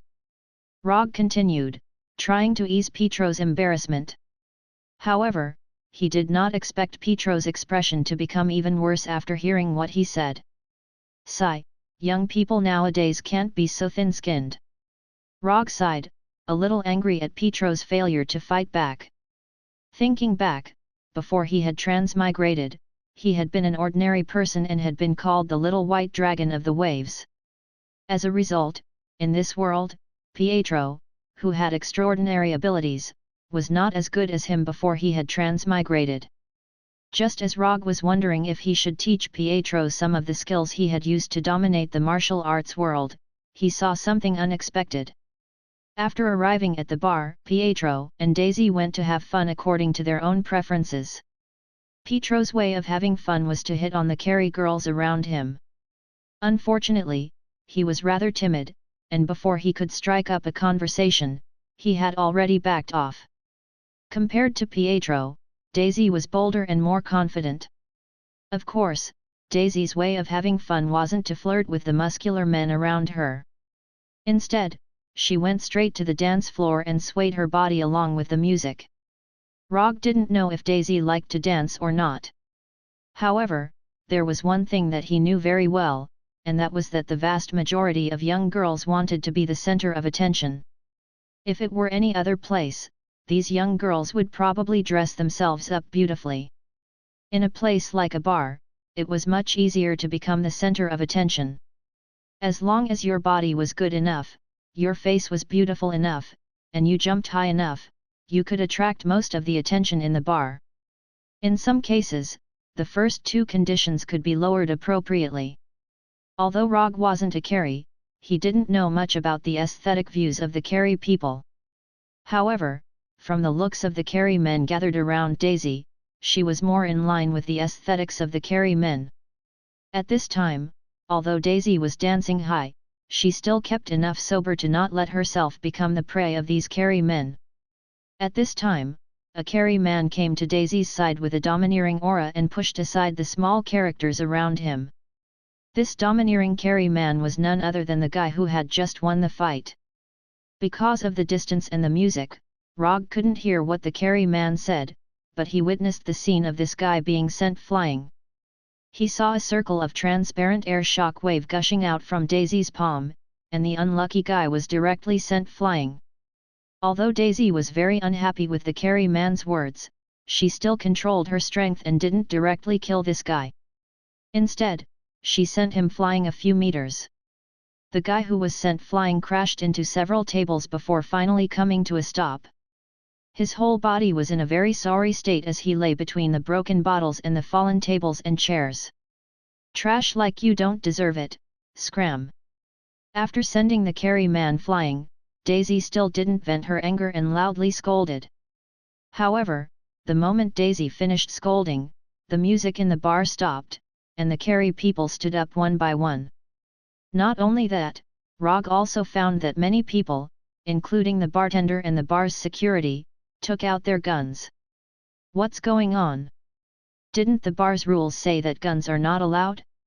Are the young people of the carry empire so unethical? Seeing the muzzles of the guns aimed at Daisy, Rogge and Pietro looked at each other in confusion. "He is tonight's winner, you shouldn't have attacked him. Put down the weapon in your hand and beg for his forgiveness, otherwise you will not be able to leave tonight. Apologize, apologize immediately. Arrogant alien bitch, I will kill you." All kinds of warnings and curses sounded, and Daisy looked around with a puzzled expression. Daisy's superpower made these carry people mistakenly think that she used some kind of energy weapon, and her attack on the carry man seemed to have violated some kind of rule in the carry empire's bar. "What do we do now?" Pietro looked around and asked in a soft voice. "What else can we do? Beat them up." The carry empire's bars had their own rules, and Rogge also had his own rules. Want to bully his companions in front of him with numbers? No way. The threats and curses directed at Daisy continued. At that moment, a palm-sized glass shot out like a bullet and hit the loudest cry. Bang! The glass shattered, and the residue splashed everywhere. The person who threw the glass was none other than Rogge. His actions had successfully attracted everyone's attention. "You want to fight?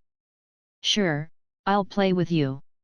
As soon as his voice fell, Rogge disappeared like a flash of lightning, leaving only a few finger-sized light blue electric currents behind. Lightning release, lightning body blink. At the same time, a flying Thor kunai appeared in Rogge's right hand. Chapter 385. The moment Rogge disappeared, Pietro, who was standing next to him, also entered a state of extreme speed. Pietro might not have a lot of experience in flirting, but he had a lot of combat experience. Before meeting Rogge, Pietro had received some combat training from Hydra. After joining Konoha's intelligence agency, Pietro's combat experience has increased tremendously. Therefore, after Rogge used Thunder Blink, Pietro also used his extraordinary ability.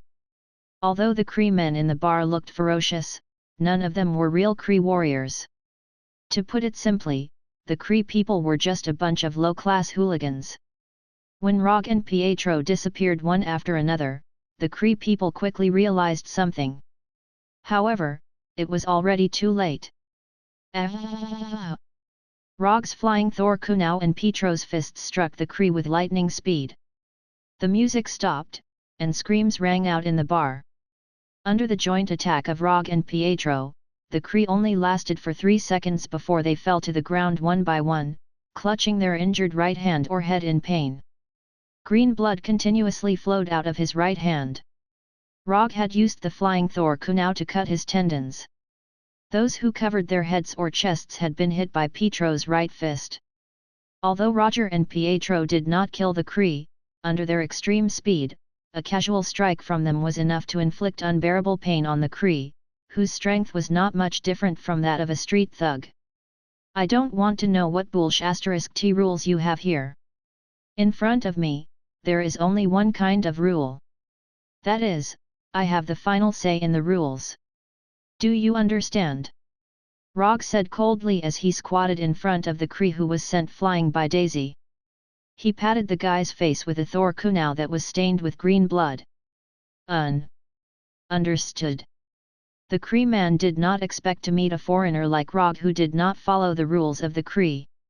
What shocked him even more was that Rogge and the other two, who appeared to be just extraterrestrial tourists, were actually far more powerful than them. It's good that you understand. I hate people who don't follow the rules the most.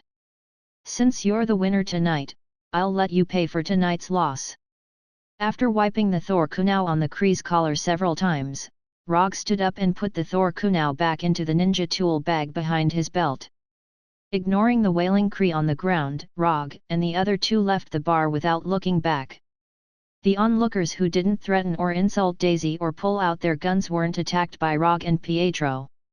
As for whether they would tell the police what happened in the bar, Rogge and the others didn't care at all. The small incident in the bar didn't affect Rogge and the other two's mood for sightseeing. Under the enthusiastic introduction of a Kree taxi driver, they arrived at the bustling business district of the city. Like real extraterrestrial tourists, they began to shop delightfully. Daisy mainly bought expensive jewelry and clothes in the style of the Kree Empire. Roger and Pietro, on the other hand, bought some technological products. They included anti-gravity flying boots, flying backpacks, household energy security barriers, smart home robots, and game consoles produced by the Kree Empire. From these commonly used technological products, it was obvious that there was a huge gap between Earth's technology and Kree's technology. Of course, in addition to these small technological products, Rogge also bought flying motorcycles, flying cars, small household spaceships, and so on from the luxury aircraft sales center here. Although the price of these vehicles had a lot of zeros, they were all paid for by Luonan anyway, so Rogge didn't need to save money for the Supreme Controller. In order to take away these large and small goods, Rogge even showed a little of his hand in front of the Kree people, letting them see what a psychic scroll was. Pietro also suggested to buy some legal Kree weapons, but Rogge rejected the suggestion. The weapons that could be sold legally were all civilian versions, and their power was innately inferior to military products. And on the Golden Jack, Rogge had an entire armory of Kree weapons, enough to equip an army of 1,000 people. With such a pile of weapons, there was no way he would be interested in the weaker civilian weapons. Just as they finished their shopping trip and were enjoying the local delicacies of the Kree Empire in a high-class restaurant, a breaking news story appeared on the huge outdoor screen on the roof of the crossroad. The restaurant's excellent soundproofing completely blocked out the sounds from the street outside, but with the simultaneous translation glasses, they immediately understood the breaking news. The peace mission of Xandar has been attacked by an unknown armed force. The police are on their way to the scene. The news footage clearly showed the embassy where the mission resided. Many buildings were set ablaze due to the explosion. The moment they saw the news, Rogge and the other two's expressions turned abnormally serious. They didn't expect that the mission would actually be attacked when they snuck out. From the footage, it seemed that the attack on the mission wasn't over yet. After seeing the breaking news, Rogge immediately called for the waiter to pay the bill. Then he cast Flying Thor in front of the waiter and brought Daisy and Pietro back to the embassy. "Change your clothes first. I'll go out and see what's going on." As soon as he finished speaking, Rogge deactivated the transformation spell and turned back into the military officer wearing the new Star Corps uniform. He also changed the translation device he brought with him to the new Star Corps version. While Pietro and Daisy were changing their clothes, Rogge found the shadow clone he left behind and took back the Northern Chill Blade. The moment the shadow clone was deactivated, the relevant information appeared in his mind.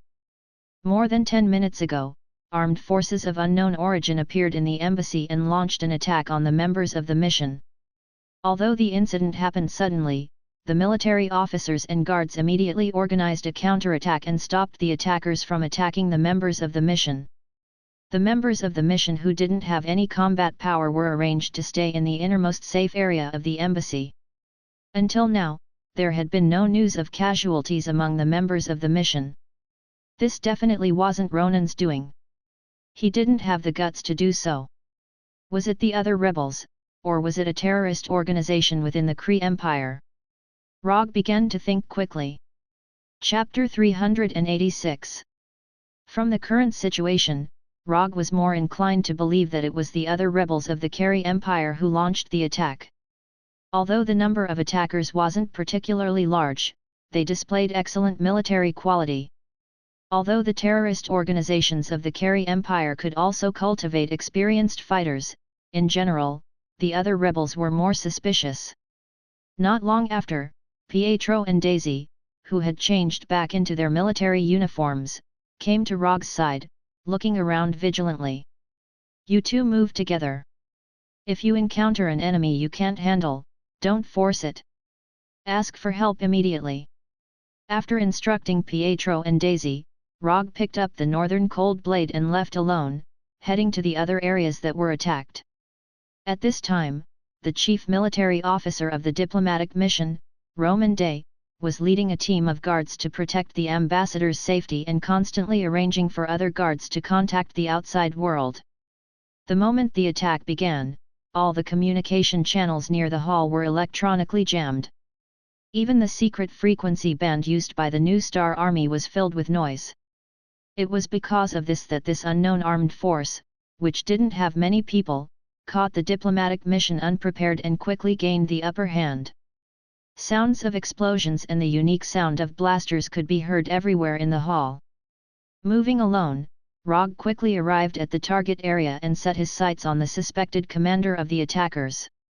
When Rogge was carrying out Jiying's request, he had fought with the Kree Empire's soldiers and had a rough understanding of the strength and equipment of the Kree Empire's ordinary soldiers. At this moment, the attackers that appeared in front of him were clearly stronger than the ordinary Kree warriors. Their equipment was also of a higher grade. However, this made no difference to Rogge, who was wielding the Northern Cold Blade. To catch bandits, first catch the leader. After determining the commander of the attackers, Rogge didn't hesitate and immediately used his ninjutsu. Lightning Release, Lightning Body Blink. In an instant, Rogge crossed a distance of tens of meters and appeared in front of the commander like a ghost, the pitch-black Northern Cold Blade cutting through his neck like lightning. Before the corpse of the commander fell to the ground, Rogge's figure disappeared again. Although the strength of these attackers was far inferior to Rogge, their vigilance was not low at all. Rogge had just slit the throat of the commander when the other attackers noticed his arrival. They aimed their guns at him and pulled the trigger. It had to be said that the ambushers' reactions were pretty good. However, they had clearly underestimated Rogge's strength, or rather, speed. Just as the colorful blaster bullets flew out of the barrel, Rogge had already left his original position and killed the second attacker. Slash! Lightning body flicker! Slash! Lightning body flicker! At this time, Rogge had transformed into a merciless harvester, reaping the lives of these attackers like the Grim Reaper. 10 seconds later, Rogge's figure appeared again, and he forcefully swung the Northern Cold Blade. After wiping the green blood off the Northern Cold Blade, he put the Northern Cold Blade back on the left side of his belt. Ignoring the more than 20 corpses on the ground, Rogge walked into the building whose door had been destroyed by artillery shells. Is there anyone alive? If there is, let me know. It was unknown whether the members of the diplomatic mission in the building had taken the initiative to turn off the main power supply, or if the attackers outside had destroyed the wiring in the building. The huge building was now pitch black. After a few seconds, Rogge heard a loud voice in the hall. Who are you? Are you a military officer? I'm Rogge, a military officer of the diplomatic mission. If you want to meet up with the rest of the group, I can escort you there. Rogge had long known that there were many members of the diplomatic mission who were still alive in the building. The reason why he purposely asked after entering the hall was to prevent these guys from shooting at him. A few of us here are injured, and it's not convenient for us to move around. We can still protect ourselves for now. Sir Rogge, go protect the ambassador first. The members of the diplomatic mission hiding in the room did not show themselves, and only replied to Rogge. Okay. Rogge had no intention of wasting time with these unfamiliar diplomatic mission members, and turned to leave. After leaving the building where the power supply was completely turned off, Rogge used Chakra's perception and began to sense Roman Day's position. Roman Day was a Centurion of the New Star Corps, and his body had the unique New Star energy of the New Star Corps. New Star energy was a special energy generated by the New Star Corps' super life computer, World Mind, and was almost unlimited. The soldiers of the New Star Corps would be allocated different amounts of New Star energy according to their ranks. New Star energy could bestow upon the New Star soldiers super strength and endurance, as well as flight and energy shooting abilities. Super strength and endurance were general enhancements that every New Star soldier possessed. Flight and energy shooting abilities were advanced uses that could only be achieved by 3rd and 4th level Centurions. In simpler terms, a New Star soldier was a super soldier that had been enhanced by New Star energy.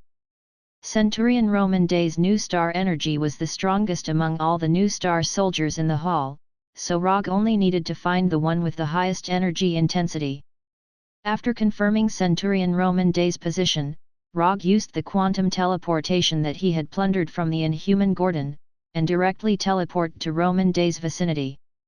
Just as the splendid aurora-like hemispherical energy barrier appeared, it welcomed the attacks of the diplomatic mission's guards and attackers led by Roman Day. Whether it was Roman Day, the diplomatic mission's guards, or the unidentified attackers, they all treated Rogge, who was inside the energy barrier, as the enemy's reinforcements. Various colored bullets and New Star energy rained down on the quantum energy barrier like a storm. Is there a need to welcome me so warmly? Rogge cursed in his heart, and just as the energy barrier started to dissipate, he used lightning body blink to teleport. Under the dual attack of the bullets and New Star energy, the quantum energy barrier soundlessly shattered like a bubble, revealing an empty interior. No one? This thought appeared in the minds of Roman Day, the attackers, and the others at the same time. However, in the next second, 3 shurikens drew a beautiful arc in the air and hit the 3 attackers closest to the battlefield like bullets. Uchiha-ryu throw. 3 sharp shurikens made of ordinary metal took the lives of the attackers without any suspense, and the 3 dead bodies fell to the ground. Just as these unknown assailants were trying to find the hidden assailants, shurikens drew large and small arcs in the air one after another, hitting the assailants one after another. Chapter 387. These shurikens were like bullets with an automatic navigation system, accurately hitting the forehead of every attacker. No matter whether these attackers hid behind cover or not, and no matter how these attackers changed their positions, these shurikens were like the kiss of death, kissing their foreheads. The attackers fell to the ground one by one, and the originally noisy environment suddenly became quiet, so quiet that it was a bit strange. As a centurion of the New Star Legion, Roman Day was quite knowledgeable. However, the scene in front of him still caused him to be involuntarily shocked. If these shurikens didn't attack the attackers, but the diplomatic mission, then Roman Day didn't dare to imagine such a scene. The attackers who were fighting back and forth with the diplomatic mission guards, in the face of this inexplicably and amazingly efficient shuriken attack, only lasted for a minute or so before they all died, with eyes full of unwillingness and doubt. Next time you shoot, make sure it's not your own reinforcements. I don't like the feeling of being shot by my own people. After finishing off all the attackers with the shurikens, Rogge walked out from the corner of one of the buildings and said to Roman Day, who was flying in the air and covered in light, "Sorry, I didn't expect it to be you." After hearing Roger's complaint, Roman Day immediately flew to his side and said apologetically, "Sorry, Roger. I've taken care of some of the attackers in other places, the rest are being taken care of by Daisy and Pietro." While using Chakra to search for Roman Day, Rogge also checked the remaining attackers in the hall. In addition to those he took care of, only a large number of attackers gathered here. As for the scattered attackers in other places, the temporary team formed by Daisy and Pietro was gradually cleaning them up. There were subtle differences between the life energy characteristics of the Xandars and the Kree. It was based on these differences that Rogge was able to determine the other attackers in the hall. There were some other Kree service staff in the hall, but on the first day of moving in, these Kree service staff were dismissed by the diplomatic mission. Therefore, during such a sensitive period, there was only one type of Kree who would appear in the hall, and that was an attacker. 10 minutes later, the remaining attackers in the hall were taken care of by Daisy and Pietro. Not long after the assailants were all killed, the Carey Empire's guards finally arrived, fully armed as they rushed into the hall. Rogge had no intention of participating in the aftermath of the incident. He left it to the diplomatic mission to deal with. However, before returning to his room, he asked Roman Day about the current casualties of the diplomatic mission. Although the attackers were aggressive, no one from the diplomatic mission died, not even a single one of them was seriously injured. This result seemed quite abnormal, but with the personnel of the diplomatic mission, it was not something inconceivable. Among the 200+ people in the diplomatic mission, there were more than 150 guards. When the attack had just occurred, the guards led by Roman Day had protected most of the administrative staff who had no fighting power. Therefore, from the very beginning, these attackers had lost the opportunity to inflict serious damage on the diplomatic mission. Furthermore, the guards that the assailants faced were not ordinary guards, but veterans that had been carefully selected from the New Star Corps. Although the ranks of these guards were not very high, each of them had exquisite combat skills and rich battle experience. This was one of the reasons why the guards were able to organize an effective resistance in the first place. The next morning, Roman Day, who had been busy all night, sent someone to invite Rogge to a small reception room in the hall. The statistics of last night's attack are out. 12 of the administrative staff were injured, and 37 of the guards were injured. At this point, Roman Day handed a translucent electronic tablet to Rogge and continued, "As for the dead attackers, we did not immediately hand them over to the Carey Empire's guards. According to our preliminary investigation, these attackers all have military service experience, and it's very likely that they're active service personnel. We have also investigated the equipment they used.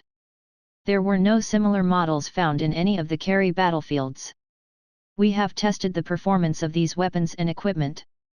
They all meet military standards, and their performance is even better than the Carey Empire's current equipment."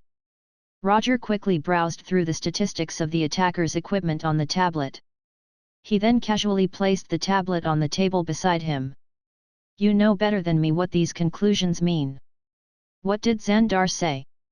Do we continue to discuss the details or return immediately?" Although they were on the Carey Empire's mother planet, Hala, the communicators in the diplomatic mission were enough to send the news back to Xandar immediately. Of course, the precondition for sending the news back was that there was no high-frequency electronic interference like last night. What the Autarch means is to continue the discussion and use this as a bargaining chip to obtain more benefits. Not leaving Hala immediately, Rogge had to admit that the Autarch Nova's decision was a little out of his expectations. According to his previous judgment, the Autarch Nova should not have wanted to see the peace treaty signed. But now, the Autarch Nova's decision was the complete opposite of his previous judgment. If the Autarch Nova did not want to sign the peace treaty, the attack last night could be used as a reasonable excuse to give up on signing the peace treaty.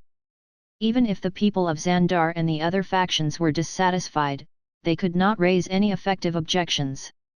But the Autarch Nova did not do so. Instead, he instructed the diplomatic mission to continue the discussion and obtain more benefits. Did he really want to sign the peace treaty? Then let's continue the discussion. After all, this is something for you big shots to deal with. As long as you haven't returned to Xandar, my mission is not over. After bidding farewell to Roman Day, Rogge returned to his room. The moment he opened the door, he saw the communicator on the table. It was a communicator that did not exist before he left the room. The incident last night was not done by my people. I know who arranged it, but I can't tell you their names. Rogge had just turned on the communicator when Ronan's big blue face appeared on the screen. He spoke with a serious face. You had someone put a communicator in my room just to tell me this. Rogge knew that the attackers last night were not Ronan's people. Unless Ronan was crazy, he would never do something like this. Chapter 388. Of course not. I'm here to remind you that as long as the diplomatic mission doesn't leave Hala, their attacks on the diplomatic mission won't stop. Maybe it's once a day, or maybe it's twice a day. If you don't want the mission to fail, then it's best if you don't leave the guild hall during this time. Although Luonan didn't really get along with the other members of the opposition, they were allies standing on the same front when it came to stopping the signing of the peace agreement. The only difference was that Luonan had reached a consensus with Rogge in private, while the other members of the opposition didn't. I understand. Thank you for the reminder. Rogge replied politely. I'll tell you something else. The female mutant beside you has already attracted their interest. I don't know if they'll carry out any special operations on this matter. Also, your bill from last night has already been sent to me. I personally hope that you can control your purchasing desire a bit. Since Luonan was using the payment card under his name, all the bills from last night were sent to Luonan's account. Under normal circumstances, since Luonan dared to give his payment card to Rogge, he wouldn't care too much about how much money Rogge spent. But this morning, after receiving the bill from the bank, even Luonan, the supreme accuser, couldn't help but suck in a breath of cold air. Rogge's spending last night was a bit shocking. To be precise, it was a shocking number with 8 zeros to the left of the decimal point. Last night was the first time I experienced the prosperity of the Carey Empire. It was inevitable that I couldn't control the urge to pay the bill. I won't spend so crazily in the future. Rogge didn't really remember how much he spent last night, but he vaguely remembered that it should be several small goals. I'll lead the fleet to leave the mother planet in a few hours. I'll first go to the outlying base of the new Star Corps for a stroll. I won't go to Xandar for the time being before you return. If you have any other needs, you can contact Rothschild at any time. His private number is in the communicator. After ending the call with Luonan, Rogge threw the communicator into the psychic scroll and headed straight to Daisy's room. He wasn't surprised that the diplomatic mission would continue to be attacked. However, he didn't expect the opposition to be interested in Daisy while preventing the peace agreement from being signed. Although Luonan didn't say anything during the call just now, Rogge had captured an additional piece of information. Luonan didn't report the current development of the Inhumans. Otherwise, the opposition wouldn't have developed such an intense interest in Daisy after discovering that she was an inhuman. Through the Golden Jack's database, Rogge knew that the solar system to which Earth belonged was within the Kari Empire's military region. It was under Luonan's jurisdiction. Luonan had always been clear about the recent situation of the mutants on Earth and the Moon. This could be inferred from when he arranged for Maximus to bewitch Jiaying. However, he concealed the latest information about the Inhumans and did not report it to the Empire. Even after losing 2 Kree warships, they did not reveal anything about the Inhumans. This was interesting. It seems like the Kree Empire's highest accuser wasn't as loyal to the Kree Empire as the rumors said. However, Rogge wasn't particularly surprised that Luonan would do this. He even understood it a bit. No intelligent creature would like the feeling of being controlled by a computer. No matter how intelligent and advanced the computer was, it was impossible for this innate biological instinct to reject it to disappear. Speaking of which, it was unknown whether it was a coincidence or an inevitable result after technology had developed to a certain degree. The Kree Empire and Xandar, these 2 technologically advanced countries, were both ruled by the artificial intelligence they created. The controller of the Kree Empire was a life computer created by the Kree Supreme Intelligence. The controller of Xandar was a super life computer created by Xandar the World Mind. Whether it was the Supreme Intelligence or the World Mind, they both recorded the history and civilization of their respective countries. The only difference was that the Supreme Intelligence's control was in the open. It was known to ordinary people. The control of the World Mind was a lot more hidden. Xandar had the so-called New Star Supreme who controlled the highest authority of the New Star Army. However, the New Star Army's greatest trump card, New Star Energy, was generated and controlled by the World Mind. Once the World Mind revoked the authority of all New Star soldiers to use the New Star Army's energy, the famous New Star Army would fall into a mediocre state without any suspense. One was to rule the Empire openly, while the other was to control the strongest armed forces in the dark, hiding himself behind the scenes. Although the methods were somewhat different, the results were similar.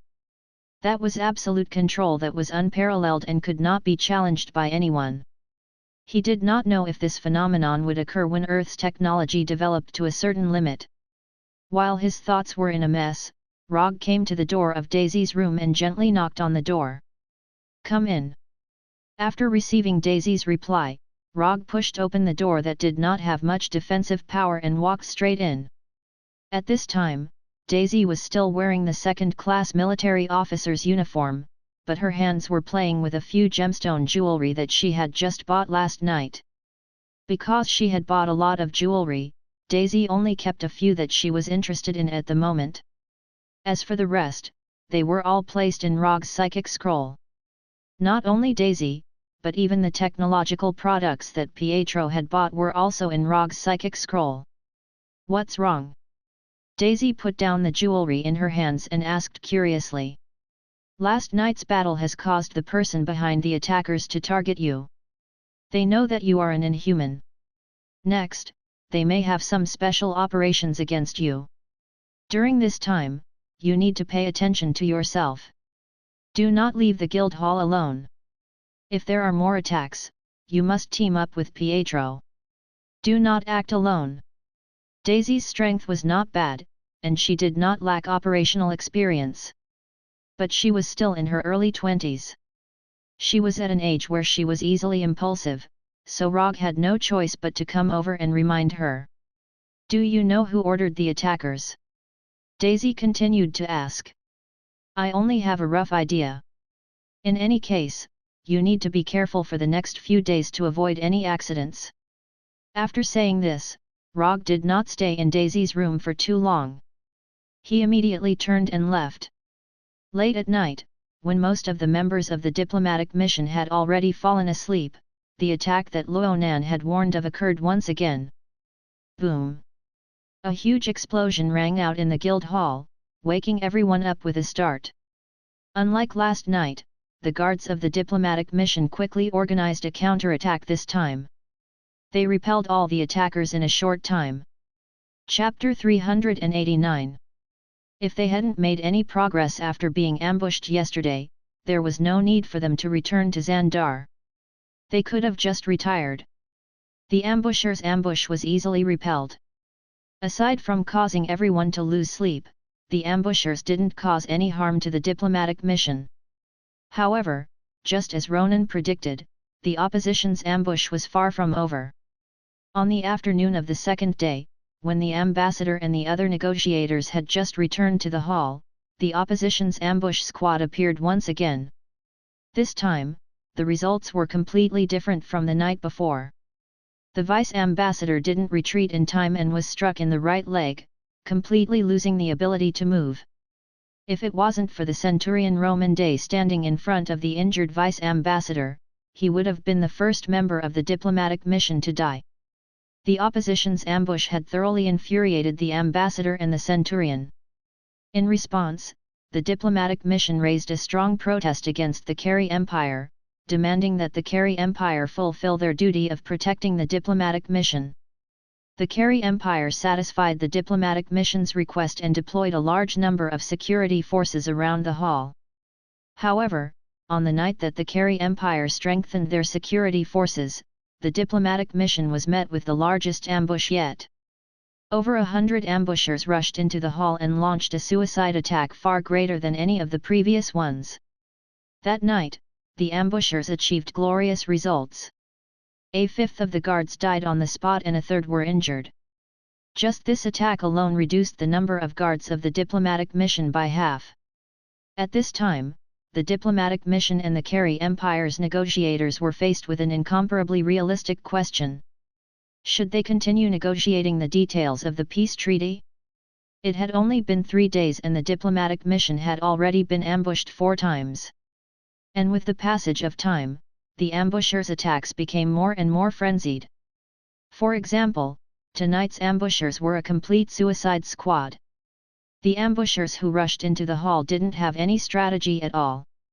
The only thing they did was to recklessly charge at the diplomatic mission's guards and detonate the bombs on their bodies.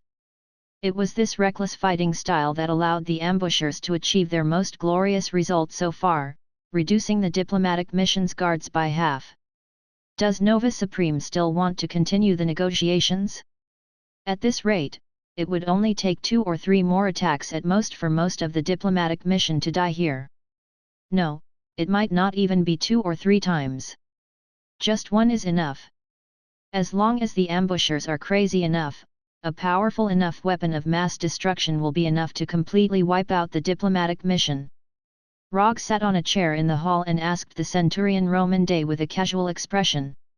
Although the diplomatic mission's casualties were quite high tonight, he wasn't particularly worried about the commissions. This kind of suicide attack was something out of their control. Even if he summoned over 100 shadow clones, it was impossible to completely stop these crazy attackers. Furthermore, he didn't think the time requirement for the commission still existed. Protect the safety of the diplomatic mission during the signing of the peace agreement. This was the time limit stated by the system. Although the Carey Empire and Xandar Star hadn't officially announced that they would sign a peace agreement, the current situation didn't seem like it was possible to sign a peace agreement. Of course, day, from the diplomatic mission a failure. However, Rogge still believed in his judgment. Currently, the casualties didn't reach the minimum requirement for Day's commission to fail. Nova Supreme hasn't replied yet. However, the Carey Empire's representative has already proposed to change the time of the negotiations.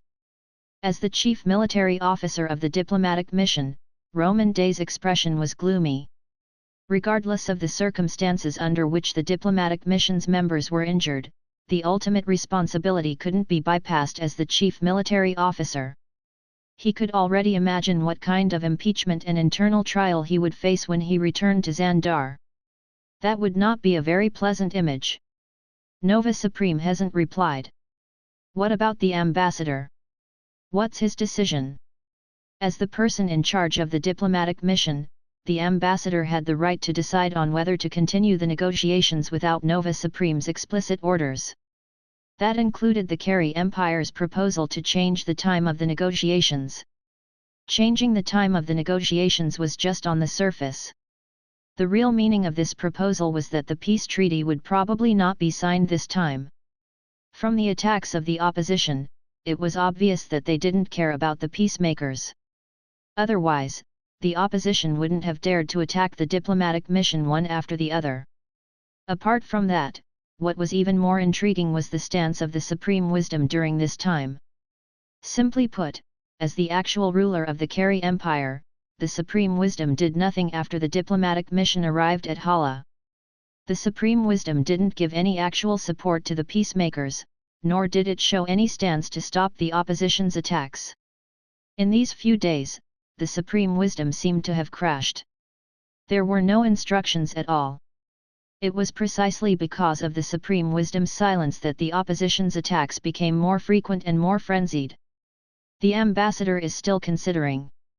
Roman Day replied in a tired tone. If the ambassador comes to any conclusion, or if Nova Supreme's instructions arrive, just send someone to inform me. After that, Rogge left the meeting room without looking back. The next day, before dawn, a young diplomatic mission guard came to Rogge's door and knocked frantically on it. "What's the matter?" Being woken up before dawn, Rogge, who had just woken up, asked the young guard at the door in a dissatisfied tone. "Officer Rogge, Officer Day requests that you go to the meeting room immediately. Emergency assembly." "Emergency assembly?" When he heard this, Rogge, who hadn't fully woken up, was stunned. "I'm not an official member of the New Star Corps. What does an emergency assembly have to do with me?" Just as he was about to close the door and continue to sleep, he suddenly thought of something and instantly woke up. Centurion Roman Day couldn't possibly not know his true identity, but even so, he still arranged for someone to inform him. There was only one possibility, and that was that something had happened. A few minutes later, Rogge, who had quickly washed up, came to the meeting room and saw all the military officers in full armor, as well as the ambassador and the deputy in a wheelchair. "Since Officer Rogge is here, I'll get straight to the point." Roman Day took a deep breath, and then said with a serious expression that Rogge had never seen before, "Half an hour ago, the Carey Empire declared war on the Corps again. The main ship outside Hala was attacked by the Carey army, and the enemy was outnumbered. We are now in the enemy's capital." Chapter 390. During the war, they were trapped in the enemy's capital and lost all their support. It had to be said that this was downright bad news. When Roman Day said these words in a serious tone, most of the people in the reception room showed a dignified expression. The entire reception room suddenly became incomparably quiet. At this time, Rogge, Pietro, and Daisy's expressions didn't change at all. The three people in the hall were different from the rest. "Rogge, what do you think about this?" Romain Day, the centurion of the New Star Legion and the chief military officer of the diplomatic mission, swept his gaze across the hall and finally set it on Rogge. "I don't have any opinion. Didn't you already expect this situation before the mission? Now it's just a prediction turned into reality. It's not a big deal." Although Rogge didn't know what the Carey Empire was planning, but from the fact that the hall hasn't been attacked yet, it seems like the Carey Empire didn't plan to annihilate them immediately. Since the Carey Empire didn't have the intention to annihilate them, then for Rogge, it wasn't a particularly serious problem. "Isn't it just the destruction of the main ship near planet Holly? There's no need to make a fuss." "No opinion? Is this your answer as a first-class military officer? You are dereliction of duty." When Rogge finished his answer, before the chief military officer Roman Day said anything, a civil officer sitting near the ambassador suddenly stood up and raised his right hand to point at Rogge and shouted loudly, "Dereliction of duty? Haha!" Looking at this 30-years-old civil officer with a face full of arrogance, Rogge laughed disdainfully. "You idiot, you don't really think I'm a member of your New Star Corps, right? The reason I'm here is because your New Star Supreme personally asked me to come here. Also, I don't like being pointed at by people. When Rogge spoke, this young and arrogant civil officer saw his blood-red Sharingan and screamed in horror. Sharingan illusion. Rogge gave this ignorant civil officer a small lesson, letting him taste the most terrifying illusion in his heart. Shrill screams suddenly sounded in the hall. Just when the other military officers couldn't help but want to stop Rogge, Rogge took the initiative to remove the illusion on the civil officer. This time, I'll only teach you a small lesson. If there's a next time, I'll break your hand. Although the illusion on the civil official had been dispelled, the terrifying illusion he had experienced was deeply imprinted in his mind, leaving an indelible mark in his heart. Not only that, the extreme emotional changes in a short period of time caused dense sweat to pour out of his forehead, the sudden adrenaline made him uncontrollably gasping for breath. Enough, he didn't mean it, let's forgive him. In the end, it was still the chief military officer, Roman Day, who smoothed things over. What we need to solve now is to return to Xandal Star. If any of you have any plans, why don't you tell us now, we can discuss them together. When the atmosphere in the reception room fell into a strange silence again, Roman Day spoke again. Under Roman Day's signal, many military officers and civil officers gave their own suggestions. Many of them used diplomatic channels and public pressure to force the Kree Empire to let the envoy leave, as well as to take the initiative to put down their weapons and seek reconciliation with the Kree Empire. The civil officers' suggestions were basically to use political means and channels to force the Kree Empire to let them leave. The military officers' suggestions were much more simple and crude. Gather all forces and force a way out of the encirclement. Or use the hall as a stronghold, defend the place, and fight a defensive battle that would last for who knows how long. Rogge didn't participate in any of the discussions. Instead, he watched as the civil and military officers quarreled fiercely. Whether it was the civil officer's suggestion, which was inclined to surrender, or the military officer's suggestion, which was similar to a life and death struggle, Rogge didn't think highly of either. Because no matter which side proposed the plan, it would ultimately end in failure. Although Rogge didn't know why the Kree Empire only surrounded the hall and didn't attack, one thing he was certain of was that the Kree Empire had no intention of letting the envoy leave. The reason for this situation was very likely because the pro-peace faction and the pro-war faction of the Kree Empire were still in a fierce confrontation. That was why the main ship was destroyed, but the envoy was left behind. Shut the F***ck up, all of you, sit down. Look at you guys now, do you still have any semblance of the new Star Corps soldiers? While the civil officers and military officers were quarreling over their own plans, Roman Day suddenly stood up, his body erupting with a dazzling light as he cursed loudly. Under Roman Day's angry rebuke, the civil and military officers immediately shut their mouths and returned to their seats. Rogge, you know you must have a way to let the envoy safely return to Xandal, otherwise you wouldn't have brought your companions here. Since it's already come to this, there's no need to hide it from everyone. Tell me, what do you plan to do? Roman Day, who had just been scolding the civil and military officers, now asked Rogge in an incomparably calm tone, as if he wasn't the one who was scolding them. No wonder you're the only one who can become a centurion among so many people here. Just based on your observation skills alone, you're fully qualified to be a centurion. Rogge didn't tell anyone about his plan, not even Pietro and Daisy knew he had a backup plan from the start. However, Roman Day had accurately grasped this from the fact that he brought Daisy and Pietro along. Gather the envoy, I'll open a portal to send you back. It's time for this bodyguard mission to end. Rogge didn't say how he was going to open the portal, but after he said that, Roman Day didn't hesitate and immediately gave the order for everyone to gather. When all the members of the diplomatic mission, including the injured guards and the corpses of the guards who had died in battle, were gathered in the huge reception hall, Rogge cast the teleportation portal spell. A portal 3 meters in diameter appeared out of thin air in the reception hall, shining with golden sparks. Through this circular portal, one could clearly see the new Star Corps headquarters hall on the opposite side. Don't just stand there, hurry up. Opening a portal directly from the mother planet of the Carey Empire to Xandal was no small burden for Rogge. Looking at the portal in front of them, the members of the envoy revealed an expression of disbelief. They had never imagined that the terrible situation of being trapped in the enemy's capital during the war could be resolved in such a casual manner. Chapter 391.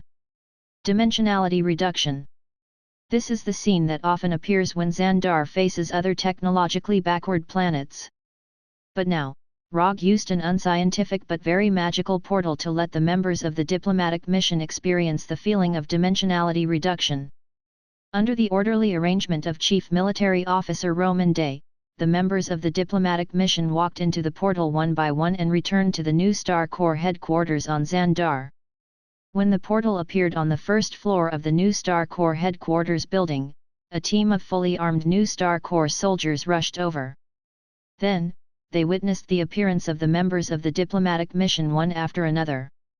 From the first member of the diplomatic mission entering the portal to Rogge entering the portal last, this retreat operation took less than 5 minutes. However, in less than 5 minutes, the mana in Rogge's body was completely depleted. Once again, he experienced the physical and mental exhaustion brought about by the exhaustion of mana. Although the consumption was a bit high, it was all worth it. Bringing the members of the diplomatic mission safely back to Xandar means that his commission is more than half completed. He only needs to get the reward promised by the New Star Supreme, and he will also get 200 ninja coins from the system. I have brought the members of the diplomatic mission back as agreed. You can start preparing the commission reward. 3 days later, I will receive the promised reward.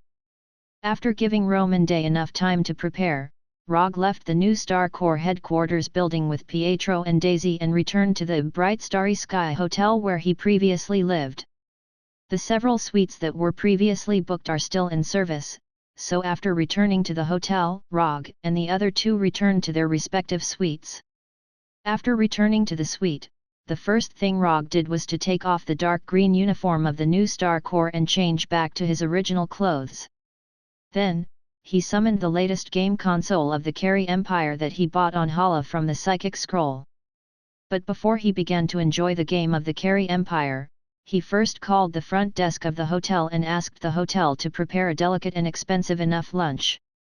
Although there were some console games on Earth that were produced very well with high scores, they were limited by the current technology on Earth.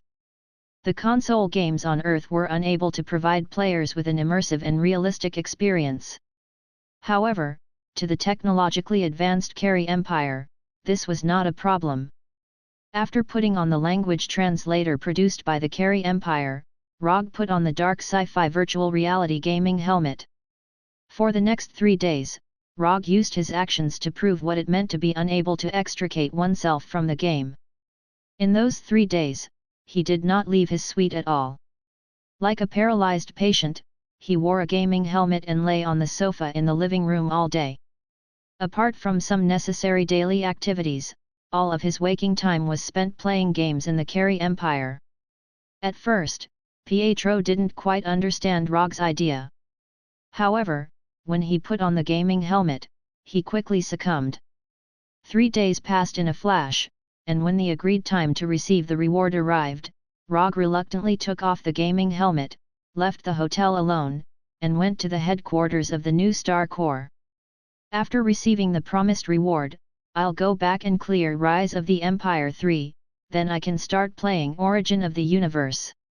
Fighter Hero is also not bad, but there's no way to play online, otherwise it would be a good game.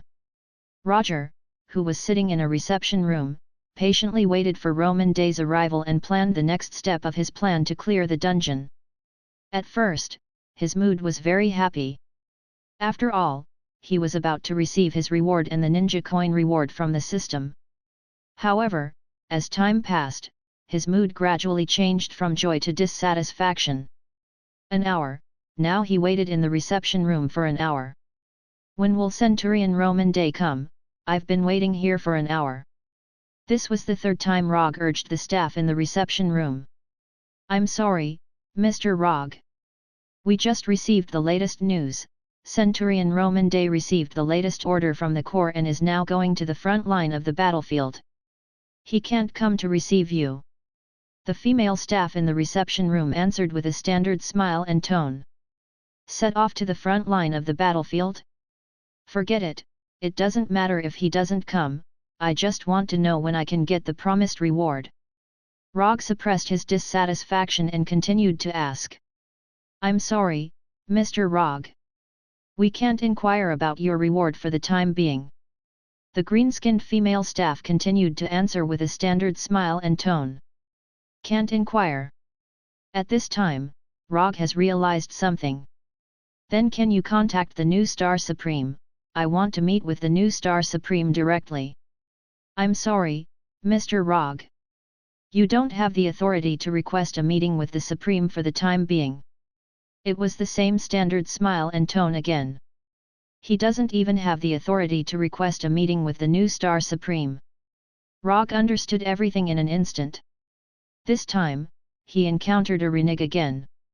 Seeing that you're just a basic staff, I won't make things difficult for you. Now, I'll give you a warm reminder, you have 10 seconds to leave here immediately. I'm going to kill someone. When he said these words, Rogge's face didn't show any anger or dissatisfaction, and he said with a smile. I'm sorry, Mr. Rogge. You. Lightning release lightning palm. Before the female staff finished speaking, Rogge raised his right hand and aimed at the door of the reception room, and 5 or 6 arm-thick silver-white lightning surged out of his palm. Rumble. Strong thunder and a huge explosion sounded at the same time, and the silver-white lightning entangled with the orange-red fireball produced by the explosion. You have 5 seconds left. This time, Rogge didn't hear any of those formulaic answers. He only heard screams of fear. The staff in the reception room screamed and left, and Rogge moved his wrist, summoning the Kusanagi sword that he hadn't used for a long time. He didn't expect that after he had made a name for himself, there would still be someone who dared to renege on his debt. Moreover, he had used such a despicable method. After summoning the Kusanagi sword, Rogge casually waved the sword, and then walked out of the passage. The new Star Corps, this is a powerful corps that is famous in the universe. What Rogge wants to do now is to single-handedly destroy the new Star Corps headquarters building. Chapter 392. The guards in the headquarters building came quickly. Rogge had just stepped out of the reception room destroyed by the thunder palm when he saw the fully armed guards in dark green uniforms and simple armor. A standard 6-man squad with standard explosive rifles, no heavy firepower. Rogge glanced at these guards and instinctively made a simple judgment of the enemy units in his mind. Put down your weapons. Put down your weapons immediately. Looking at Rogge, who was strolling leisurely, the captain at the front of the squad immediately shouted. You think you're qualified to make me put down my weapons? Rogge replied with disdain. He was in a good mood today. For a gamer like him, the console games of the Kree Empire brought him the most enjoyable and pleasant mood in recent times. However, today's debt-reneging incident had completely destroyed his hard-earned good mood. The target has obvious resistance, permission to shoot on the spot. The captain made the decision to shoot Rogge on the spot. But before he finished his order, Rogge, who was more than 10 meters away from them, swept past them like a ghost. Chi! These guards didn't even see the afterimage left by Rogge. Their necks were cut by the Kusanagi sword in Rogge's hand. Bright red blood sprayed out from the wound like rain. Rogge didn't plan to talk nonsense with these guards. Although he knew that these guards were just fulfilling their duties, in a battle, their position was different from the camp, which was enough reason to take their lives. In the reception room, he spared the staff because they were not soldiers. And now, even though the guards he killed were ordinary, basic personnel, they were warriors. They were enemy soldiers who had raised their weapons against him in battle.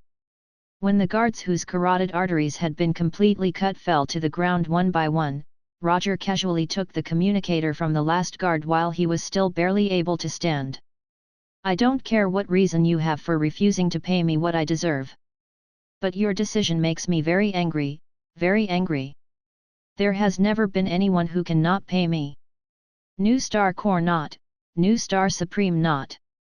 After saying this in the public channel of the New Star Core, Rogge crushed the communicator in his hand and walked straight towards the elevator. The New Star Core did have a strong reputation in the universe, but he never put them in his heart. The New Star Core was strong, but the strength of the New Star Core was that it was a well-equipped army with a large number of people. It wasn't because of a single person. But Rogge was different. The reason why he was strong was because of his own strength. Rogge's speech in the public channel was immediately transmitted to the ears of all the guards in the headquarters building, including the mastermind behind the scenes who tried to not pay him. What do we do now?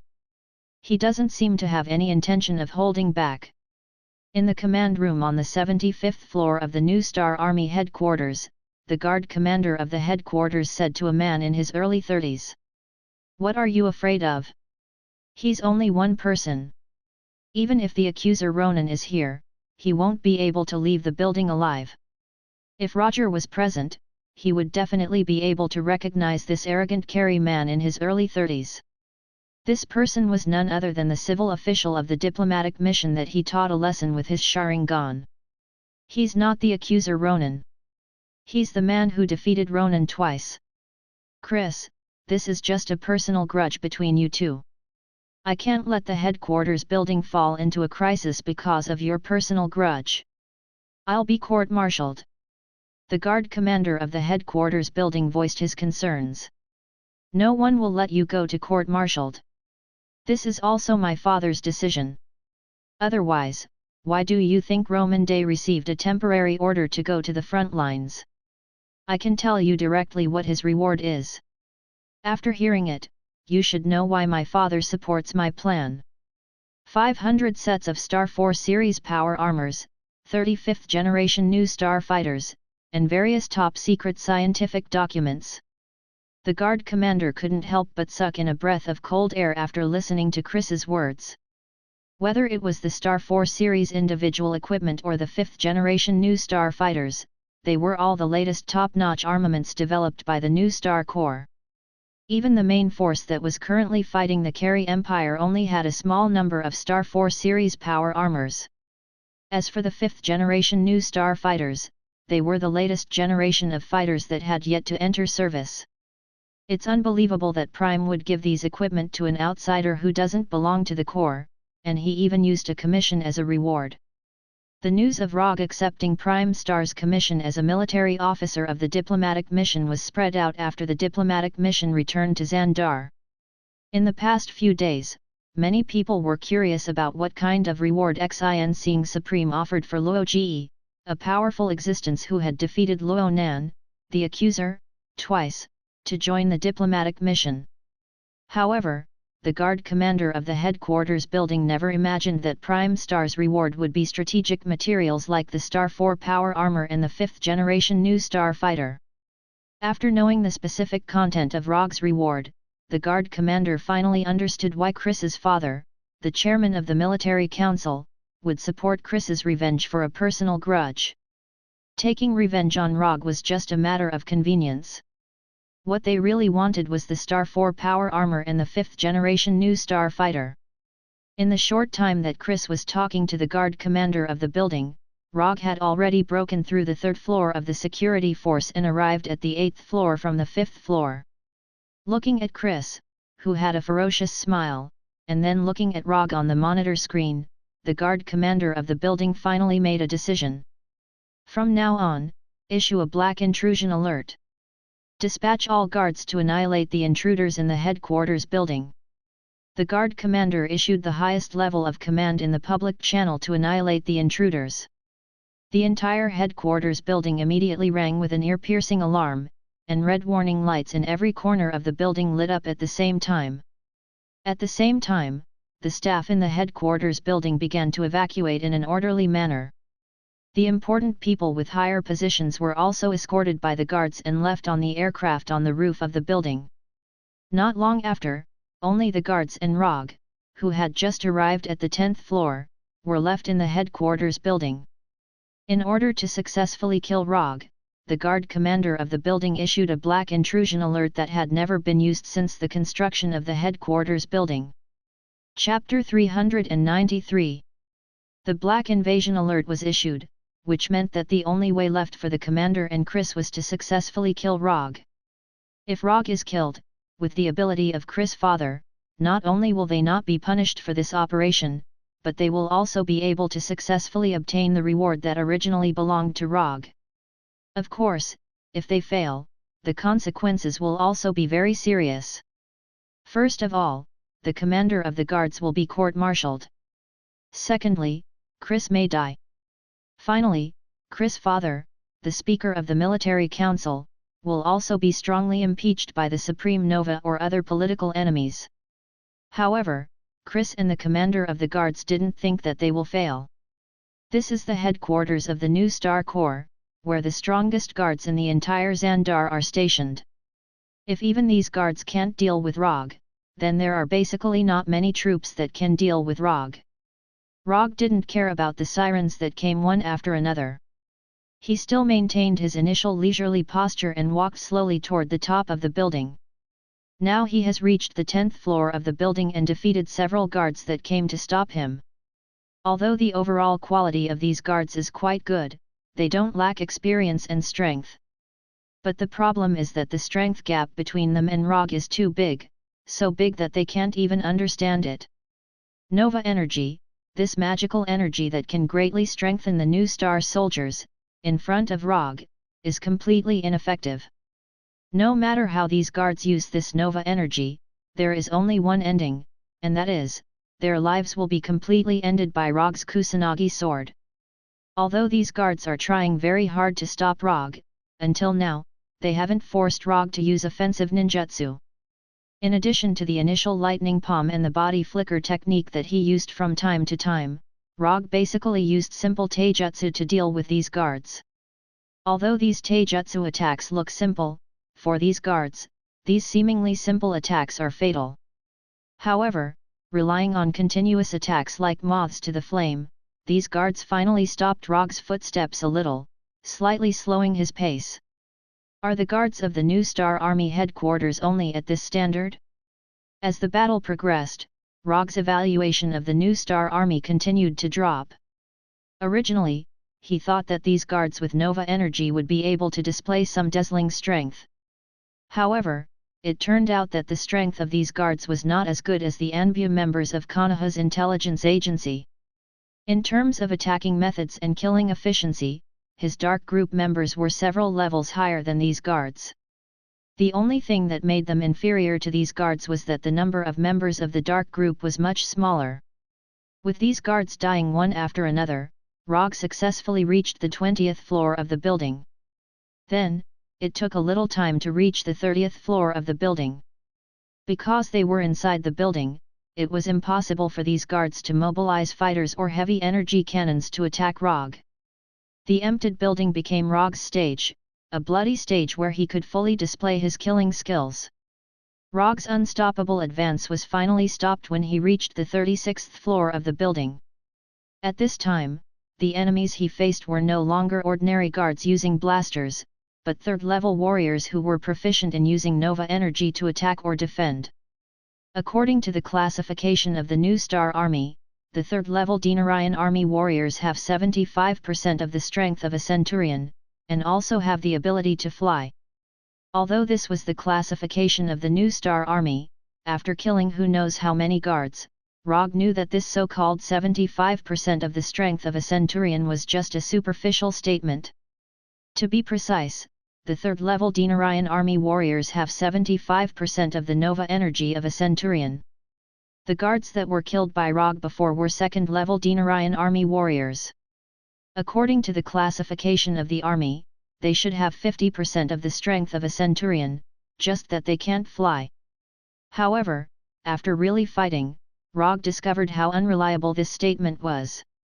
If the guards that couldn't even block his sword had half of the strength of a centurion, then the New Star Army would have been annihilated by the Carry Empire long ago. These guards didn't have half of the strength of a centurion, but half of the Nova energy of a centurion. For a long time, Rogge believed that energy was energy, and strength was strength. Energy was a part of strength, but it wasn't the entire strength.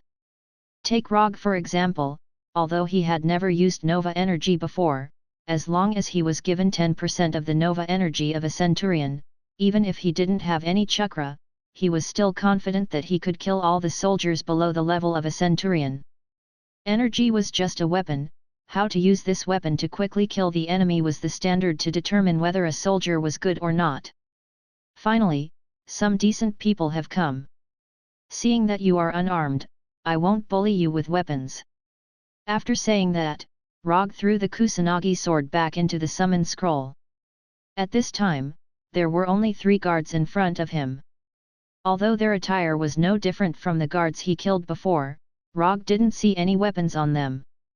Whether it was firearms such as blasters, or cold weapons such as sabers and daggers, they didn't have any. The moment the Kusanagi sword disappeared from Rogge's hand, the 3 guards didn't hesitate and immediately launched an attack. Their bodies shone with the golden light that Rogge had seen from Roman day.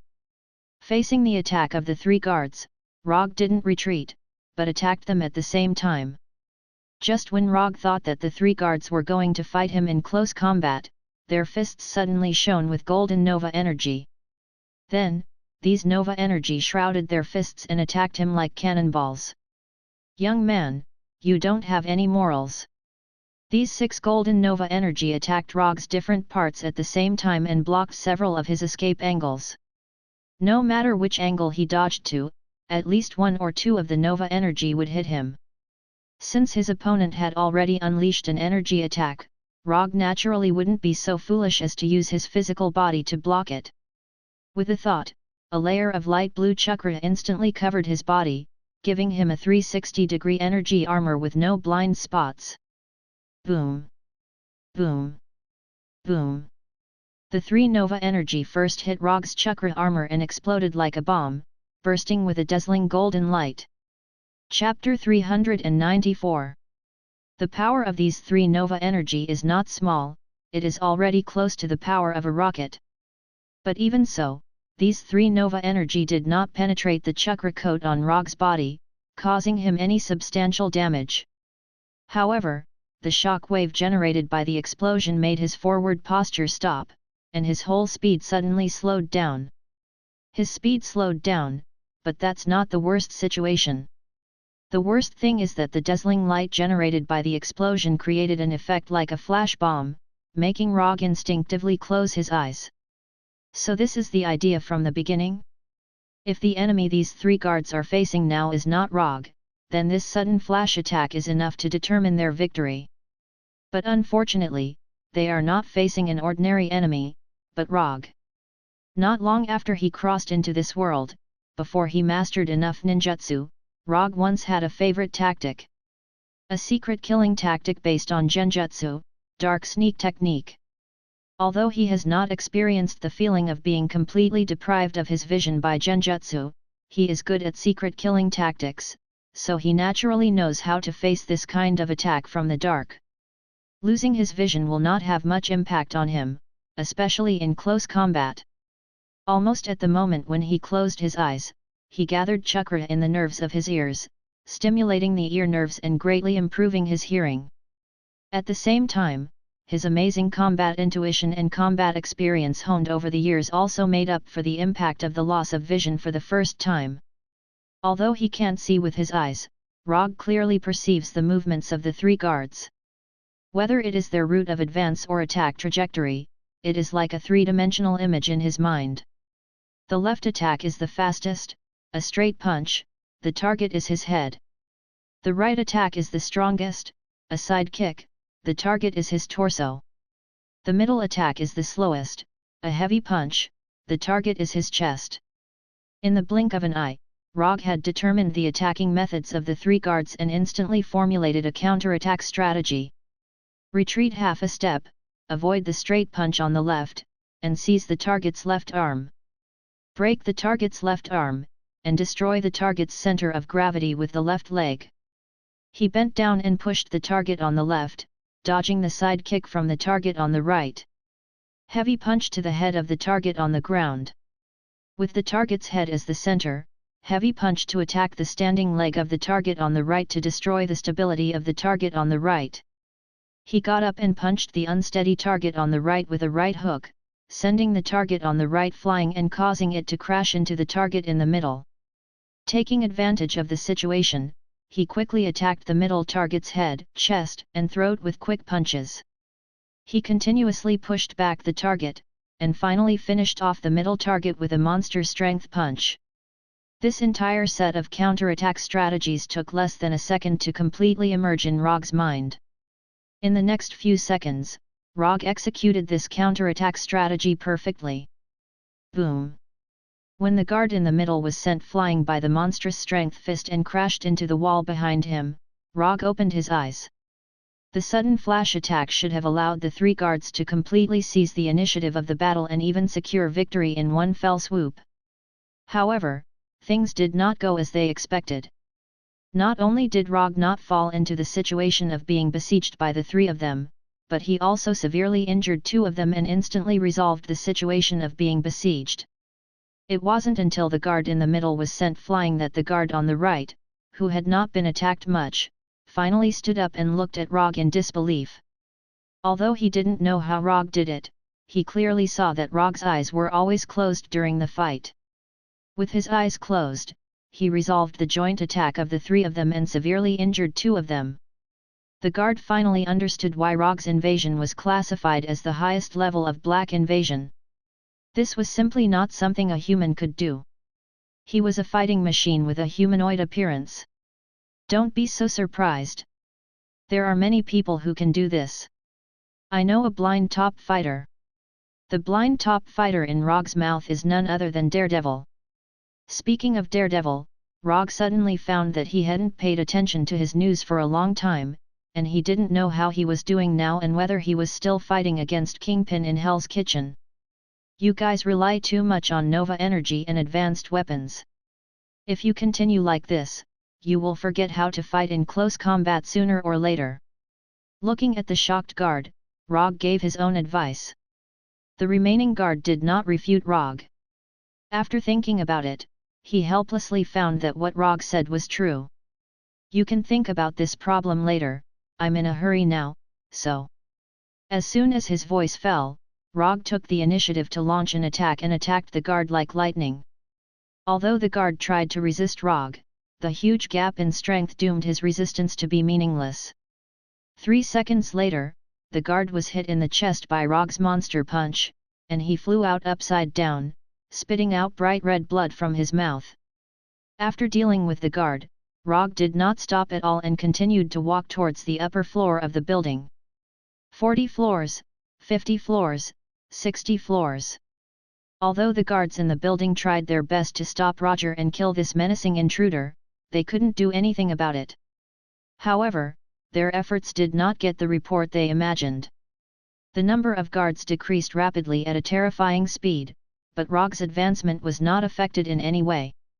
Mobilize the Imperial Guards, we must mobilize the Imperial Guards, and now only the Imperial Guards of Supreme can stop him. Looking at the godlike Rogge on the monitor screen, the guard commander of the building said loudly. The guard commander was not the only one who lost his composure, even Chris, who was originally arrogant, had an ashen face at this time. He never thought that Rogge could really break through the endless siege of the building's guards and walk step by step to the top floor of the building. This is impossible, this is absolutely impossible.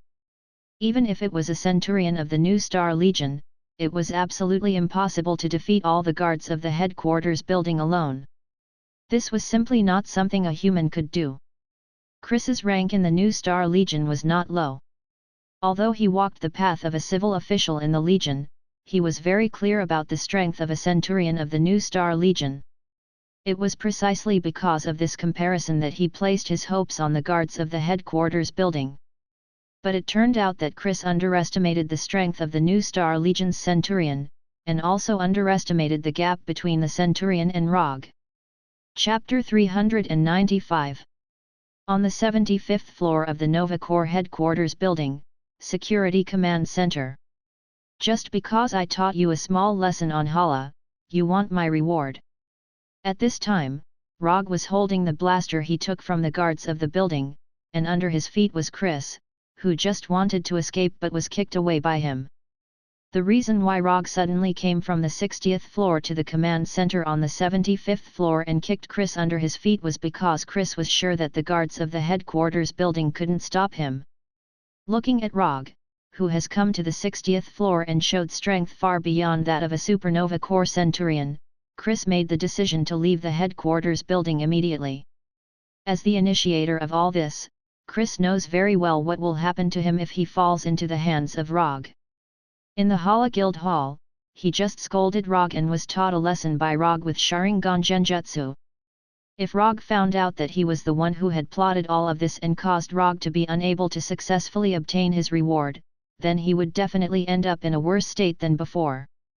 Therefore, Chris planned to leave the headquarters building immediately and get away from the madman Rogge completely. But he didn't expect that before he walked out of the command center, the floor of the command center was penetrated.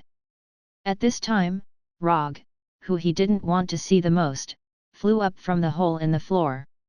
Then, he was sent flying by Logue's kick and stepped on by Logue. "No. I'm not, I didn't, don't talk nonsense." After hearing Rogge's question, Chris didn't have time to care about the pain in his chest and immediately denied it. "Really? But I don't believe it." While talking, Rogge raised the blaster in his hand and fired a shot at the invisible right back. Whoosh!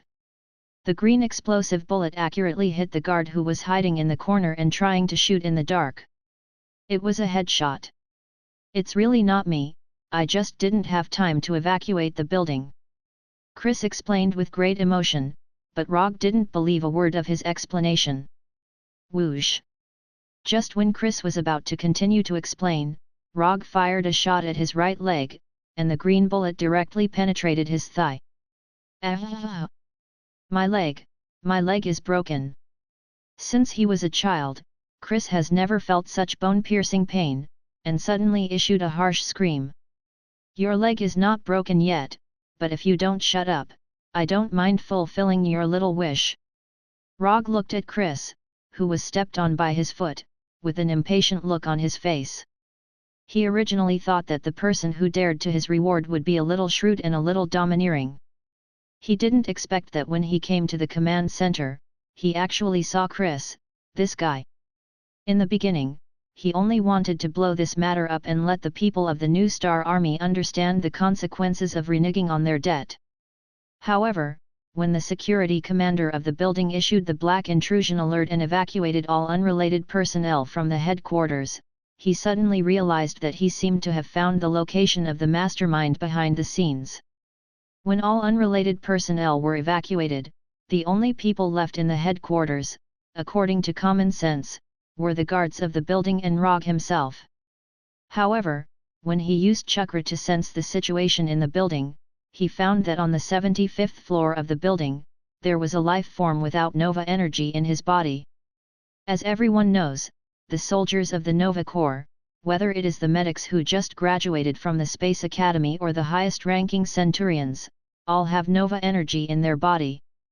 A person without Nova energy in his body, after the black intrusion alert was issued, not only did he not evacuate, but he stayed in the security command center of the headquarters. This abnormal phenomenon aroused Rogge's curiosity, and it also evoked some of his memories.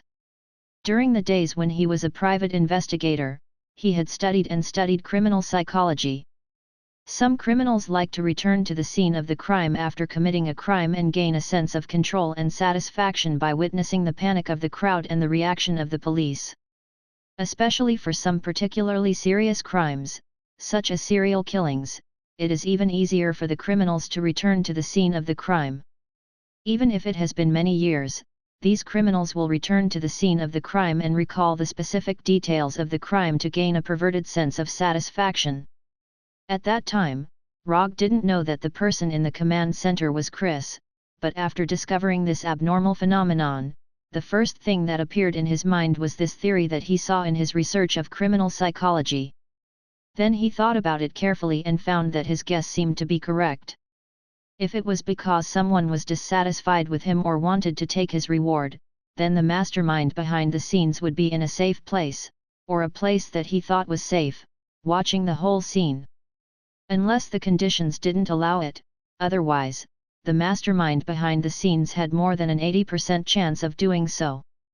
After all, watching how he suffered setbacks and even how he died would give the mastermind a sense of satisfaction that everything was under his control. After discovering, or rather, confirming, this point, the next step was very simple. Rogge followed the plan, going up floor by floor, destroying the mastermind's plan bit by bit. In order to not let the mastermind notice the danger in advance, he deliberately controlled his pace to avoid scaring the mastermind away. Because the plan was going to fail bit by bit, the mastermind behind the scenes would not leave immediately. Instead, he would look forward to the next plan, looking forward to the hope of a comeback.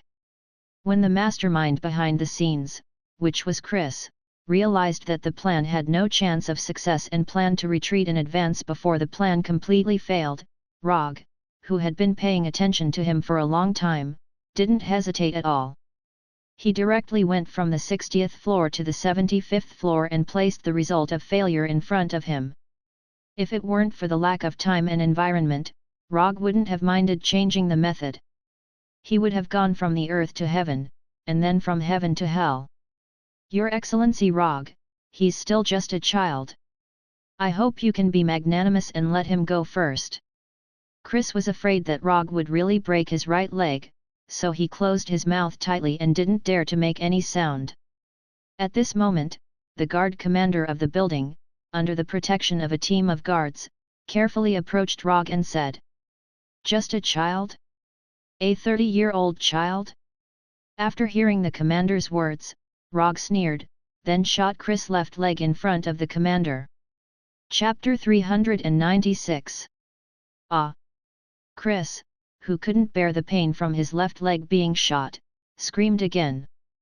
But this time, his scream only lasted for a short second before he forcibly suppressed it. He had no choice but to suppress it because Rogge had already turned the muzzle of the blaster and aimed it at his head. Although the pain from his legs was unbearable, Chris knew which one he should choose between death and the other. "Mr. Rogge, you..." The commander didn't expect that his humble begging for mercy would result in Rogge shooting even more decisively. Looking at Chris, who was trying his best to endure the pain, the commander originally wanted to say something, but in the end, he didn't say anything. He signaled the guards beside him to put down their weapons and retreat a distance. Rogge didn't want to continue shooting Chris, at least not until he figured out the ins and outs of the matter. However, the commander's words, "He's still a child," completely angered him. Although he didn't know how long the average lifespan of Xandar's people was, Chris, who was under his foot, didn't look like a child at all. Rogge didn't forget that Chris was once a civil official of the diplomatic mission, someone who was sent to the Carry Empire. And taking a step back, even if Chris was indeed a child by Xandar's standards, this definitely wouldn't be a reason for him to let Chris go. Admit your mistakes, this was a principle that even 5- or 6-year-old children on Earth knew. The people that Rogge despised the most were those who used age as an excuse after making a mistake. In his opinion, whether it was a 13- or 14-year-old underage kid or an old man in his 70s or 80s, as long as they did something wrong, they had to be responsible for their own actions. Respecting the old and loving the young was one thing, but being responsible for one's own actions was another. It was because he had seen too many bullshit things like "he's just a child," "he's already old," and "he's an old man" that he firmly believed that everyone had to be responsible for their own actions. From the looks of it, you should also know the ins and outs of this matter. Tell me, what exactly is going on? After barely suppressing the anger in his heart, Rogge said coldly to the commander. "No problem. As long as it's something Mr. Rogge wants to know, I'll tell you everything I know." After hearing Rogge's question, the commander was finally relieved. Although Rogge still looks angry, at least he won't shoot Chris now. As long as Rogge didn't shoot Chris, as long as Chris didn't die in front of him in the headquarters building, he could compromise on anything. Well, Mr. Rogge, I wonder if you can let us stop Chris's bleeding first? If he continues to bleed like this, I'm afraid that he will die from excessive blood loss before he can give you a satisfactory compensation. The commander asked in a low voice again. He didn't look like a soldier at all. Instead, he looked more like a person who manipulated power all day long. More than 10 minutes later, in the living room next to the command center, Rogge sat on the sofa with a calm face. Opposite him was the commander of the building's guards, and Chris, who had his wounds bandaged. Tell me everything you know. In the next few minutes, the commander spilled everything he knew without holding back. Including Chris's plan, the arrangement of Chris's father, how Chris found him, and some of the promises and benefits Chris gave him. In order not to let things continue to develop in a worse direction, the commander did not dare to hide the slightest bit of the truth. He told the whole story in full detail. After the commander finished speaking, Rogge turned to look at Chris, who was silent, and his face became colder and colder. Just as he expected, Chris only wanted to use his father's power to retaliate a little, so that he couldn't get the reward he deserved so easily. But when he learned about the details of Rogge's reward, he had some thoughts that he shouldn't have and told his father, the chairman of the military council, about the list of rewards. Then, his plan changed from the initial revenge to the invasion of Rogge's reward. In order to successfully obtain the equipment that originally belonged to Rogge, they deliberately set the location of the operation at the headquarters building. As long as they could successfully kill Rogge in the headquarters building, they could conclude that Rogge took credit for himself and caused a ruckus in the headquarters building and killed related staff members. Although this didn't seem to be in line with Rogge's character, at that time, he would be dead, and no one would go against the chairman of the military council. When Rogge was still alive, perhaps someone would be willing to fight for justice for him. But if he was dead, then naturally no one would be willing to stand up for a dead person. Especially since this was a dead person from another planet. So as long as Rogge was dead, it didn't matter if other people believed it or not, it wouldn't affect Chris's plan. And the equipment that originally belonged to him would naturally return to the new Star Corps, and the military council would make reasonable arrangements. All in all, Chris's plan was feasible and had a chance of success. But the crux of the problem was that they had completely underestimated Rogge's strength. In their plan, Luo Ji, who had defeated Luo Nan, the accuser, twice, was at most in existence stronger than the Centurion. After all, a Centurion was the strongest individual in the new Star Corps, and the possibility of Rogge being stronger than a Centurion by several levels was instinctively ignored by them from the beginning. The new Star Corps was indeed very strong, but what they pursued wasn't the strength of an individual, but the strength of the Corps as a whole.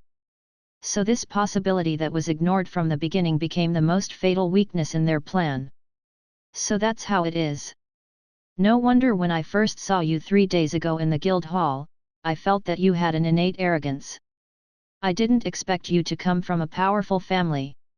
After listening to Chris's explanation, Rogge said with a smile. Seeing the smile on Rogge's face, Chris and the commander finally put down the big stone in their hearts and completely breathed a sigh of relief. Their surrender finally gave them the opportunity to peacefully resolve this matter. Chris didn't need to worry about his own safety, and the commander didn't need to worry about Chris dying in the headquarters building. Everything was starting to develop in a good direction. However, just when Chris and the commander felt that Rogge had the idea of resolving the matter peacefully, Rogge suddenly picked up the blaster on the table, pointed the muzzle directly at Chris's head, and decisively pulled the trigger. Shoo! The green blaster bullet pierced through Chris's head without any suspense, completely taking away his life. The bright red blood that spurted out immediately dyed the clean table red. Your answer is very detailed, but I'm not satisfied. Rogge put down the blaster in his hand, picked up the white napkin beside the table, and unhurriedly wiped his right hand that was splashed with Chris's blood. Inform his father, the chairman, that I'm waiting for him here. Chapter 397. Inform His Excellency. The commander's eyes kept switching between Chris and Rogge, and he said with a look of disbelief. Now, he couldn't wait to completely conceal the matter of Chris' death, and then run as far as possible to avoid Chris' father venting his anger on him for the death of his only son. Although the position of commander of the new Star Corps headquarters is very good, compared to his own life, it's nothing. Yes, inform his father, tell him that I'm waiting for him here. You don't have to go personally, just let your men go. Looking at the panicked commander, Rogge said unhurriedly, as if he didn't realize the consequences of his action of killing Chris. It doesn't matter, I can go personally. Yes, I can personally inform His Excellency. After hearing Rogge's words again, the commander finally reacted, quickly stood up, and tried to leave the reception room. I just said, let your men go. You, stay here. Just by looking at the commander's expression, it's easy to know what he's thinking. Once he leaves the reception room, Rogge can be 100% sure that he will never see this commander again. No problem, I will let others inform His Excellency. The commander originally wanted to fight for it, but when he saw Rogge's emotionless eyes, he decisively gave up the idea of fighting for it. Under the commander's arrangement, the news of Chris being killed by Rogge quickly spread to the military council, and to the ears of Chris' father. Although the guards have been arranged to inform Chris' father, the commander doesn't think that Chris' father will obediently come to the headquarters building according to Rogge's request. According to his speculation, Chris' father is more likely to arrange for the new Star Corps Centurion powerhouse, or directly mobilize heavy weapons to bomb the headquarters building. Although the headquarters building is an important landmark building, if it is really bombed, it's not particularly difficult to deal with the aftermath. As the chairman of the military council, Chris' father is fully capable of completely solving the problems after the headquarters building is bombed. Your Excellency Rogge, do you really think that His Excellency will come? In order to break the silence in the reception room, the commander took the opportunity to ask the question in his heart. He will definitely come. Rogge answered decisively. Why? Can you tell me why you're so sure? The commanding officer still couldn't understand why Chris's father would come here personally. First of all, his son's body is here. Unless he didn't want to leave his son's corpse intact, he would definitely come in person. Secondly, after knowing that I am the murderer of his son, he will definitely want to see me. Even if he wanted to avenge his son, he would first come to see me, the person who killed his son. Finally, he was the president of the Army Council. For a person in his position, if he didn't even have the courage to meet the person who killed his son after his son's death, he would be criticized for the rest of his life. To put it simply, he can't afford to lose face like this, so he will definitely come in person. Since he had nothing else to do, Rogge patiently explained why he was so sure that Chris' father would come in person. Although Rogge had thoroughly explained the reason, the commander sitting on the sofa opposite him still didn't quite believe it. Not risking one's life was a common characteristic of almost every superior. Chris' father was the president of the Army Council, so it was impossible that he didn't understand this principle. If he were Chris' father, he would definitely not come in person. Therefore, the commander continued, I still think that His Excellency won't come. If it were me, I wouldn't come either. This is why you are only the commander of the guards in the headquarters building, and he is the president of the Army Council. Rogge glanced at the commander and said calmly. Killing someone's heart, this was a blatant killing of someone's heart. If it wasn't Rogge who said this, but someone else, the commander would definitely use his own actions to tell that person what trouble comes from the mouth meant. Although he was mercilessly stabbed by Rogge, the commander didn't do anything in the end. However, what he was thinking now was, just wait, I want to see what kind of expression you will show when His Excellency doesn't appear. Time slowly passed, and just when the commander couldn't help but remind Rogge that half an hour had passed, the door of the reception room was suddenly pushed open. The one who pushed open the door was a tall warrior wearing armor and the Nova Corps uniform. When this warrior who was over 2 meters tall pushed open the door of the reception room, Chris' father, the president of the Nova Corps Army Council, Morgan Gardner, walked in with a dignified aura around him. "Sir President." The moment Morgan Gardner entered the reception room, the commander sitting on the sofa immediately stood up and gave Morgan Gardner a Nova Corps military salute. Morgan Gardner didn't react at all to the commander's salute. He went straight to the sofa and looked down at Chris' corpse. "You, get out." After staring at Chris' corpse for more than 10 seconds, the president, who was exuding a dignified aura from head to toe, said expressionlessly. Although he didn't say who went out, he didn't even look at the commander. However, the moment he finished speaking, the commander left the reception room without looking back and closed the door on his way out. "I came out alive, I finally came out alive." The moment he closed the door, the commander's heart was filled with a sense of joy, as if he had just escaped death. However, this joy quickly disappeared because he immediately realized that his troubles weren't over yet. The conversation between them won't end so soon. "I have to leave Xandar immediately, I have to leave now." However, he had only taken a few steps when the tall warrior who had pushed open the door blocked his way. "Why did you kill Chris? Just because he wanted to take revenge on you and take away your equipment?" President Morgan Gardner sat in the commander's seat and asked Rogge with a blank expression. "You already know the reason, so why ask me?"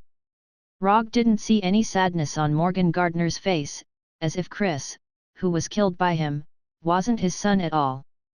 "Just because of that, you killed him? You killed my only son, Morgan Gardner. Aren't you a little too overbearing?"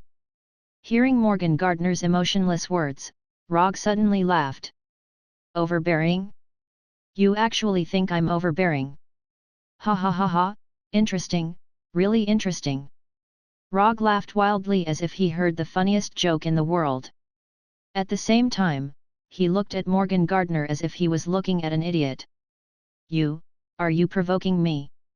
As the president of the military council, Morgan Gardner could control his emotions very well, making it impossible for others to guess his true thoughts from his expression. However, for some reason, when he heard Rogge's laughter, especially when he saw him looking at an idiot, Morgan Gardner showed signs of being unable to control his anger. "I originally thought that since you could become the president, you would at least be a little better than that idiot Chris. But now I realize that I guessed wrong, completely wrong. Chris being such an idiot is completely because he inherited your IQ."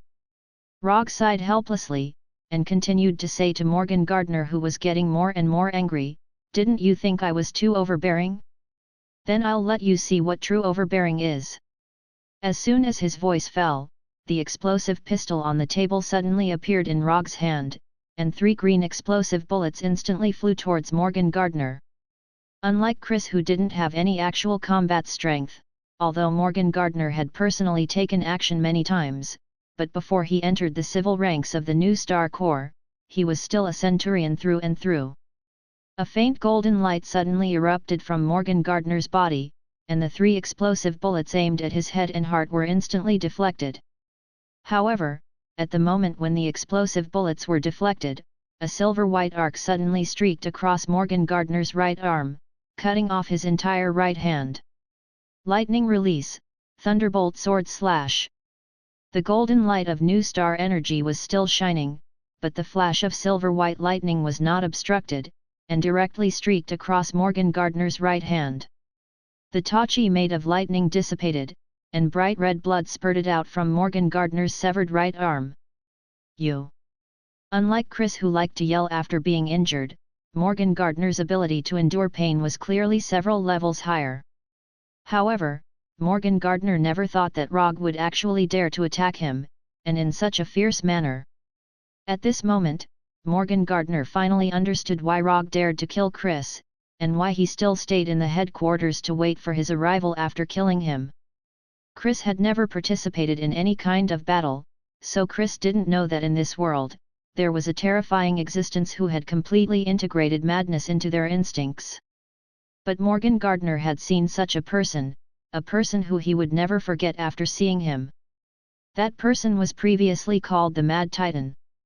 And now, people were more willing to call him the Emperor of the Universe. Morgan Gardner had once seen this kind of madness from Thanos, and now, he saw it again from Rogge. Your Excellency, killing an idiot like Chris is not overbearing. Killing your son, and cutting off the hand you couldn't control because of your greed, that is overbearing. Chapter 398. Other than Rogge and Chairman Morgan Gardner, no one knew what they were talking about in the reception room. However, 5 minutes after entering the reception room, Chairman Morgan Gardner walked out of the reception room with an expressionless face. Although Morgan Gardner didn't say anything, when he came out, everyone's attention was focused on his injured arm. It was a clean cut that looked like it was cut by a laser, a cut that was still flowing with bright red blood. Morgan Gardner didn't care about other people's gazes and handed his right hand that was held in his left hand to the tall soldier who opened the door. Then, without saying a word, as if nothing had happened, he left the building with his personal guards. Until Morgan Gardner and his guards completely disappeared around the corner of the corridor, the guard commander of the building finally regained a bit of his rationality. Am I hallucinating? The chairman's right hand was cut off? Rogge actually cut off the chairman's right hand? The scene of Morgan Gardner holding a broken hand was completely beyond the commander's comprehension. He couldn't understand why Rogge dared to cut off Morgan Gardner's right hand, and why Morgan Gardner was expressionless. What happened to this world? The commander, whose mind was filled with the scene of Morgan Gardner's broken hand, began to doubt whether this world was still the world he was familiar with. Just when the commander and the other guards were confused and shocked, Rogge also walked out of the reception room as if nothing had happened. Then, without looking back, he left the New Star Army's headquarters building. Looking at Rogge's leaving figure, the commander suddenly remembered the sentence Rogge said to him before, the sentence that killed people. This is why you're only the commander of the headquarters building's guards, and he's the chairman of the council. A conflict that was originally enough to cause a war between Rogge and the New Star Army ended just like that, in a way that no one knew about. After leaving the New Star Army's headquarters building, Rogge directly used the portal magic and returned to the suite of the Bright Starry Sky Hotel and put on the dark game helmet again. Rogge's invasion of the headquarters building and triggering the black invasion alarm came to an end in a quiet and irresistible way. The New Star Army didn't find trouble with Rogge because of what happened in the headquarters building, and he never went to the headquarters building again. 2 days later, Rogge received the reward that originally belonged to him in an armory near the New Star Army's headquarters building. At the same time, he also took away a compensation gift that wasn't similar to this reward. At the moment of receiving the reward, the commission status in the system also changed. 200 ninja coins commission reward was sent to Rogge's account. Ninja coins not consumed, 610. Looking at his current unconsumed ninja coins, Rogge returned to the hotel suite and directly used the portal magic, returning to Konoha's ninja village on Tatooine with Black, Pietro, and Rhodesi. You three go back to the headquarters first, I'm going to train here for a while. If there's anything urgent, you can let Hinata contact me. After that, Rogge sent Black and the other two into the portal built by the Black Boulder. When the black liquid that built the portal resolidified into a boulder, Rogge used quantum transmission to go to the Hokage building that he had never been to before and came to the training room in the basement of the building. What happened in the New Star Army's headquarters building was just a small episode outside the plan for him. Although this episode caused him to return to Tatooine 2 days late, in general, this episode didn't cause him too much trouble. He got the promised reward, and the guy who tried to renege on the debt also received the punishment he deserved, and he also got the corresponding compensation. Except for affecting his mood and wasting 2 days of unnecessary time, he didn't lose much. After coming to the huge training room built under the Hokage building, Rogge opened the system's exchange page and quickly browsed it. What happened in the New Star Army's headquarters building was just a small episode for him. However, what happened in the Sokka planet's arena was a big problem for him. When he fought with Thanos, he saw the terrifying body of Thanos that was so strong that it was completely unreasonable. It's a body stronger than Hulk, a body that can ignore most of his ninjutsu attacks. Except for the fact that he can't fly and can't use energy attacks, Thanos's body is perfect. In order to effectively take the initiative in the next battle against Thanos, Rogge needs to add some extra cards for himself, a card that was not in his current training plan. The taijutsu in Naruto can be roughly divided into two categories, Steel Fist and Soft Fist. Steel Fist is mainly a direct attack that causes the opponent to fracture or cause other trauma. Most of the ninjas, including the taijutsu used by Rogge before, belong to the category of Steel Fist. However, in the face of Thanos's strong physique, the effect of Steel Fist is greatly weakened. Even if Rogge has sage body and monstrous strength, the Steel Fist taijutsu he used can't cause too much damage to Thanos. Since Steel Fist is restrained, it's time to put the practice of Soft Fist on the agenda. To be honest, Rogge did not like Gentle Fist, a fist technique that looked soft and weak. He doesn't doubt the power of Soft Fist. After all, when Soft Fist is developed to the extreme, it may become an ultimate taijutsu. It's just that compared to destroying the enemy's internal organs and meridians, he still prefers to destroy the enemy's body. Simple, violent, and effective. It didn't take long for Rogge to find the Soft Fist he wanted in the system's exchange page. Hyuga Soft Fist, exchange price, 100 ninja coins. This is a collection of Hyuga clan's basic Soft Fist, 8 trigrams 64 palms, 8 trigrams palm, 8 trigrams palm, 8 trigrams palm, 8 trigrams palm, 8 trigrams palm, 8 trigrams palm, mountain break strike, etc. It also includes some of the Hyuga clan's practice notes. The exchange price is not expensive, which is within Rogge's expectations.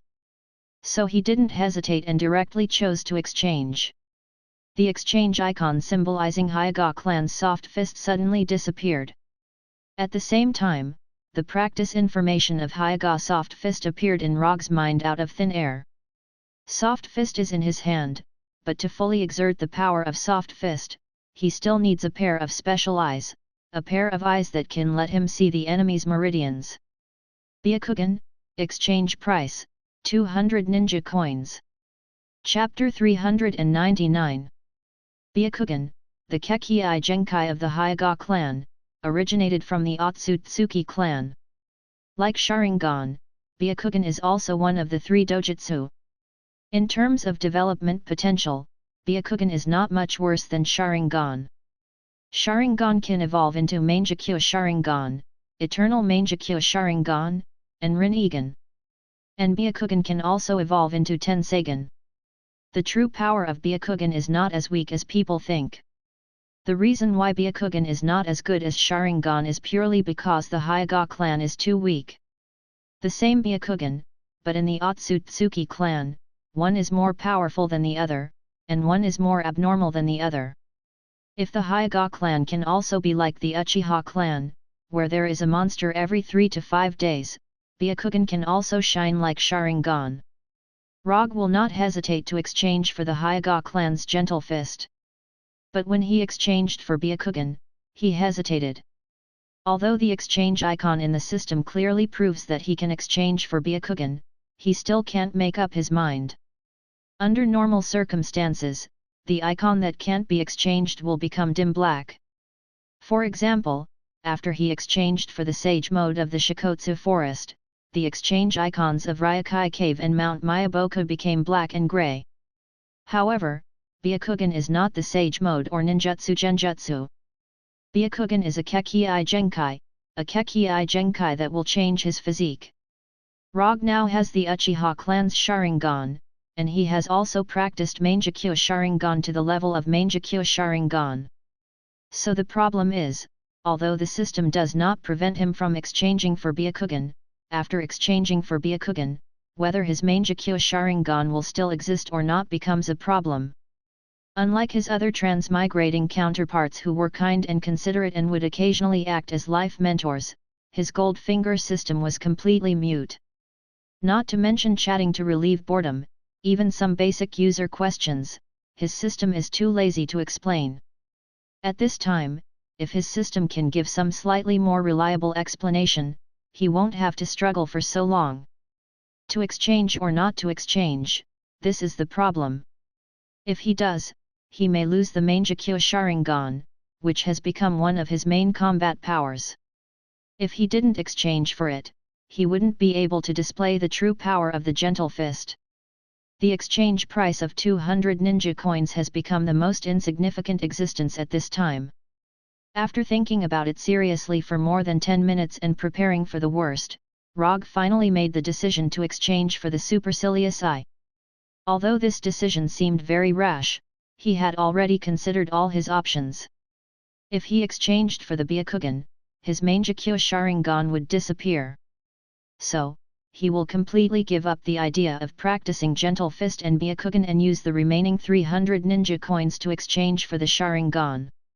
Then, he repeated the process of the kaleidoscope's eye opening that he had done once before. Walter was in Konoha, and he had already opened his eyes with the Mangekyo once. It wouldn't be difficult for him to do it again. If it really came to this point, it would also answer a question that he still didn't know the answer to. That is, can the Sharingan he exchanged in the system evolve into an original Mangekyo pattern that he has never seen before? If with the help of Walter, the evolved Mangekyo is still the same, then according to his previous experience, he will plunder Gordon's quantum transmission and Johnny's hellfire again. If the evolved Mangekyo is completely different from the current ability and pattern, then he will practice the new ability again. Speaking of which, he is really looking forward to what kind of Mangekyo ability he will get. Although Tsukuyomi and Vientiane are very good, men will always have some ideas of liking the new and getting tired of the old. After suppressing the nervousness and excitement in his heart, Rogge pressed the exchange icon representing the Byakugan. Then, the exchange icon representing the Byakugan disappeared, and his unconsumed ninja coins dropped to 310. Just when Rogge was all mentally prepared and waiting for the Byakugan to appear, he didn't get anything. What's going on? Is the system down? Or the ninja coins were swallowed? For a while, Rogge was a little stunned. What the hell? Where's my Byakugan? Where's my ninja coins? This is not scientific. Rogge, who has dealt with the system many times, is now completely confused. Chakra normal, Sennin normal, Mangekyo Sharingan normal, Kyuubi normal, Mana normal. Rogge seriously and carefully perceived his current state from top to bottom. Then, he didn't find anything strange. Am I really so unlucky? I was ready to lose Mangekyo Sharingan again, and the result is this? Rogge suddenly didn't know what to say. According to the exchange icon given by the system and his own speculation, Byakugan and Sharingan may appear in the same person.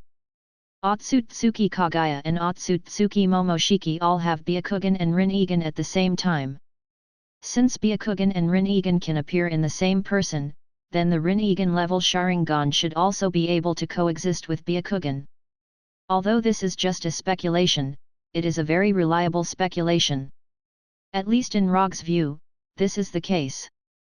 If there is any difference between him and Otsutsuki Kagaya and Otsutsuki Momoshiki, it is only that he is not a member of the Otsutsuki clan, and he only has 2 eyes. Forget it, don't think about it, just think of it as the new Star Supreme's commission for free. After adjusting his current lost mentality, Rogge used quantum transmission and directly teleport from the practice room to the bathroom of the Hokage's mansion. Right now, he no longer had any interest in practicing the Gentle Fist. At least, he didn't have any interest in it now. Without Byakugan, Gentle Fist can't exert its full power at all. At most, it can be used to deal with enemies who are not as strong as him. Because of his bad mood, Rogge soaked in hot water for half an hour in the bathroom, then wrapped in a bath towel and came to the bathroom's more than 2 meters long mirror. Speaking of which, it seems that he hasn't seen his original black eyes for a long time. Looking at the blood-red eyes in the mirror, Rogge suddenly missed his original black eyes. So, he closed his 3-tomo Sharingan that is open 24 hours a day. Just when he thought he was about to see his black eyes, he saw an unbelievable scene in the mirror. What the hell? Where are my black eyes? At this time, what appeared in front of him was not the black eyes in his memory, but the opposite white eyes. Chapter 400. Is this Byakugan? Looking at his eyes that have completely turned white, Rogge couldn't react for a while. Although, in terms of color, his eyes are now Byakugan. But not only did he not feel any improvement in vision, but because he turned off the 3-tomo Sharingan, he felt that his vision has decreased a lot. After a few seconds of doubt, he found out what the problem is. Like Sharingan, Byakugan needs to be opened before it can exert its power. But it's not the same as Sharingan. After opening Byakugan, the original color of the iris will not change, but the blue veins next to the eyes will burst. Byakugan, open! After finding the way to open Byakugan in his mind, Rogge silently said in his heart, and a few blue veins suddenly burst on the side of his eyes. With the opening of Byakugan, the system's introduction and information about Byakugan finally emerged in his mind. The basic abilities of Sharingan can be divided into observation, replication, and hypnosis. As one of the 3 major dojutsu, Byakugan also has 3 basic abilities: telescopic vision, X-ray, and insight. Telescopic vision, as the name suggests, is to improve the eyesight of the eyes. Even if Rogge has just opened Byakugan, his telescopic vision has reached a radius of 1 kilometer. In the state of opening Byakugan, as long as he wants, he can clearly see anything within a radius of 1 kilometer. Of course, with the continuous improvement of Byakugan's ability, the limit of telescopic vision will continue to increase. In addition to telescopic vision, Byakugan's X-ray and insight ability will continue to improve due to cultivation. Among the 2 abilities of X-ray and insight, Rogge's personal favorite is X-ray. Byakugan's X-ray ability allows him to easily see through objects and enemies. Clothes, walls, metal, and other obstacles will be transparent under Byakugan's X-ray. More importantly, Byakugan can see the meridians, acupoints, bones, and chakra flow in the target's body. Just like the replication ability of Sharingan, the system has also made some adjustments to Byakugan's X-ray ability, changing the ability to see through the target's chakra flow to see through the target's energy flow, not just limited to chakra. Rogge wasn't surprised by the system's adjustment to supercilious eye. Because until now, he was the only one in this world who possessed chakra. Byakugan's ability to see through things was the key to unleashing the power of Gentle Fist. Only with his X-ray vision could Rogge accurately penetrate the enemy's body with his chakra, thereby destroying the enemy's meridian system, or the energy circulation route, thereby achieving the effect of destroying the enemy from the inside. As for the Byakugan's insight vision, it allowed him to have a 360-degree field of vision without any blind spots, unlike normal humans who could only have a horizontal field of vision of 188 degrees at most. Other than the 3 basic abilities of vision, clairvoyance, and insight, with the Byakugan, he could also slightly increase his control over chakra, allowing him to release chakra from all the acupoints in his body at the same time, allowing him to perform high-level physical skills such as 8 trigrams palm revolving heaven. However, this did not mean that possessing the Byakugan would allow one to release chakra from all the acupoints in one's body. Whether or not one could do this depended on the user's control over chakra as well as his strength. If it was a ninja with no strength, even if he had the Byakugan, he wouldn't be able to release chakra from all the acupoints in his body.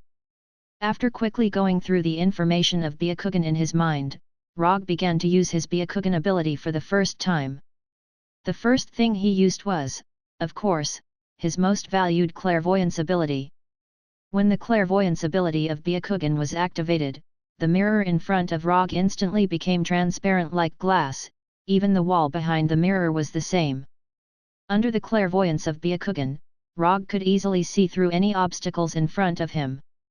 Whether it was metal, walls, or anything else, nothing could block his sight. In the case of clairvoyance, Rogge also used the clairvoyance ability of Byakugan, allowing his clairvoyance to be improved qualitatively. With the combination of clairvoyance and clairvoyance, he could clearly see the names of the books placed on the bookshelves of the Hokage's office hundreds of meters away in the bathroom of the Hokage's residence.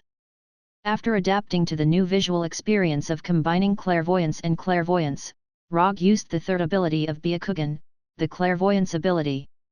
With the integration of clairvoyance, Rogge's perspective was no longer limited to what was in front of him, but became a 360-degree view without any blind spots. After experiencing the new visual experience brought about by Byakugan, Rogge turned his gaze back to himself, instantly seeing through his body and examining the internal situation of his body. The light blue ball burning like a flame was his own chakra. And the blood-red ball was the half-kyuabi sealed in his body, yang kyuabi. In addition, he also saw a small ball of rainbow-like gorgeous light in his right eye, as well as an orange-red flame. The rainbow-like brilliance was the quantum teleportation arcana that he had plundered from Gordon. The orange-red flame was the hellfire that he plundered from Ghost Rider Johnny. Not only that, he also saw a golden light in his body, which was the magic he got from learning magic in Camartage. After carefully examining his physical condition, Rogge closed the Byakugan, and the bulging blue veins around his eyes returned to normal. With the closing of Byakugan, the clairvoyance, and clairvoyance also disappeared. The appearance of Byakugan did not change the Sharingan, but replaced his original black eyes. Even if he doesn't open Byakugan and Sharingan, his black eyes won't appear again. After a few seconds of sighing, Rogge found a new set of clothes from the closet in the bedroom. After dressing up, he used quantum transmission to return to the office in the Hokage building, then turned on the computer and quickly typed. It didn't take long for him to type out all the cultivation methods of the Hachiman Tongkao in his mind without missing a word. After checking it again, he silently deleted the cultivation methods of the last 3 gates, and then said, "Hinata, use Hulk as the test target, replace Chakra with Gamma Energy or Hulk's Vitality, and retest the possibility of cultivating the Hachiman Tongkao, and make relevant adjustments." Although Rogge hasn't returned to Earth yet, he didn't forget what he promised Hulk. In addition, start a new research project.